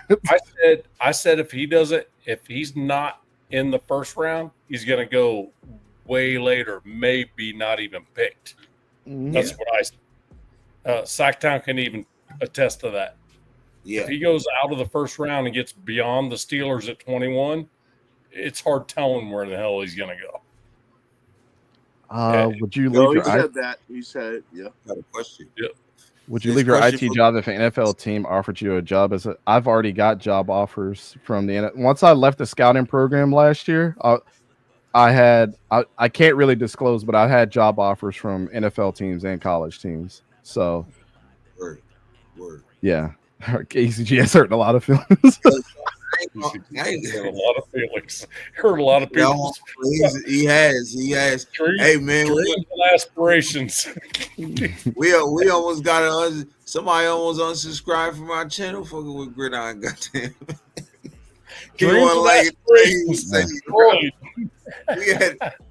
had to calm down. Like, hey, bro, wait a minute. He ain't meant it. Like, whoa, bro. Like, whoa. Yeah. Like, damn, bro, it's just my opinion, but okay. Right. Can I ask another question? Go ahead, bro. Yeah. I may have missed your favorite college team, East Coast. But I'm a Florida State guy, and I find it. Go Noles, bro. Go Noles. Okay, that works perfectly. So I find it really hard to evaluate talent from my own team. Like when Brian Burns, he's a good football player in the NFL, but when he was coming out, like there's games where he was just elite, and then there was games where he didn't show up. And I thought maybe, he was just going off on the players that weren't going to make it to the NFL. And so I didn't think he was going to be that good, and I was proven wrong, obviously. So do you find it harder to evaluate talent from your own team? No, I don't anymore. Now, if you're asking 18, 19-year-old Dante, maybe, but I'm 35 and, I've been doing this for 6 or 7 years now of like pulling the layers back of like taking the blinders off of my own teams and really started to look at things like a coach. Cause I started coaching in 2012. And so when I started doing that, I really started honing in onto taking the blinders off. Right. And I appreciated the game a lot more. From the perspective of like every player is really trying to work hard to get to the next level, right? And then you start finding those diamonds in the rough. Like I coached some kids. I coached one guy that got an offer for South Carolina and then transferred to Syracuse. So, I'm super proud of his career. But on the other side of that, I don't think it's too hard. I go down and just focus on the fundamentals of what that player does. I go down to even a defensive coordinator, offensive coordinator, what they like to run, what the head coach has done in his career. Then I start breaking out, like, is the player just playing to the system, or does like a Brian Burns, for example, like what you're saying, Or does the dude just have incredible bend, long ass arms that can just get around guys and get to the quarterback? Like, is he giving that much of an effort? And I really remember with Brian Burns being at Florida State. He might not have got a sack every single time, but my goodness gracious, he would make the left tackle feel like he was in hell for 60 minutes. You know what I'm saying?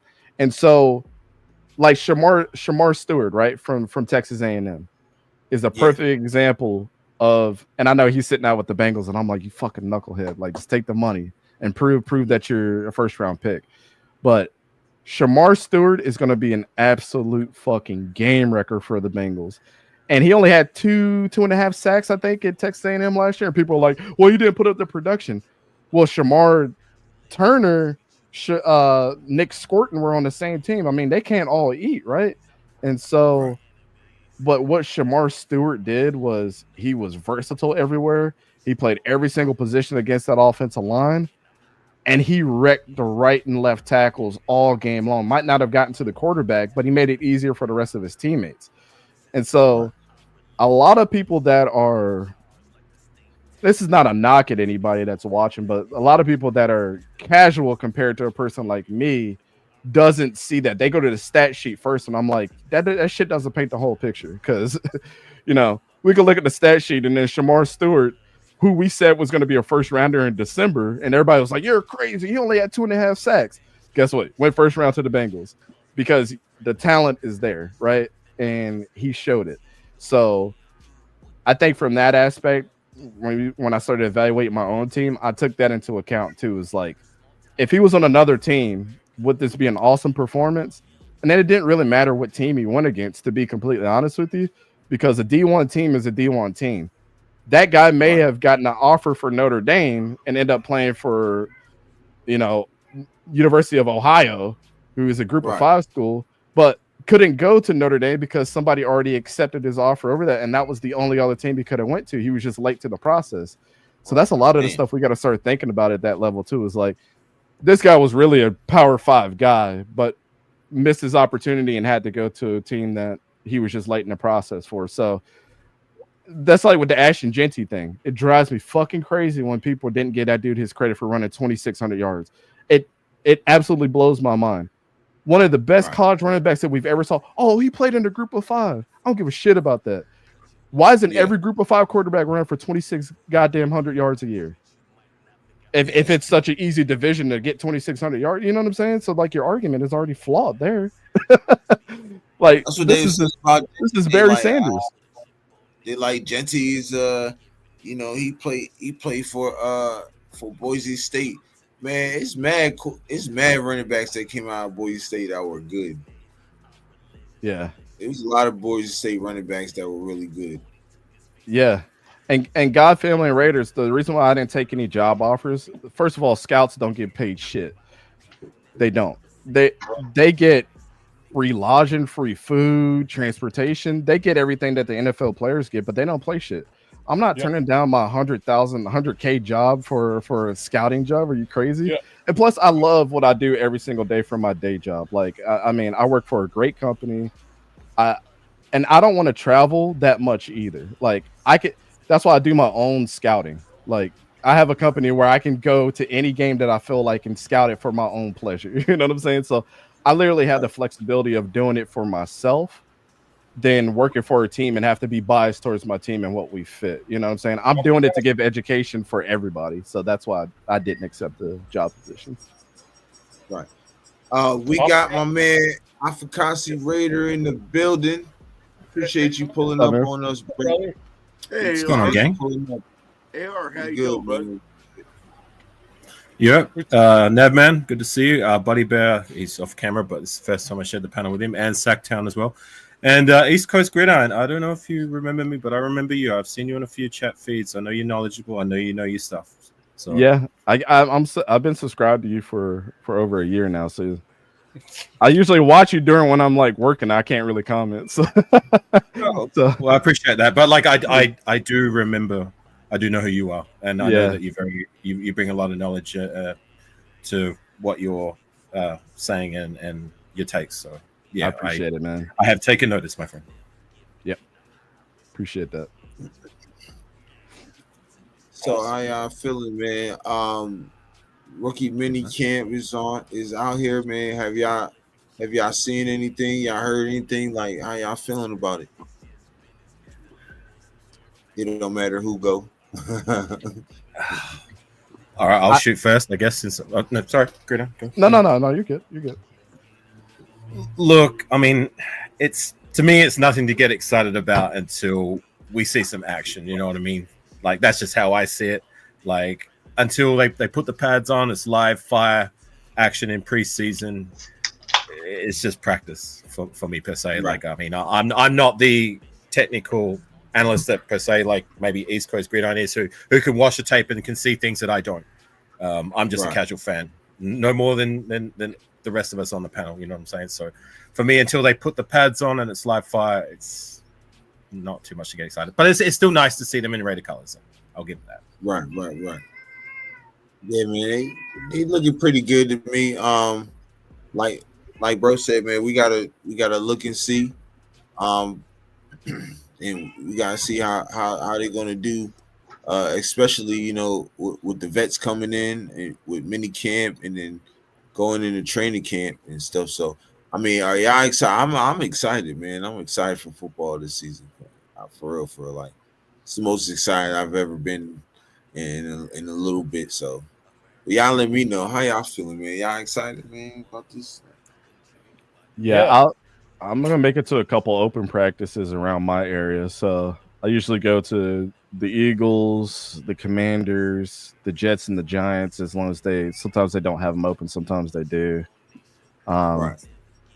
But I'm gonna be traveling around a lot, covering guys in my area. Maybe the Steelers this year. I know I went out to their practice last year with my wife to cover them. So it's awesome. I mean, I don't take too much from rookie mini camps and stuff like that. Like I don't care that somebody's doing a ladder drill and shit like that. Right. Like, it doesn't really matter to me. I did see that ugly ass ladder drill that that Dante Thornton put up though. He looked stiff as shit. But I mean, it's not a good evaluation from how good that he probably could be for you guys. But right now, I think people are overblown the highlights and stuff they put on YouTube and on X and all that stuff. I mean, these guys are really just starting to they're really starting to put on the field what they see in the playbook. They're getting used to their coaches. They're getting used to each other. Getting acclimated to the NFL speed. Correct. Taking different direction than they did in college.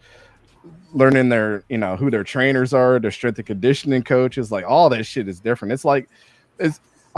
People forget, like, it's like a job orientation, basically, except they're doing physical activity. So, like, when you start a new job, it's like paperwork, PowerPoint, meeting your new boss, talking to some of your coworkers. You don't get acclimated until probably like 2 or 3 weeks into your job. You're not actually doing your job. So, I mean, that's how I think about like rookie mini camp. I don't really take too much shit from it. So, right. Preseason is when you're going to get excited. For me personally, whether a player can showcase what they possibly can do in the regular season, that's the time to really. That's why I like the open practices, because you actually get to see them like go one-on-one with each other. You get to see those. They're going like full speed scrimmages, so you can really start to see how those players are. But like, it's too early to tell. Right. No. My thing is, what would be cool is you go into you're a rookie in the NFL and you go in and go, wait, I don't have to study for a final exam. Oh wait, yes I do. Shit, my bad. Yeah. Right. I thought all I had to do was play football. No. See, you need to study even more than you studied in college. Just so you know. That's that playbook a little bit thicker than college. It's getting that's a little bit thicker. I know you got a law degree. However, now you're going to study more than you ever studied in your life. So, it is crazy, man. Play football at the same time. So, I have an old Mike Martz PDF of his offensive playbook for the quarterbacks. Somewhere that I downloaded. It's crazy. Like, put it up. It's like 78 pages of like back and front and back with like he would do like the play, and then underneath half the page would just be explaining to the quarterback like this guy can run this route, but if you see this guy come down, then he's going to run this route, and it's got to be a 5-yard pass this way. Like, it's fucking crazy. If I was a quarterback, quarterbacks in the NFL I don't care who you are, backup, third stringer, those guys are super smart up here. So we don't give them enough credit. Quarterback's got to be smart. There's no question. Hell yeah. Be intelligent. Yeah. But I mean, in this day and age, you think about a running back. Running back's got to look at coverage, right? So Genty, if you've noticed, he stands when he's in single back, he's way back because he's only 5'9". He's way back in the single back set, so he can look and actually see coverages. Yeah. And then he goes down and gets his stuff, and then whether he's got the ball or not, nobody knows. That's why when people talk about his height, I hate that conversation because I really like that he's 5'9". You know, I really like that. I like that he's almost as wide as he is tall. I'm not an intangibles guy. Like, I never use intangibles into my evaluations, and that's just my own speed, right? Like, I don't care about your height. I don't care about your weight. I don't care about how fast you are. I don't care about how you run a ladder drill. I don't give a shit about none of that. Like, I just like the fact that you can't see where he is as he comes to the line of scrimmage. Where is the dude? Yeah, you know, you're 6'7" on the defensive end, on the defensive side, or you're 6'5" or 6'3" or whatever, and it's like where is he? Right. And all of a sudden he just freaking busts out of a hole somewhere and off he goes. You know? Right. That's this dude saying that is cap. Here you go. I can share my screen and show you. I don't have to talk about it. Here's a playbook from fucking Mike Leach right here that I have from his 1999 Oklahoma offense. Mike Leach. Look, this is 50 pages of shit of his install. It's 97 Blue Eagle, 3XY cross. You know, and it just keeps that's going. A lot. Yeah, that's what I'm saying. Like, I don't got a cap, bro. By the way, Mike Leach. Oh yeah, rest in peace to Mike Leach, man, for sure. That dude was. I hope they let him in the Hall of Fame. He's like, I think you had to have a 60% win rate in college to get into the Hall of Fame, and he's at like a 59.6 right now. Oh, there's nothing that he can do about it. I mean, dude, rest in peace. But like, come on, man, that dude revolutionized the way that we look at the air raid offense. Like, let him in the Hall. And that dude didn't pull punches at all. Press asked him a question, he answered it. Yeah. Whether they liked it or not. You know? So you got El Capitan in the building. There. Oh, what's up, oh, hey, how's it going? Hello. Oh snap! I didn't even see, bro. He must have been in there for a minute. My bad, bro. I told y'all, man, when I'm in the zone and I got two. My bad. Just a heads up. Just so if you in the settings, you can change it so if somebody comes in backstage, because it's easy to not see that down below that someone's there. You can set it so like if someone comes in backstage, it plays like a little burp noise, so that gives you an alert that somebody's waiting. So just a setting. Hey, share the screen real quick, because I don't know why it came over like weird from my Google Doc. Oh, I see it right here. Yeah, it was just showing like letters and shit. I don't know why, but like here's like an install for Mike Leach right here. Right. Look, this is how crazy this is. So it's got the play up top, and then it explains the assignment down here. Oh yeah, that's crazy. And then of course that's not even half of the. No, like I'm scrolling through it right now. Yeah. This is what a quarterback has to learn. Like, it's the same play. Yeah, it's crazy, right? They I gotta just be wanted on to throw that up. AT&T. Yeah. It's they not gotta be Madden on where, like, you've got to know this stuff at the top. You don't. Like in Madden, it's got it all laid out for you. Like this receiver's going to go that way, this receiver's going to go this way, so you know what's going to happen.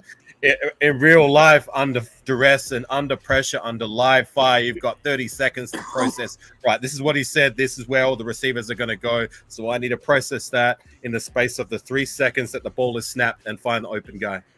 And I'm sure, it's a lot of pressure. I got some crazy playbooks. I got Monty Maxwell's Texas A&M. I got Texas Tech. I got Mike Gundy from Oklahoma State. Like, I love this. And you got to do it in 25 seconds. So y'all heard about the crazy Bo Nix story, right? You got the offensive coordinator in your ear going, "This is the play," and he brings the play in, goes up there. Quarterback says, "51's the mic." And it was supposed to be 53 is what they thought. So the quarterback has to check it to something else. Right. And then now that changes the whole damn play. Yeah. You know what I mean? So it's like, damn. Did y'all hear about the crazy Bo Nix story from Sean Payton? No. So he said that before they drafted him, they bring in the top 30 visits and everything. Yeah. And he said Bo Nix, they sent him a game day install. Game day install is like anywhere from like 20 to 25 plays that have like variations. And so nobody knows this shit, especially if you get somebody slapping that on you and they say, you got 24 hours to learn this. Sean Payton said, we do that with every single quarterback. The thing is they're only going to know like 5 plays, and we know that. We just want to see how far that they got. Right. He said Bo Nix came in and knew everything, like everything to a T. And he asked Bo, he was like, how did you pick up on this shit? He said, I woke up 5 o'clock in the morning, put my phone on do not disturb, and I grinded this shit till about 3 o'clock in the morning. The next day, showed up at the facility at 7, was able to rock. He said that's what impressed us the most about Bo Nix. I said that's some tough shit right there. Okay. Nah, that's really good. Right. Yeah. Damn, I'm a little scared now. Hopefully if his brain and his arm are connected, we're in trouble. Well, hopefully that's not the case, right? That's what I'm saying. No, I don't think that's the case. Them guys on defense gonna have to do their job. That's it. Yeah. You know what I'm saying? The guys on defense just gonna do their job. I hope it's more of the case of Max Crosby. Bo, you got to speak up. They don't even know the effing play. Yeah. Yeah. That was great. That was great, yo. That was great. Yeah. That should have been like number 1 on ESPN's top 10 one. Did you guys pick up on that live when it happened? Yeah. Or did you only catch it like when it kind of got shared viral? Like I remember seeing that live and being like, "Whoa!" Nah, I seen it live. Yeah. It was like, come on, I can't hear you. It's loud.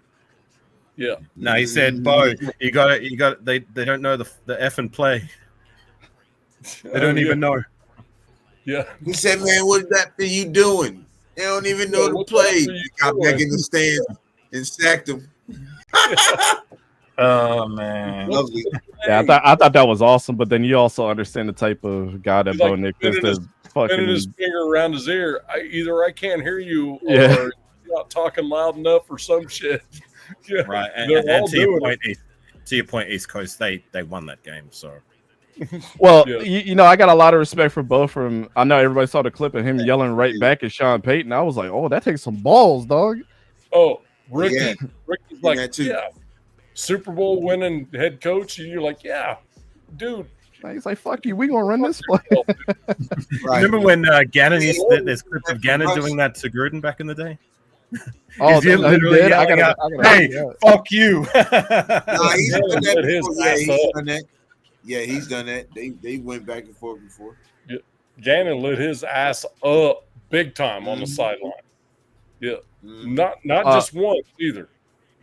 And yeah, Daniel, I take an account of everything. I keep a close watch to every single team. I research every single team, man, and what they've done. But you can only just like I tell people at my job, you can only take 10% of what happens in the past and 90% off a projection for the future. Like, there's no perfect formula for it, but if you're not at least taking something from the past, then you're still doing your evaluations wrong. That's with anything, right? It's like the girl that cheated on you. You're never going to forget that she cheated on you, but are you either going to give her a chance or are you going to look for something else? Like, you know what I mean? Pardon my ignorance, East Coast. I'm sorry, just real quickly, man. I've seen you around the way, like on the chat feeds and that. And you obviously love football as a whole, and you follow every team, as you just said. Are you a Raider fan first and foremost, or you? I'm a Jaguars fan. Okay. Oh, yeah. Because to be honest, right now, because here is a fun fact. Because I was just curious. Thank you. No problem. No, there's a fun fact, Rafa.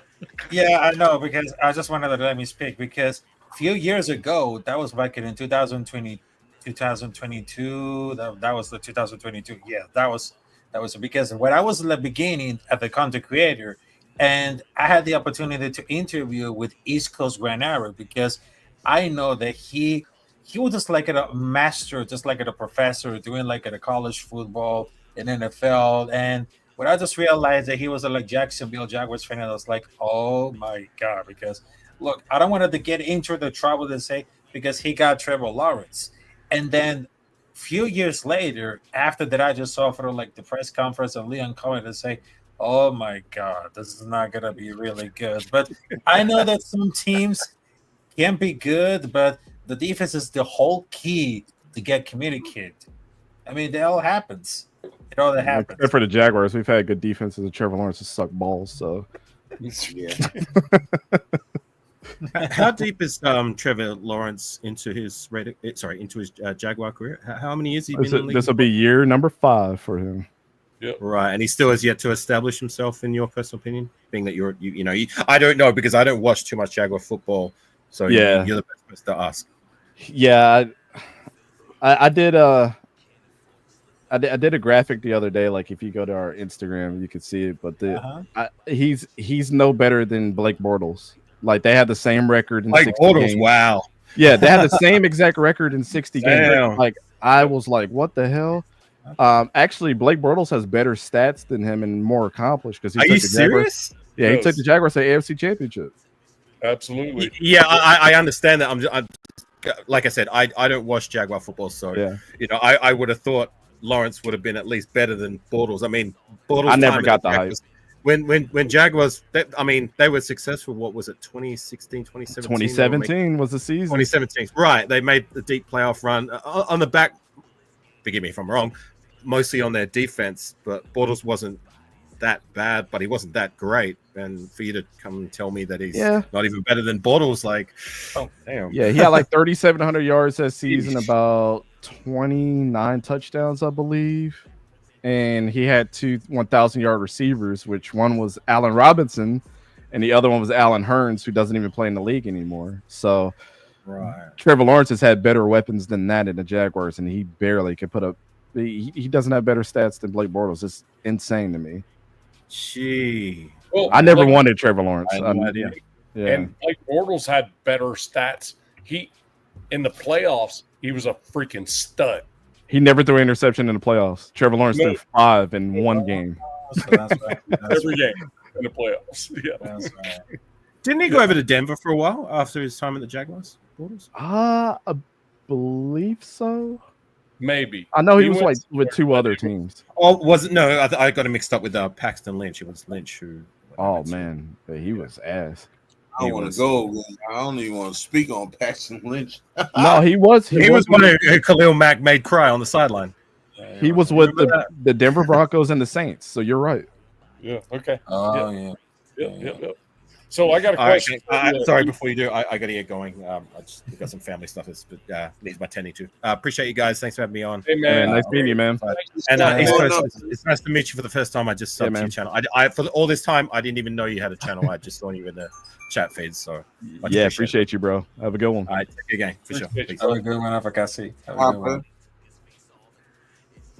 So I got a question for you, ECG. Yep. So Minnesota Vikings. Is JJ McCarthy, is he that guy? Or not? What do you think? I tell people all the time. I wasn't a big fan of, and Raph could tell you this. Mm-hmm. I wasn't a big fan of JJ, and I wasn't a big fan of Shador. But people thought I hated Shador. I was like, if you thought I hated Shador, go back and watch my content on JJ McCarthy. I couldn't stand JJ McCarthy. And the fact that the Michigan has probably got the worst fan base of all time, what I really figured out.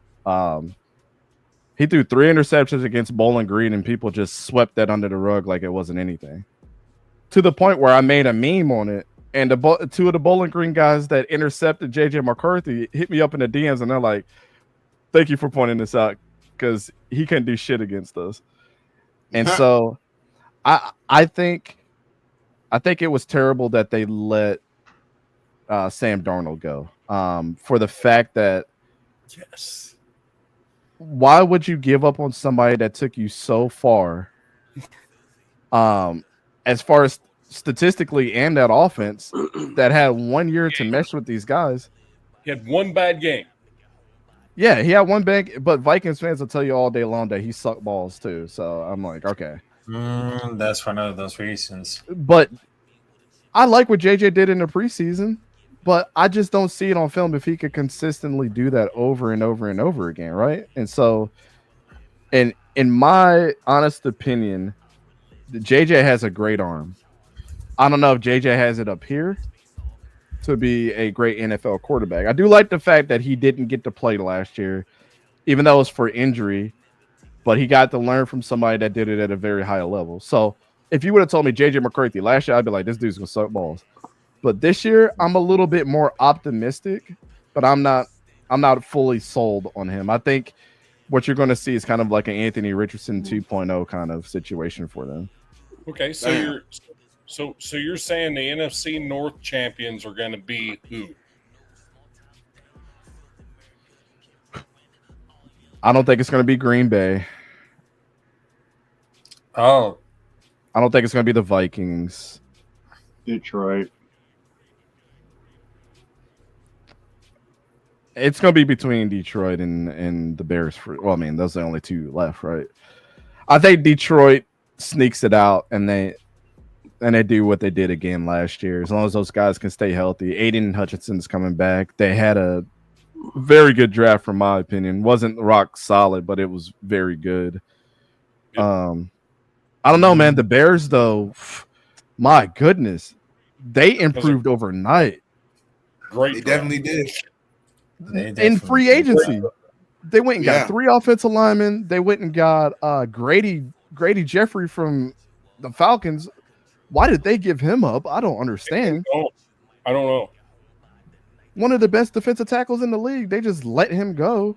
You got Montez Sweat coming back for a second year that they traded for, which he's awesome. Yeah. Yep.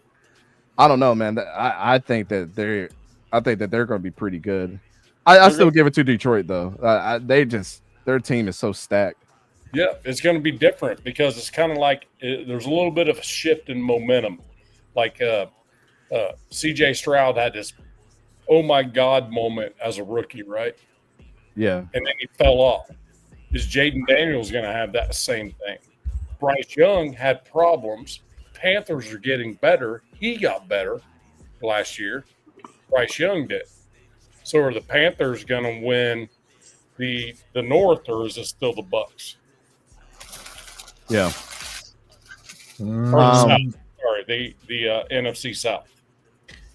Yeah, I think it happens because if we talking about like some rookies, what they got for like no matter what happens for the quarterback or the running back, but in the case of CJ Stroud, because they think the last year the right receivers, including the quarterback, I mean, wasn't that much point with 80% of the offense isn't not at the field, so that couldn't be like to watch because I understand that some of the quarterbacks will step up a bit again. If anyone can stay healthy and the offensive line can really step up, because that probably somewhere in the middle, but I don't think it's going to be really bad as of the last year, but clearly he's really talented. It seems like he's getting a lot of things better with the more experience that he waits to talk about for the game. I mean, for a lot of perspective, because I understand it because some point, some of the cornerbacks, it's not like a running threat because not just only CJ Stroud, but any non-running quarterback in order to finish at the top 8. I mean, they're going like to throw like 30 touchdowns because that's gonna be like really expected. Because how Wait, they are manage we talking about the Texans or the NFC South? Oh, they're talking about like the Texans. Yeah, they're talking about the Texans and the quarterback. I thought you said the NFC South and the Panthers. No. What I was saying was no. so CJ Stroud had a great first year. Oh, I got you. Yeah. The second year it just dipped, right? Yeah. So you have Jaden Daniels damn near went to a Super Bowl, right? Jaden Daniels is he gonna drop off the cliff, you know? But you have people like Bryce Young, they're getting better as time goes. They came in, it's like, oh shit, this is a bust. No, in my opinion, Bryce, when they got him, they gave away his biggest weapon to get him, which was DJ Moore, to the Bears, by the way. I'll never understand that. So it's like, wait, you don't have an offensive line, you trade it up for a quarterback, and you don't have anybody to support him. But he got better last year. Now is he going to get even better now because the Panthers had a great draft, and they brought in some good players. So yeah.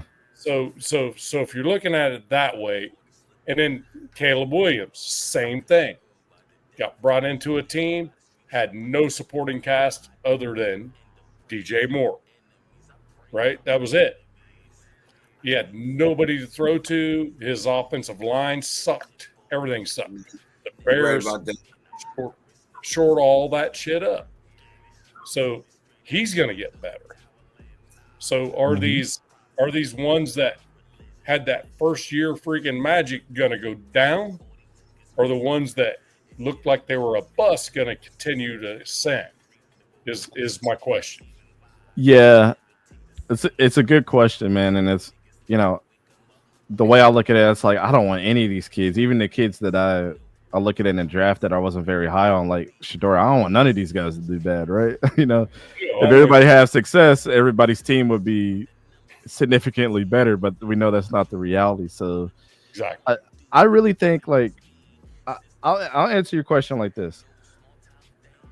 CJ Stroud and Bryce Young. I had Bryce Young as my number one quarterback coming out then of that draft, and I told everybody, pump your freaking brakes. Right. Look at that kid's situation, and understand that David Tepper is his owner. That dude's a soccer guy and thinks that one weapon is going to be able to fix his team. Then Dave Canales comes in there as their head coach and says, we need to bench this dude with Andy Dalton, and let him start learning a position. That was the best thing to happen for Bryce. That's a sore subject for us, by the way, just so you know. I get you, but you know, Dave Canales shows that, like, he's gonna ride on his own horse, and he's gonna do what's right for the quarterback. And not a lot of people understood that at first, but he understood that getting your young guy ready was better than any wins could give you at the moment. If we get Bryce to start winning at the end of the season, it's actually going to save your job, right? Because people are going to start seeing in the future. And I look at your guys. Go ahead. My wife's a Panthers fan, and my dad is too. No, and here's the reason why. She was flip-flopping about what she was going to do, and in 1995, I made her flip a coin. Been married to her 32 years. I said, look, I'm sick of this shit. You're picking a team. There's two new teams, the Jags and the freaking Panthers. Heads Panthers, tails Jags. Oh man. And guess what? I think she picked right. Because absolutely two Super Bowl appearances. So but here's the thing. She even said, yes, when Bryce got benched, she even said that was the right call. He needs to absolutely learn.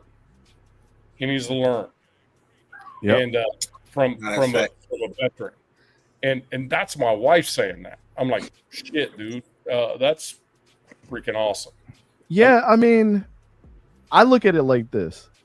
If CJ Stroud and Bryce Young were to flip-flop teams, let's say that draft happened the opposite way. CJ Stroud went to the Panthers and Bryce Young, I think that the situations that both of those young men are in would have happened the same exact way.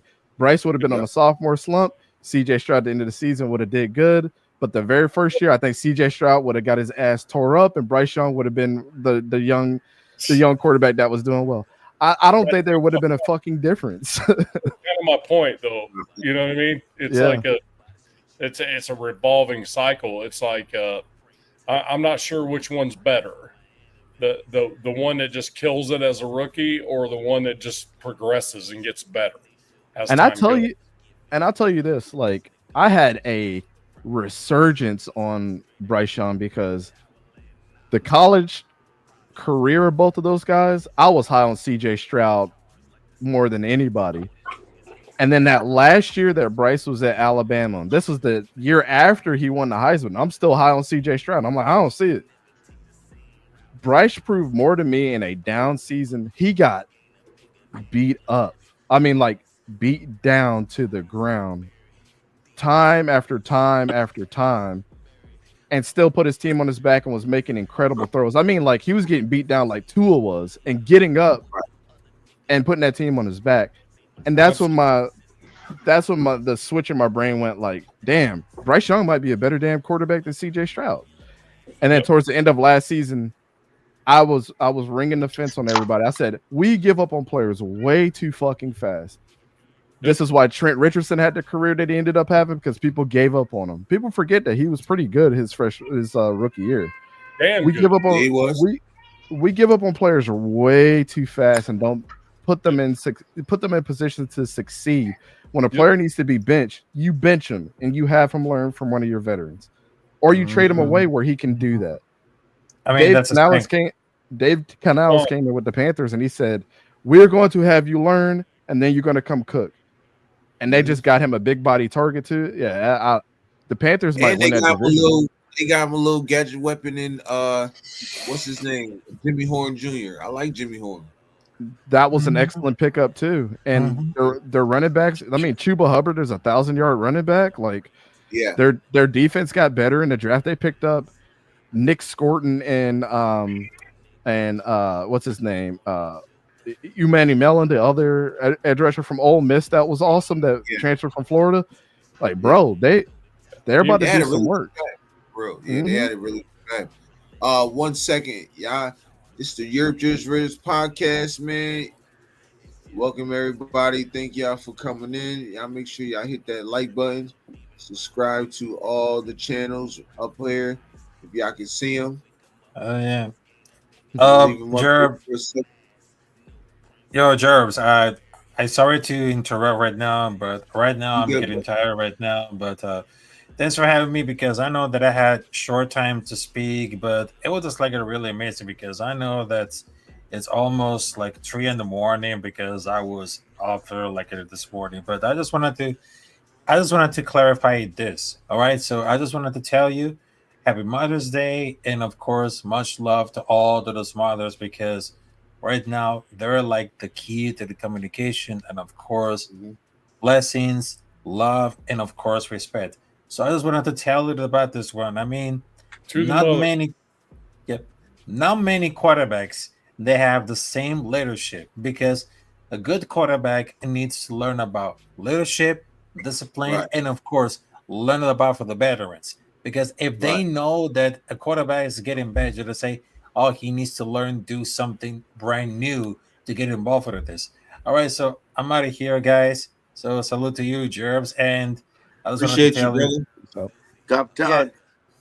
Yeah, salute to y'all, and of course, nice to see you again of East Coast Whenever, because I know that it's been like the great one at the Raiders live stream, but I really appreciated that, because right now I'm still learning about like discounting and everything. So I know that You actually are in my free scouting seminar that I did a couple weeks ago. So. Yeah, that a couple weeks ago, because I was just trying to get new for like the scouting. But look, I just wanted to tell you, salute to you guys, and have a good one. Right, see you, man. I appreciate you, bro. We appreciate you, man. Dude, that dude right there. So about every time I'm on the live stream, if he Reddy Jeff was on, man, I ain't even know Reddy Jeff was on, man. 401 was on. Fuck. 401, how's it going, brother? My bad. I got. How you doing, man? Oh shit, it's Jeff. Oh shit, it's Jeff.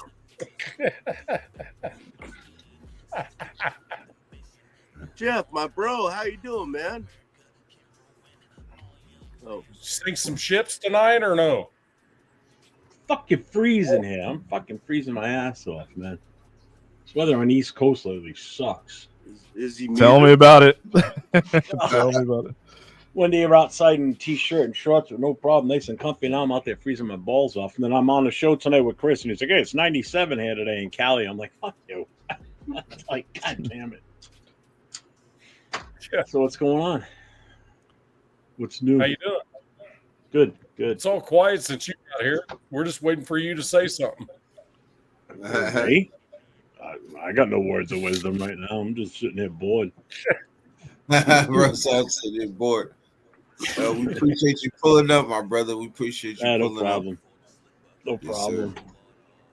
Yes, sir. How do you feel? How you guys feel about DC retiring, man? I think he should get that 1-day contract and retire and set off in the sun as a Raider. What y'all think? I don't know. If he does, he does. I don't have a problem with it. Right. I don't have a problem at all if he signs a one-day contract, retires. Or I mean, he spent majority of his career with us anyway. Yeah, I mean, I think it's almost like you have to, right? I mean, statistically, he's got more than half the passing yards and more than half the touchdowns of any other quarterback that's ever played for you guys. So, I mean, it's almost like a respect thing for me. I mean, whether fans like it or not, he's the top rated quarterback we ever had as far as like statistic wise and everything. He's number one. You know, yeah. Love him or hate him, and that's how it is with this fan base. There's no middle road with him. It's like 50% of the fans hate him, 50% of the fans love him. You know. Yep. So, right. Well, 41,000 total yards in his career over 11 years. I think that's pretty close to an average of damn near 4,000 a year. Right. You're close to it. I mean, Plunkett was here how many years? He threw for under 20, about 20-something thousand. Stabler was here for how long? I don't think he broke more than 7 years, I think. Yeah. So both, I think. It's like night and day, you know. He got more cute. People forget Gannon was here for a short time. He wasn't here long at all. He was only here for a handful of years. And yeah, he was great and everything, but statistic-wise, the only thing he's got the upper hand on is the efficiency and like his completion percentage and everything because he was a smart quarterback. Right, you know? right. Howard was forced to throw the ball half the time, you know? Because you get recognized for two things at the end of the day. It's wins or Super Bowls and then your stats, right? Like, right. I mean, if you're going to set the standard, I mean, to me, it's like if you bring them in, you know, on a 1-day contract, do what you guys have to do, show him love, even if it's not retiring his, you know, putting his name up in the stadium or anything, but at least kind of honoring what he did. That's going to set the standard for like any quarterback that comes through there. Like, you could do better than Derek Carr. Like, let's be completely honest. You could change the trajectory of the Raiders organization right now if you come in and put in the work and do what you got to do and be better than Derek Carr. It's not that hard to do. So I think you could set that precedence for like right now by doing something like that. All the quarterback has to do is win a Super Bowl. Pretty much. Cement himself. Can you? I'll tell you right now, whatever the next quarterback is that wins a Super Bowl for this team, he's going to be a god to these fans. Yes, exactly. Rose, I agree, but like AOC wipes he wipes his nuts with DC wipes his nuts with AOC, bro. For like, I mean, I give him he that one game, yeah, but I mean, DC just like it's all over him, bro. There's no comparison with AOC and DC, bro. I mean, and you're only saying one game, which, I mean, if you beat the shit out of one team, like, okay. there's 31 other teams you got to beat. One game makes a career, I guess. You know what I mean? Fourth quarter comebacks DC got on the Chargers, bro. Like, what wasn't it like the 2018 season where he was on pace to be the MVP through like 7 games or some shit like that? 2016, yeah. It's 2016 season. Yeah, I think Derek Carr was underappreciated for you guys. That's just my opinion. You know what? I do too. And I don't like the way he went out. Can you I think all he hear got done dirty, plain and Jeff? simple. Because I can't hear him. What? You what? I can't even hear Jeff. Mike. Can you all hear him? Yeah. Yeah, I can hear him. Try leaving and coming back in. Yeah, I'm gonna try leaving and come back in. So, yeah, I think that's what we said. The parrot in the room. Okay, thank you, Nabman. Oh, now I can hear him. Oh, there you go. You're closer. You got closer. Okay. What's he using? His phone? He looks. I'll tell you, he looks like he looks like Doc Star, Radar Report guy. There, he sits in his lawn chair in his backyard in the middle of the night and talk. You ever watched him at night? It's fucking hilarious. He's like in a dark ass. He's sitting outside. I've seen him. I don't know how many times sitting in a lawn chair outside, like staring at the stars, talking Raiders football. It's hilarious. What's his name? I think that it's the Death Star reporter or Doc Star. Oh, I just happened to catch his show one day and I watched it again. I'm like, he's sitting in the same position he was last night. What the hell is he doing? So, ECG, I know I've never been on a panel with you before. Never. I mean, I've talked to you in chat. I've seen you in some of the shows. Yeah, for sure. On some of my shows and such. Never had the opportunity to talk to you. I got to ask you this. Being an evaluator of talent and breaking down film like you do, because I saw the show that you were on with 805, and I've always respected 805 when he gets on and he does the film breakdown, because it adds a whole different aspect to these YouTube shows. And then I've watched you too yourself, and the two of you together were awesome. Actually, that was a great show that day. That was one of my favorite shows I've done ever. Yeah, I love getting on panels with 805 because he's such a smart guy when it comes to football, and he brings that coaching aspect. I just bring the play. You know what I mean? I played it. I never got into coaching. I've done both. So yeah. I mean, I did coaching for a youth league for like 10 to 12-year-old kids, and that was you still made an impact. It was just a buddy of mine from the fire department asked me if I'd help coach, and I'm like, yeah, I'll give you a hand. Hey, you still made an impact, so you gave back. Well, another friend of mine wants me to help coach the couple tiers up now for the local youth team here in town, and I'm like, ugh. The downside is games are on Sundays at 2:00, but it's great for my Raider time. But no, Jeff, I got to ask you a question about what is your honest, and I would respect your opinion.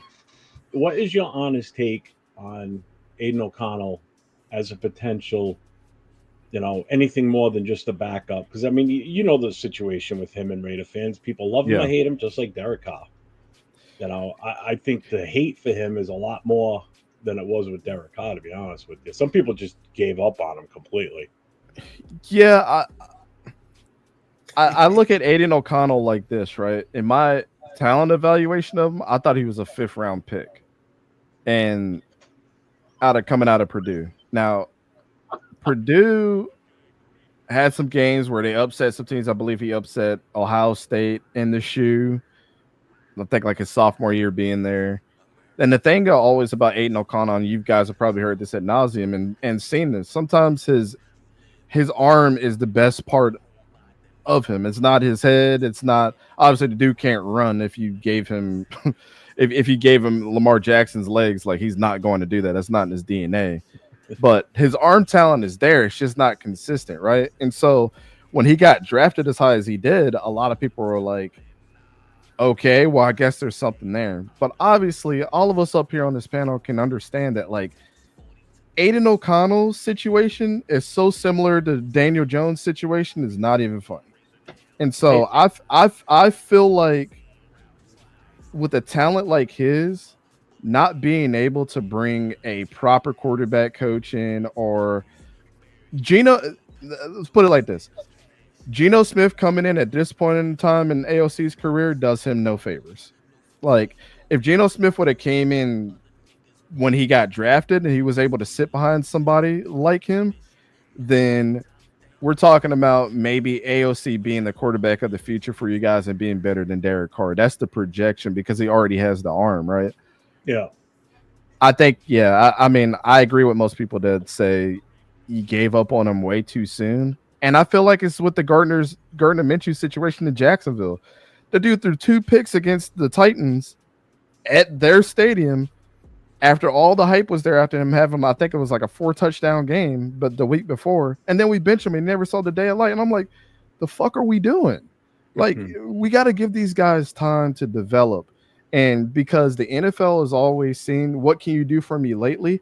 Every single coach that has ever come in these last 10 years has been burned by that because management just doesn't see it. And this is why we get the shitty GMs that stay with our teams over the coaches that were actually trying to do something, because that's how a lot of shitty organizations are ran. Is you're not, the GM should be working for the coach, not the other way around.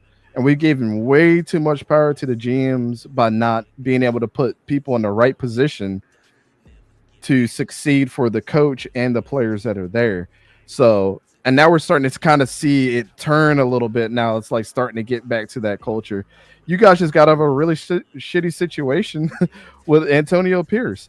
I mean, the dude had no head coaching experience. Then you bring Tom Telesco and he has a okay draft, but for the most part, but like, it was obviously the last 3 picks of that draft that was an Antonio Pierce situation. And now all those guys are pretty much hurt, and you never saw the day of light from any of those guys. No. So, you know, I mean, I think it's just that, like, AOC is never going to be a starter, and his career is going to go the way that it's going to go because there's not enough love pumped into that guy.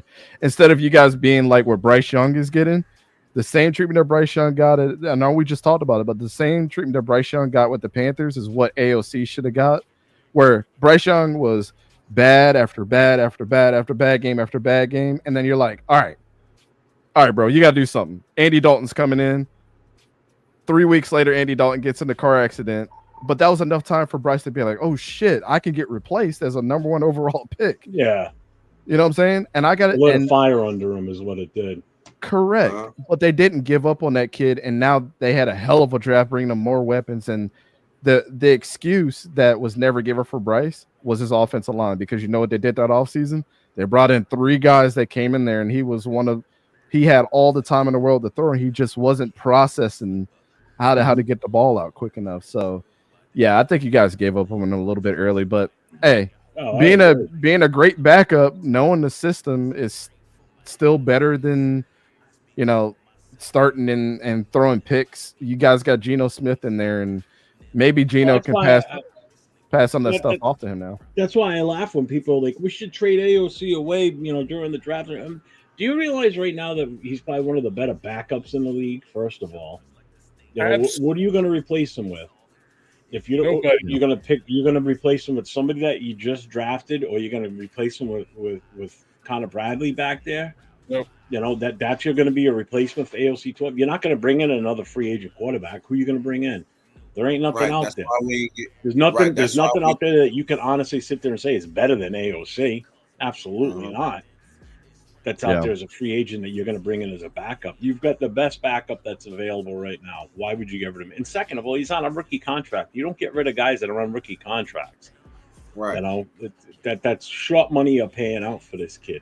And he's only going into his 3rd year. So you still got another year after that, too. You make a decision then, you know? But, yeah. I mean, I've always been wanting this kid to start. But like you addressed, you know, he didn't have a steady – he hasn't had anything steady. The only thing he's had steady is the ownership on this team, Mark Davis. Everything else has changed around him multiple times. He's on his fourth head coach, if you think about it. 4 different playbooks.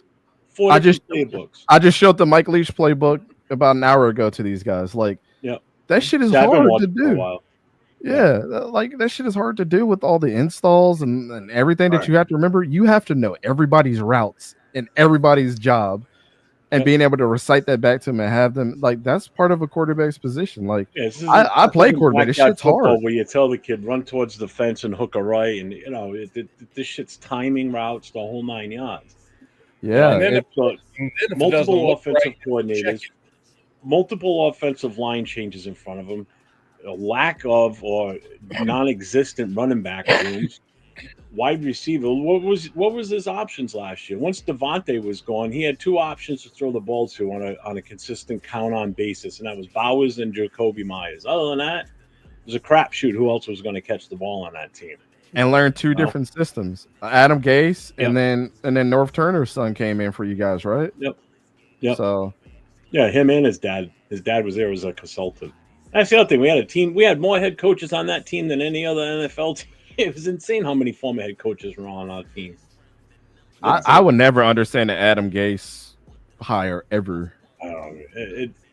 Last year was such. Luke Getsy hire is what blows my mind. Yeah. I mean, everything in general was just such a disappointing and just was disgusting season. It's probably one of the worst ones. And I've had people tell me, "Oh, what about the Art Shell's final season with us?" I still think this was worse. This was in such disarray and confusion and changing coach. We didn't change a coach in the middle of the season with Art Shell. He lasted the full year, then we let him go. This was just lack of disorganization and just was miserable. Mm-hmm. I've been a fan since '76, and this is probably one of the lowest points of being a fan and how bad it was. Last 7 or 8 years have been rough. This last year was the worst. By far. Yep. Facts. I think we had a good draft this year. Last year, bro. I hated every bit of last year, bro. I couldn't wait for it felt like a 25-game season last year. It just felt like it was never ending. It was crazy when half of your guys as content creators are doing mock drafts on week 8. I was like, this is fucking nuts, man. Well, you had to look forward to something. But the only problem was everybody was like, "Oh, it's Shedeur Sanders." I was one of the only ones out of the group that kind of I work around with and get on different shows with that was so adamant about, no, we don't want Shedeur Sanders. There's something about him that drives me nuts that I don't like, and I don't think he's that good. Now, I didn't watch a shit ton of his games, but I watched enough to know that I don't think he's good. I'm sorry. Bro, the narratives on that shit were crazy, and I was here to debunk all of them shits. They're all, his offensive line is terrible. Okay, he was top 15 in time to throw last year. You don't get that shit from a terrible offensive line. Get the fuck out of here, man. Look at his last game of the season, negative 36 yards rushing. Get rid of the ball. Why are you negative 36 yards rushing? Because you got so many goddamn times running for your life. I literally broke down in 2023, his first year at Colorado.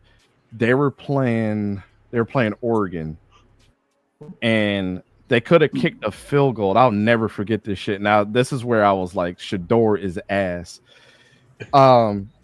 He was running around. I mean, his offensive line was bad that year. I won't cap there, but his kicker missed a field goal by 1 yard. And he did not want to throw an interception or did not want to throw an incompletion. So he's running around. There was a guy, I think Travis Hunter was open in the middle of the field. He runs out of bounds for a 5-yard loss. His kicker comes out there and misses the field goal by 1 yard, like literally 1 yard. I was like, you mother, if you just would have threw it away, y'all would have been up. Yeah, really, you would have made that. I was like, Shedeur's ass. Sorry. And you know what? And I got nervous. I really did. Once we didn't pick him at number 6, I'm like, okay, we're good. All right. I figured Shedeur wouldn't make it past the top 10. I figured somebody was going to grab him. Yeah. Get picked. Then once he got past the Steelers in the first, towards the pick number 20. Once he got past the Steelers, I'm like, oh shit. Because then I'm looking at who's left to pick. I'm like, there ain't nobody that needs a quarterback. crap, there's a chance if Cleveland doesn't get him in the second round, I can see us pulling a bonehead move and grabbing him in the second round. And one of the other guys that was on the live with us, he goes, he was a big Shador guy. He goes, oh, yeah. He goes, we still got a chance to get him in the second round. I'm like, oh, for the love of God, please, no, please. And then when it skipped, I'm like, this son of a bitch is going to fall further back. I said, this isn't going to end well. And then it just kept going. And once it got to the fourth round, I'm like, if he doesn't get picked by the fourth or fifth round, he's going undrafted. I think he really would have. Cleveland didn't draft him. He was going undrafted. Yeah, you know the thing that drives me nuts about this whole Shador thing now is you're seeing all the media about like he's going to these high schools and he's like the last one at practice throwing the ball and all this. I'm like, I said this was the best thing for him was getting fucking humbled this year. Yeah, and now he's starting doing correct, and now he's understanding. Like my wife sent me a clip of him like at practice and he was like taking it all in, almost like teary-eyed and shit. I'm like, you think if he would have got chosen in the first round, he would be doing that shit? No. Oh, hell no. He got humbled and almost missed his opportunity to be on that field. That shit hit him hard when he got there. That wasn't I'm glad to be here. Now this is like, oh, I almost missed my chance to be on the fucking NFL team. Like, yeah, that's what happened. I couldn't believe they took Dylan Gabriel before they took him, though. I love Dylan. I'm not surprised at all. I love Dylan. No, but I'm just saying it's kind of like, man. I was saying that Dylan was going to go before Shador, and everybody called me a clown in other chats. No. I was just saying before him because I think Jackson Dott was a hell of a lot better. I think Jackson Dott was the legit number 2 quarterback in this draft, without a doubt. I don't know if you agree or not, but no, I agree. I thought was the second best quarterback. It wasn't Shador. I ain't gonna lie, my favorite quarterback was Kyle McCord. I loved Kyle McCord, yo. I thought Kyle McCord was a dog. Yep. The only thing that I'll say about Kyle McCord, that dude had Marvin Harrison Jr. and couldn't take them to a fucking national championship. That's nasty work. Yeah. I would never understand that ever. Yeah. And he had Mecca Ibuka and all of them. Mecca Ibuka was still there, yeah. The only thing with Shador and Gabriel is, damn, Shador, maybe you should have done something at the combine other than fuck up job interviews. I will never understand that. People can argue with me till their face turns blue, but to me, a guy that grew up poor and shit and had to work for everything I got, I don't give a shit about your privilege ass. Be here and compete, because even if you do bad, this is what I don't understand about players, and this is what I used to coach my guys. If you get a chance to go to the Senior Bowl, and I'll give you an example who did it. Jack Kaiser from Notre Dame played his ass off in the national championship, and the next week he was at the Senior Bowl getting beat up again in practices and shit. Like, that's a dude that wants it, and he did everything from his pro day to the combine. Fact. Yeah. Why wouldn't you want to go and compete and see where you are? Because at the end of the day, nobody's going to – it's just a grain of salt on your film, right? But I would love the fact that if Shador went to the combine and was like, I'm going to throw, and if he did terrible, then you could go to your pro day and be like, all right, I know what I got to work on. Let me work on these drills. It shows that you're progressively trying to get better. And from my scout buddies, they were like, that's the one thing that turned us off, was like, he didn't even want to compete. And he wasn't. He went to the combine. He just didn't compete. All he did walked was around with his backpack on, talking to people all the time. That's it. He was there for the interviews. That's all he was there for. Oh, let me tell you the one thing that twisted my balls the hardest with Shador. Okay. So the Senior Bowl and the East West Shrine Bowl are the two biggest offseason games that anybody can. It's the All-Star games, right? So he gets an invite from the Senior Bowl. So we're expecting, all my guys are expecting to see him there. And then he declined it because he wanted to get Will Shepard and Jimmy Horn Jr. and the rest of these guys to be there. And so the East West Shrine Bowl went. So you can't just go there and just interview. That's one thing that's been sacred with both of those games. Like, you have to come and compete unless you're hurt. Hendon Hooker was at the Senior Bowl, but he had fucking broke his leg in like 5 different places. But he was out there and he was at the practices and he was doing interviews. That's the only way that you can do this. So the fact that Shador went to the East West Shrine Bowl officials, he said, I'm only going to come to your game is if I can get Will Shepard and Jimmy Horn Jr. and LaJohntay Wester to come. And they said, okay, Shador. And he's like, I'm not going to practice, though. And they said, okay. They wanted the publicity because their game is not bigger than the Senior Bowl. And I said, that's bullshit. He's getting everything that he wants. He's an entitled, great kid from the things that he says and all that. I don't put it past him that he's actually a good human being. But, like, at the end of the day, bro, like, you've been gifted everything. And even the East-West Shrine Bowl did shit that they don't usually do. They were going to invite your homeboys, and you're like, invite those 3 and I'll show up and just do interviews. Now, I lost respect for Shador. Like, I was like, I don't want this dude on any team in the NFL. He doesn't deserve it. Yeah. Now, and then they retired his jersey, too. Yeah. The week before the damn draft. And I'm like, you think the teams are looking at this like, did he deserve this? We were on streaming during the combine, right? Each day, and when it got to the quarterback, wide receiver, running back, when we were watching that one, and we were talking about it. That was the big talk. Was should he have competed? And I'm like, yeah, he should have. If he gets invited to the combine, he should be competing, plain and simple. Yeah, but why should he? What do you mean? Why should he? What if he has a bad day? Well, he has a bad day. It shows that he's human, number one, and it shows that he really wants this. Not just coming off like a entitled kid. Like just being selfish and a little brat. If you ask me, is how I take that. Well, the only reason you should be competing at the combine but still be there for the interviews and such is if you're legit injured. If you got a legit injury, then by all means you shouldn't partake, because why jeopardize your career? Right. Yeah. Yeah. Sacktown, what'd you say? I was just gonna say, he's being a spoiled little baby like he is. It's a sign of things to come. Yeah. And Nabman, Bob, you know how I feel about Shador. I wrote a poem about it. So yeah, he said he did. He wrote a why Shador freaking dropped down the board. He actually wrote a poem about it and put it on my live show.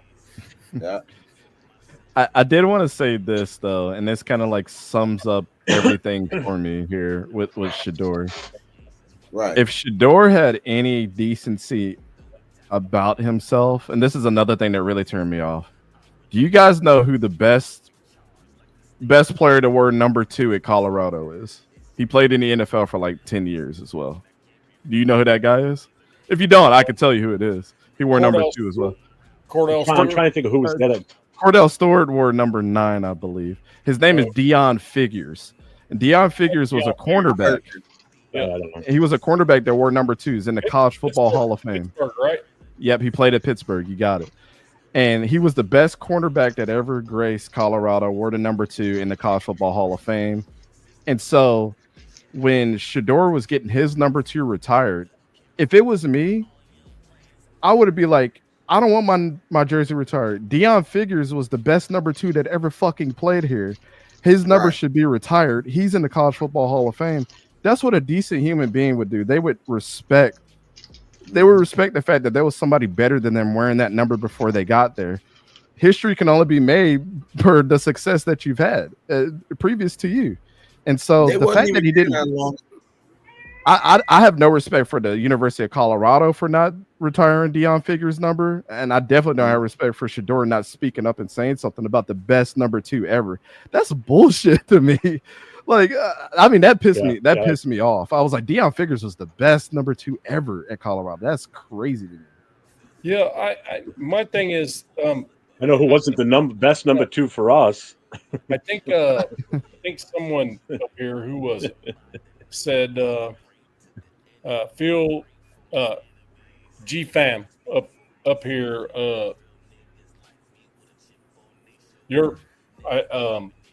G-Fam said earlier up there, the way he interviewed. So I guess everything that ECG is talking about, as well as is this it right here? As well, like Shador, So everything ECG's talked about and everything we've talked about, like all of those traits, and then when you go into and a job interview, because that's what it is. It's a fucking job interview. You know what I mean? You fail the job interview, you don't get the fucking job. Right. And you know, and the thing is, if you don't think these GMs, coaches, and freaking owners talk to each other, there's something wrong with you. You know. Right. So his dad should have been coaching them on is what the league gonna be. Instead of saying you the best, you better than all these quarterbacks. Coaches ask up on what he need to do. Well, how could Deion teach him that? Because, and I see what you're saying. I'm not disagreeing with you, but I'm looking at it from. He didn't have. He didn't have to do that. He was automatically. Deion was automatically freaking in the NFL. Boom, done. Yeah, but the thing with Deion too is like Deion was the shit. So regardless if he wanted to fill a job interview or anything, his play on the field was like. If Shedeur was flawless, then nobody would even bat an eye. But it was. I'll tell you right now. Yep. It would have took Drew Allar committing to the draft from Penn State to be the #1 overall pick, because it wasn't even for certain that Cam Ward was going to go to the Titans for a long time. Yep. Until Shedeur bombed his interviews, and they're like, "That's who I'm going with." Let Drew Aller have committed to the draft. We wouldn't even be talking about Shedeur, Cam. Like everybody knew if he was coming out, then it would have been over. So that told you right there how like indecisive some teams were. Completely. Yep. Well, it's been on 5 hours. I think we're gonna give y'all maybe at least 10 more minutes, and then I gotta get up out of here. It's getting late. It's getting late like a motherfucker. Hey, I've been up all goddamn day. You're an hour behind me, man. I don't even want to hear it. Yeah, but I've been up since 2:30. 30 and shit. Shit, we were on till 4:30 this morning yesterday. I saw that. I saw that you were. I was like, It was. It ended up at the end. It was me, Chris, and Coach Gravy. It was just the three of us on at that point. Shout out Gravy, man. Shout out, Hey. Big Bro. That's Big Bro right there. Man, y'all hit that like button. Subscribe to all the channels, man. Subscribe to all the channels out here, man. I'm putting them up right here. Boom. Subscribe to all the channels, man. It helps us grow. It helps us keep us giving y'all good content, man. You feel me? So, I mean, before y'all I've been subscribed to your channel for a long time.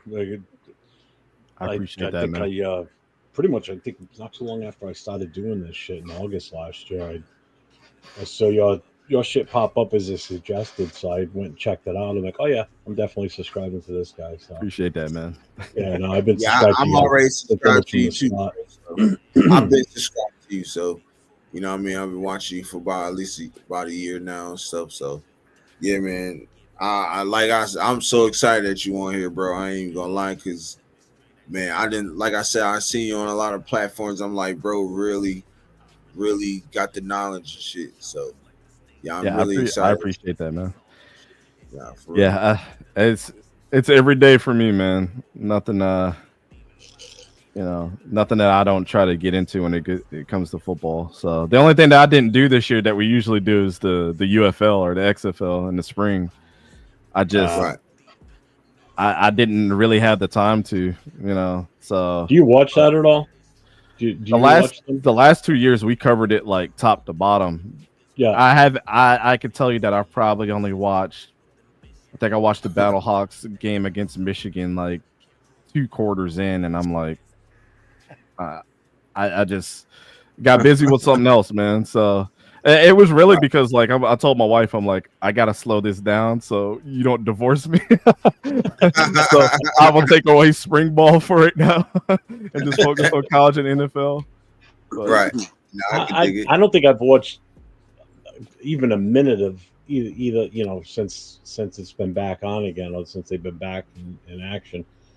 How is the gameplay? Like the quality of the games? I really enjoy it because there's so many nuances that are coming away that is making the NFL think about doing. Like they have a scoring system of an extra point is not a field goal. You could go for it I think on the 2-yard line for 1 point, from the 5 for 2, and like from the 10 for 3 points. So that changes there. It makes it a little bit more exciting. That new kickoff thing that you saw, the XFL did that their first year, and then they went back to the old school way. So that's where the NFL got their idea from. And then I hate that new kickoff. In the last 5 minutes of the game, if you, let's say you scored or kicked a field goal, you can either kick it off or go for an onside kick, or you can start, I think it's a 4th and 20 to convert. And if you convert, then you get to advance downfield again. But it's only for the losing team in the last 5 minutes. So that shit's really cool because it's like it gives your team an extra chance to, you know, if you don't want to risk it on an onside kick or kickoff and depend on your defense. And we've seen like 3 or 4 conversions last year of somebody like actually converting a 4th and 20. So, I mean, it's cool, and it's cool to see some of the players that you probably seen that have been like on your team too, like actually get another chance to play. Like one guy that plays for the Michigan Panthers is it's Puka Nakua's brother. He plays safety. He's a badass safety, but he got himself into some trouble this year with a fucking fan. And it's, I mean, I saw that story, but I know how he played last year. I was like, that dude should be in the NFL, but he wanted to get into some fight with a fan after a game, and then he fucking ruined his chance. So it's like shit like that where you're like, oh my god, bro, you're like that damn close for an NFL team calling you up to be at training camp this year, and you screwed it up. But yeah, it's always good to see those guys in the spring get to compete again. I got a question for you guys. Yeah, Sacktown, you guys, Sacktown, you ready to recite the Shedeur Sanders poem before we leave? Yeah, I got it right here. Okay, well, but it's only if everybody agrees. Yeah, I'm good. Yeah, you good. Make sure y'all hit that like button, subscribe to all the channels. I don't know. Bro, about to do that poem. I'm afraid to say yes. I'm glad I'm not streaming. I don't need to get my shit pulled. All right, Jeff. Jeff, I just let you know. I know you sent them on Tuesday, but I still haven't got your cards yet. All right. There. So, but when I get them, I'll let you know. I mean, good thing is we got another week before Bakersfield. So we got a whole week. Okay, so it's a Dr. Seuss style story. You gotta speak up. It's a Dr. Seuss type of story about green eggs and ham. I call it green eggs or sham. Okay. I don't want him on our team. I don't want him on our squad. I don't want him on our bench. And I don't even, well, for Navman Show, I don't even want him as Nav's mod. I don't want Shedeur, my man. I don't want green eggs or sham. I don't want him on to wear our shield. I don't want him on our field. I don't want him to blow his horn. Hell, I don't want him to sell popcorn. I don't want Shedeur, my man. I don't want Shedeur. Goddamn. Nobody wanted him at all. They said he was shit. My writing sucks. They said he was short. Said he was small. His arms not strong. He can't throw long. His mouth is what caused his fall. I know I showed.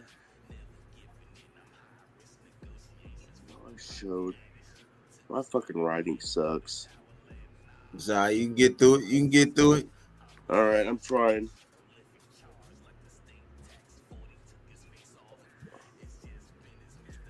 I know God damn it.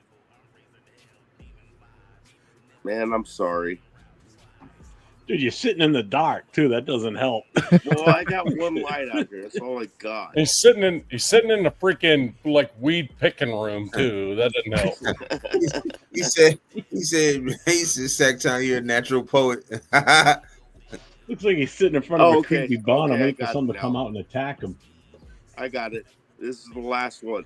I know I sound a little mean, don't want him on our Raiders team. I don't. Shit.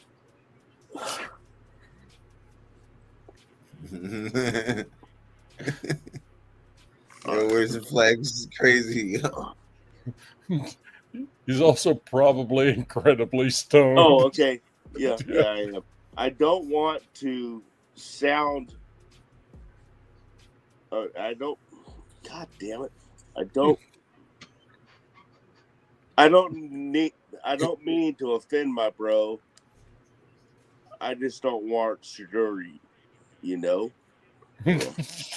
Sorry, man. I totally blew my thing. I'm sorry. It's all good, Bruce. You're stoned. Good, stoned. It's late. You're old. We understand. and I have bad lighting too. So okay. Thanks for all the excuses, man. I appreciate it. No, it's good though. That's still good. You guys were cool though, man. I appreciate that. We're gonna start putting the tomato emojis in the chat. That's all. Yeah, right. Hey, look, smiles on everybody's faces. That's all that matters, bro. That's all that matters. Well, Broncos gay for life. What's up? Thanks for tuning in. Broncos gay for life.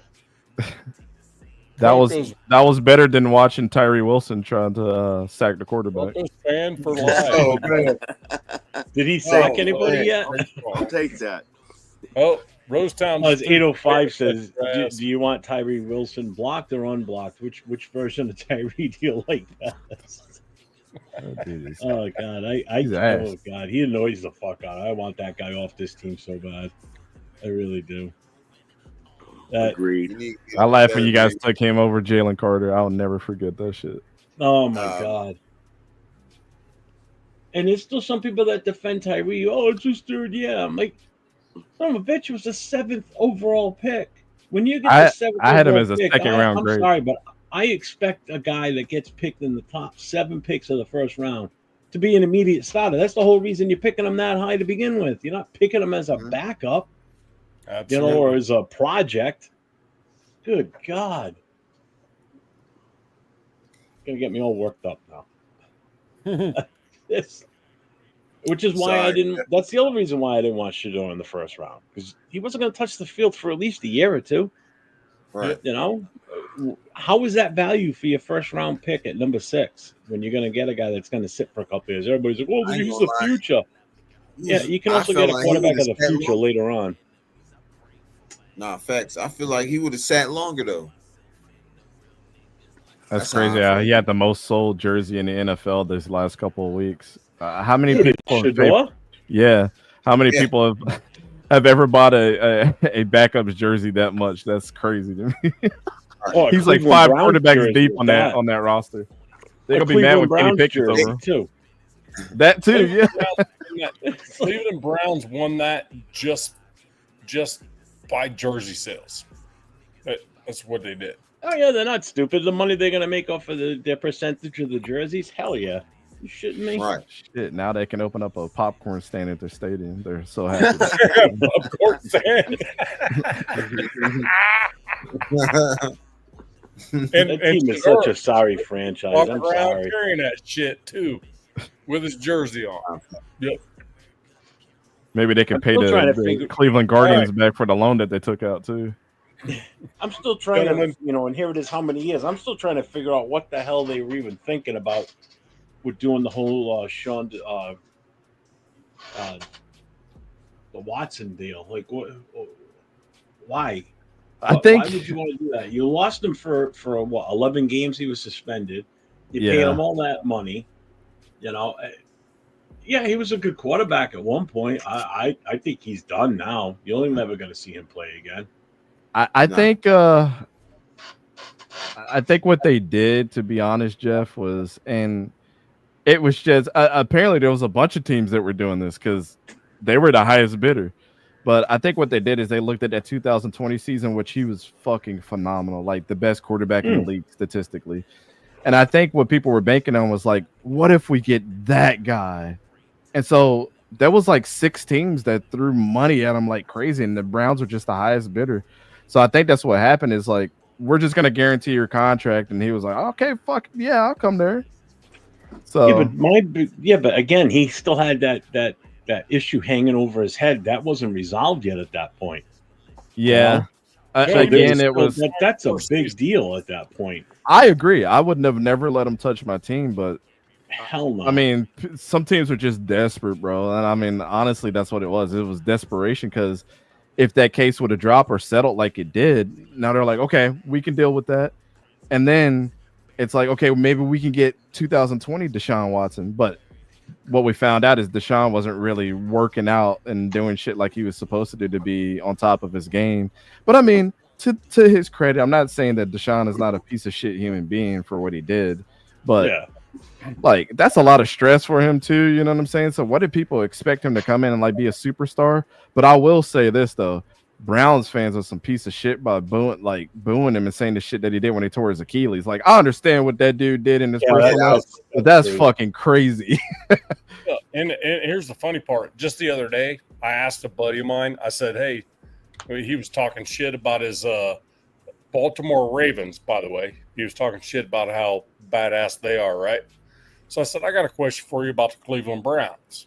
He goes, okay, shoot. I said, how many playoff games have these Cleveland Browns won? Baker Mayfield. And he goes, going back to Baker Mayfield, how long ago was that already? I mean, not that we're that much better with the Ravens. No, I said these Cleveland Browns, right? And he's a Ravens fan. So I'm waiting for him to say, oh, 40, 50 playoff games, to the Cleveland Browns side of things. And he goes, 25 or so. I'm like, no, dude. Your team was the Browns, bro. Yeah, I said, they were. These Cleveland Browns. This is a new team, bro. You got to understand the Cleveland Browns are a new team, one of the newest teams in the league. You got to understand that. He's like, oh, shit, I forgot about that. Yeah. Yeah, I'm people forget. You're a Ravens fan and you didn't even think about that? Come on, bro. Mm-hmm. Come on. Oh, that's why the Ravens weren't able to take any of the Cleveland Browns history with them. They couldn't claim any of that as their own because Cleveland was guaranteed to get a franchise back there. Yep. And it was going to be the Cleveland Browns, no questions asked. Exactly. I just found out the other day. Did you guys know this? And maybe it's just, I was young during that time. I was a teenager, 13, 14 when this happened. But when Barry Sanders retired, the Ravens threw a bunch of money at him. And that's why he's not, technically he's a Baltimore Raven and not a Detroit Lion. That's why he's not in any physical or not in financial situation like Calvin Johnson is with the Lions. I didn't know that shit. What? He's crazy. They bought his contract out, so technically he is a retired Baltimore Raven in like the fine print. I was like, that's crazy. I never heard of that. I didn't know that. Imagine the Ravens with Barry Sanders with that defense. Man, dude, it'd have been a dynasty. But they did that, they did that in thinking that he was going to come out, and so they bought his contract and he had no financial liability for the Detroit Lions, and he retired anyway. So, that blew my mind. I didn't know. I didn't know that. Yeah, that's crazy. I got a question for you guys. Quick trivia question, no Google. Yep. 3 coaches, right? In NFL history have won a Super Bowl and won an NCAA national title. Name Pete Carroll. Yep.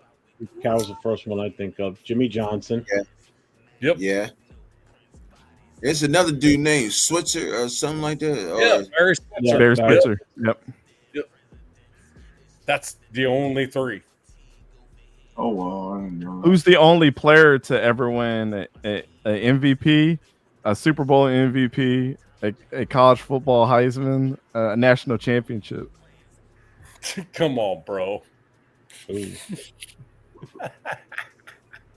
I'm gonna give it to hey, look, I'm giving it to East Coast, goddamn. Nevin, you should know this. Huh? You guys don't know it? It's Tim Brown. Tim Brown. No, Nope. never mind.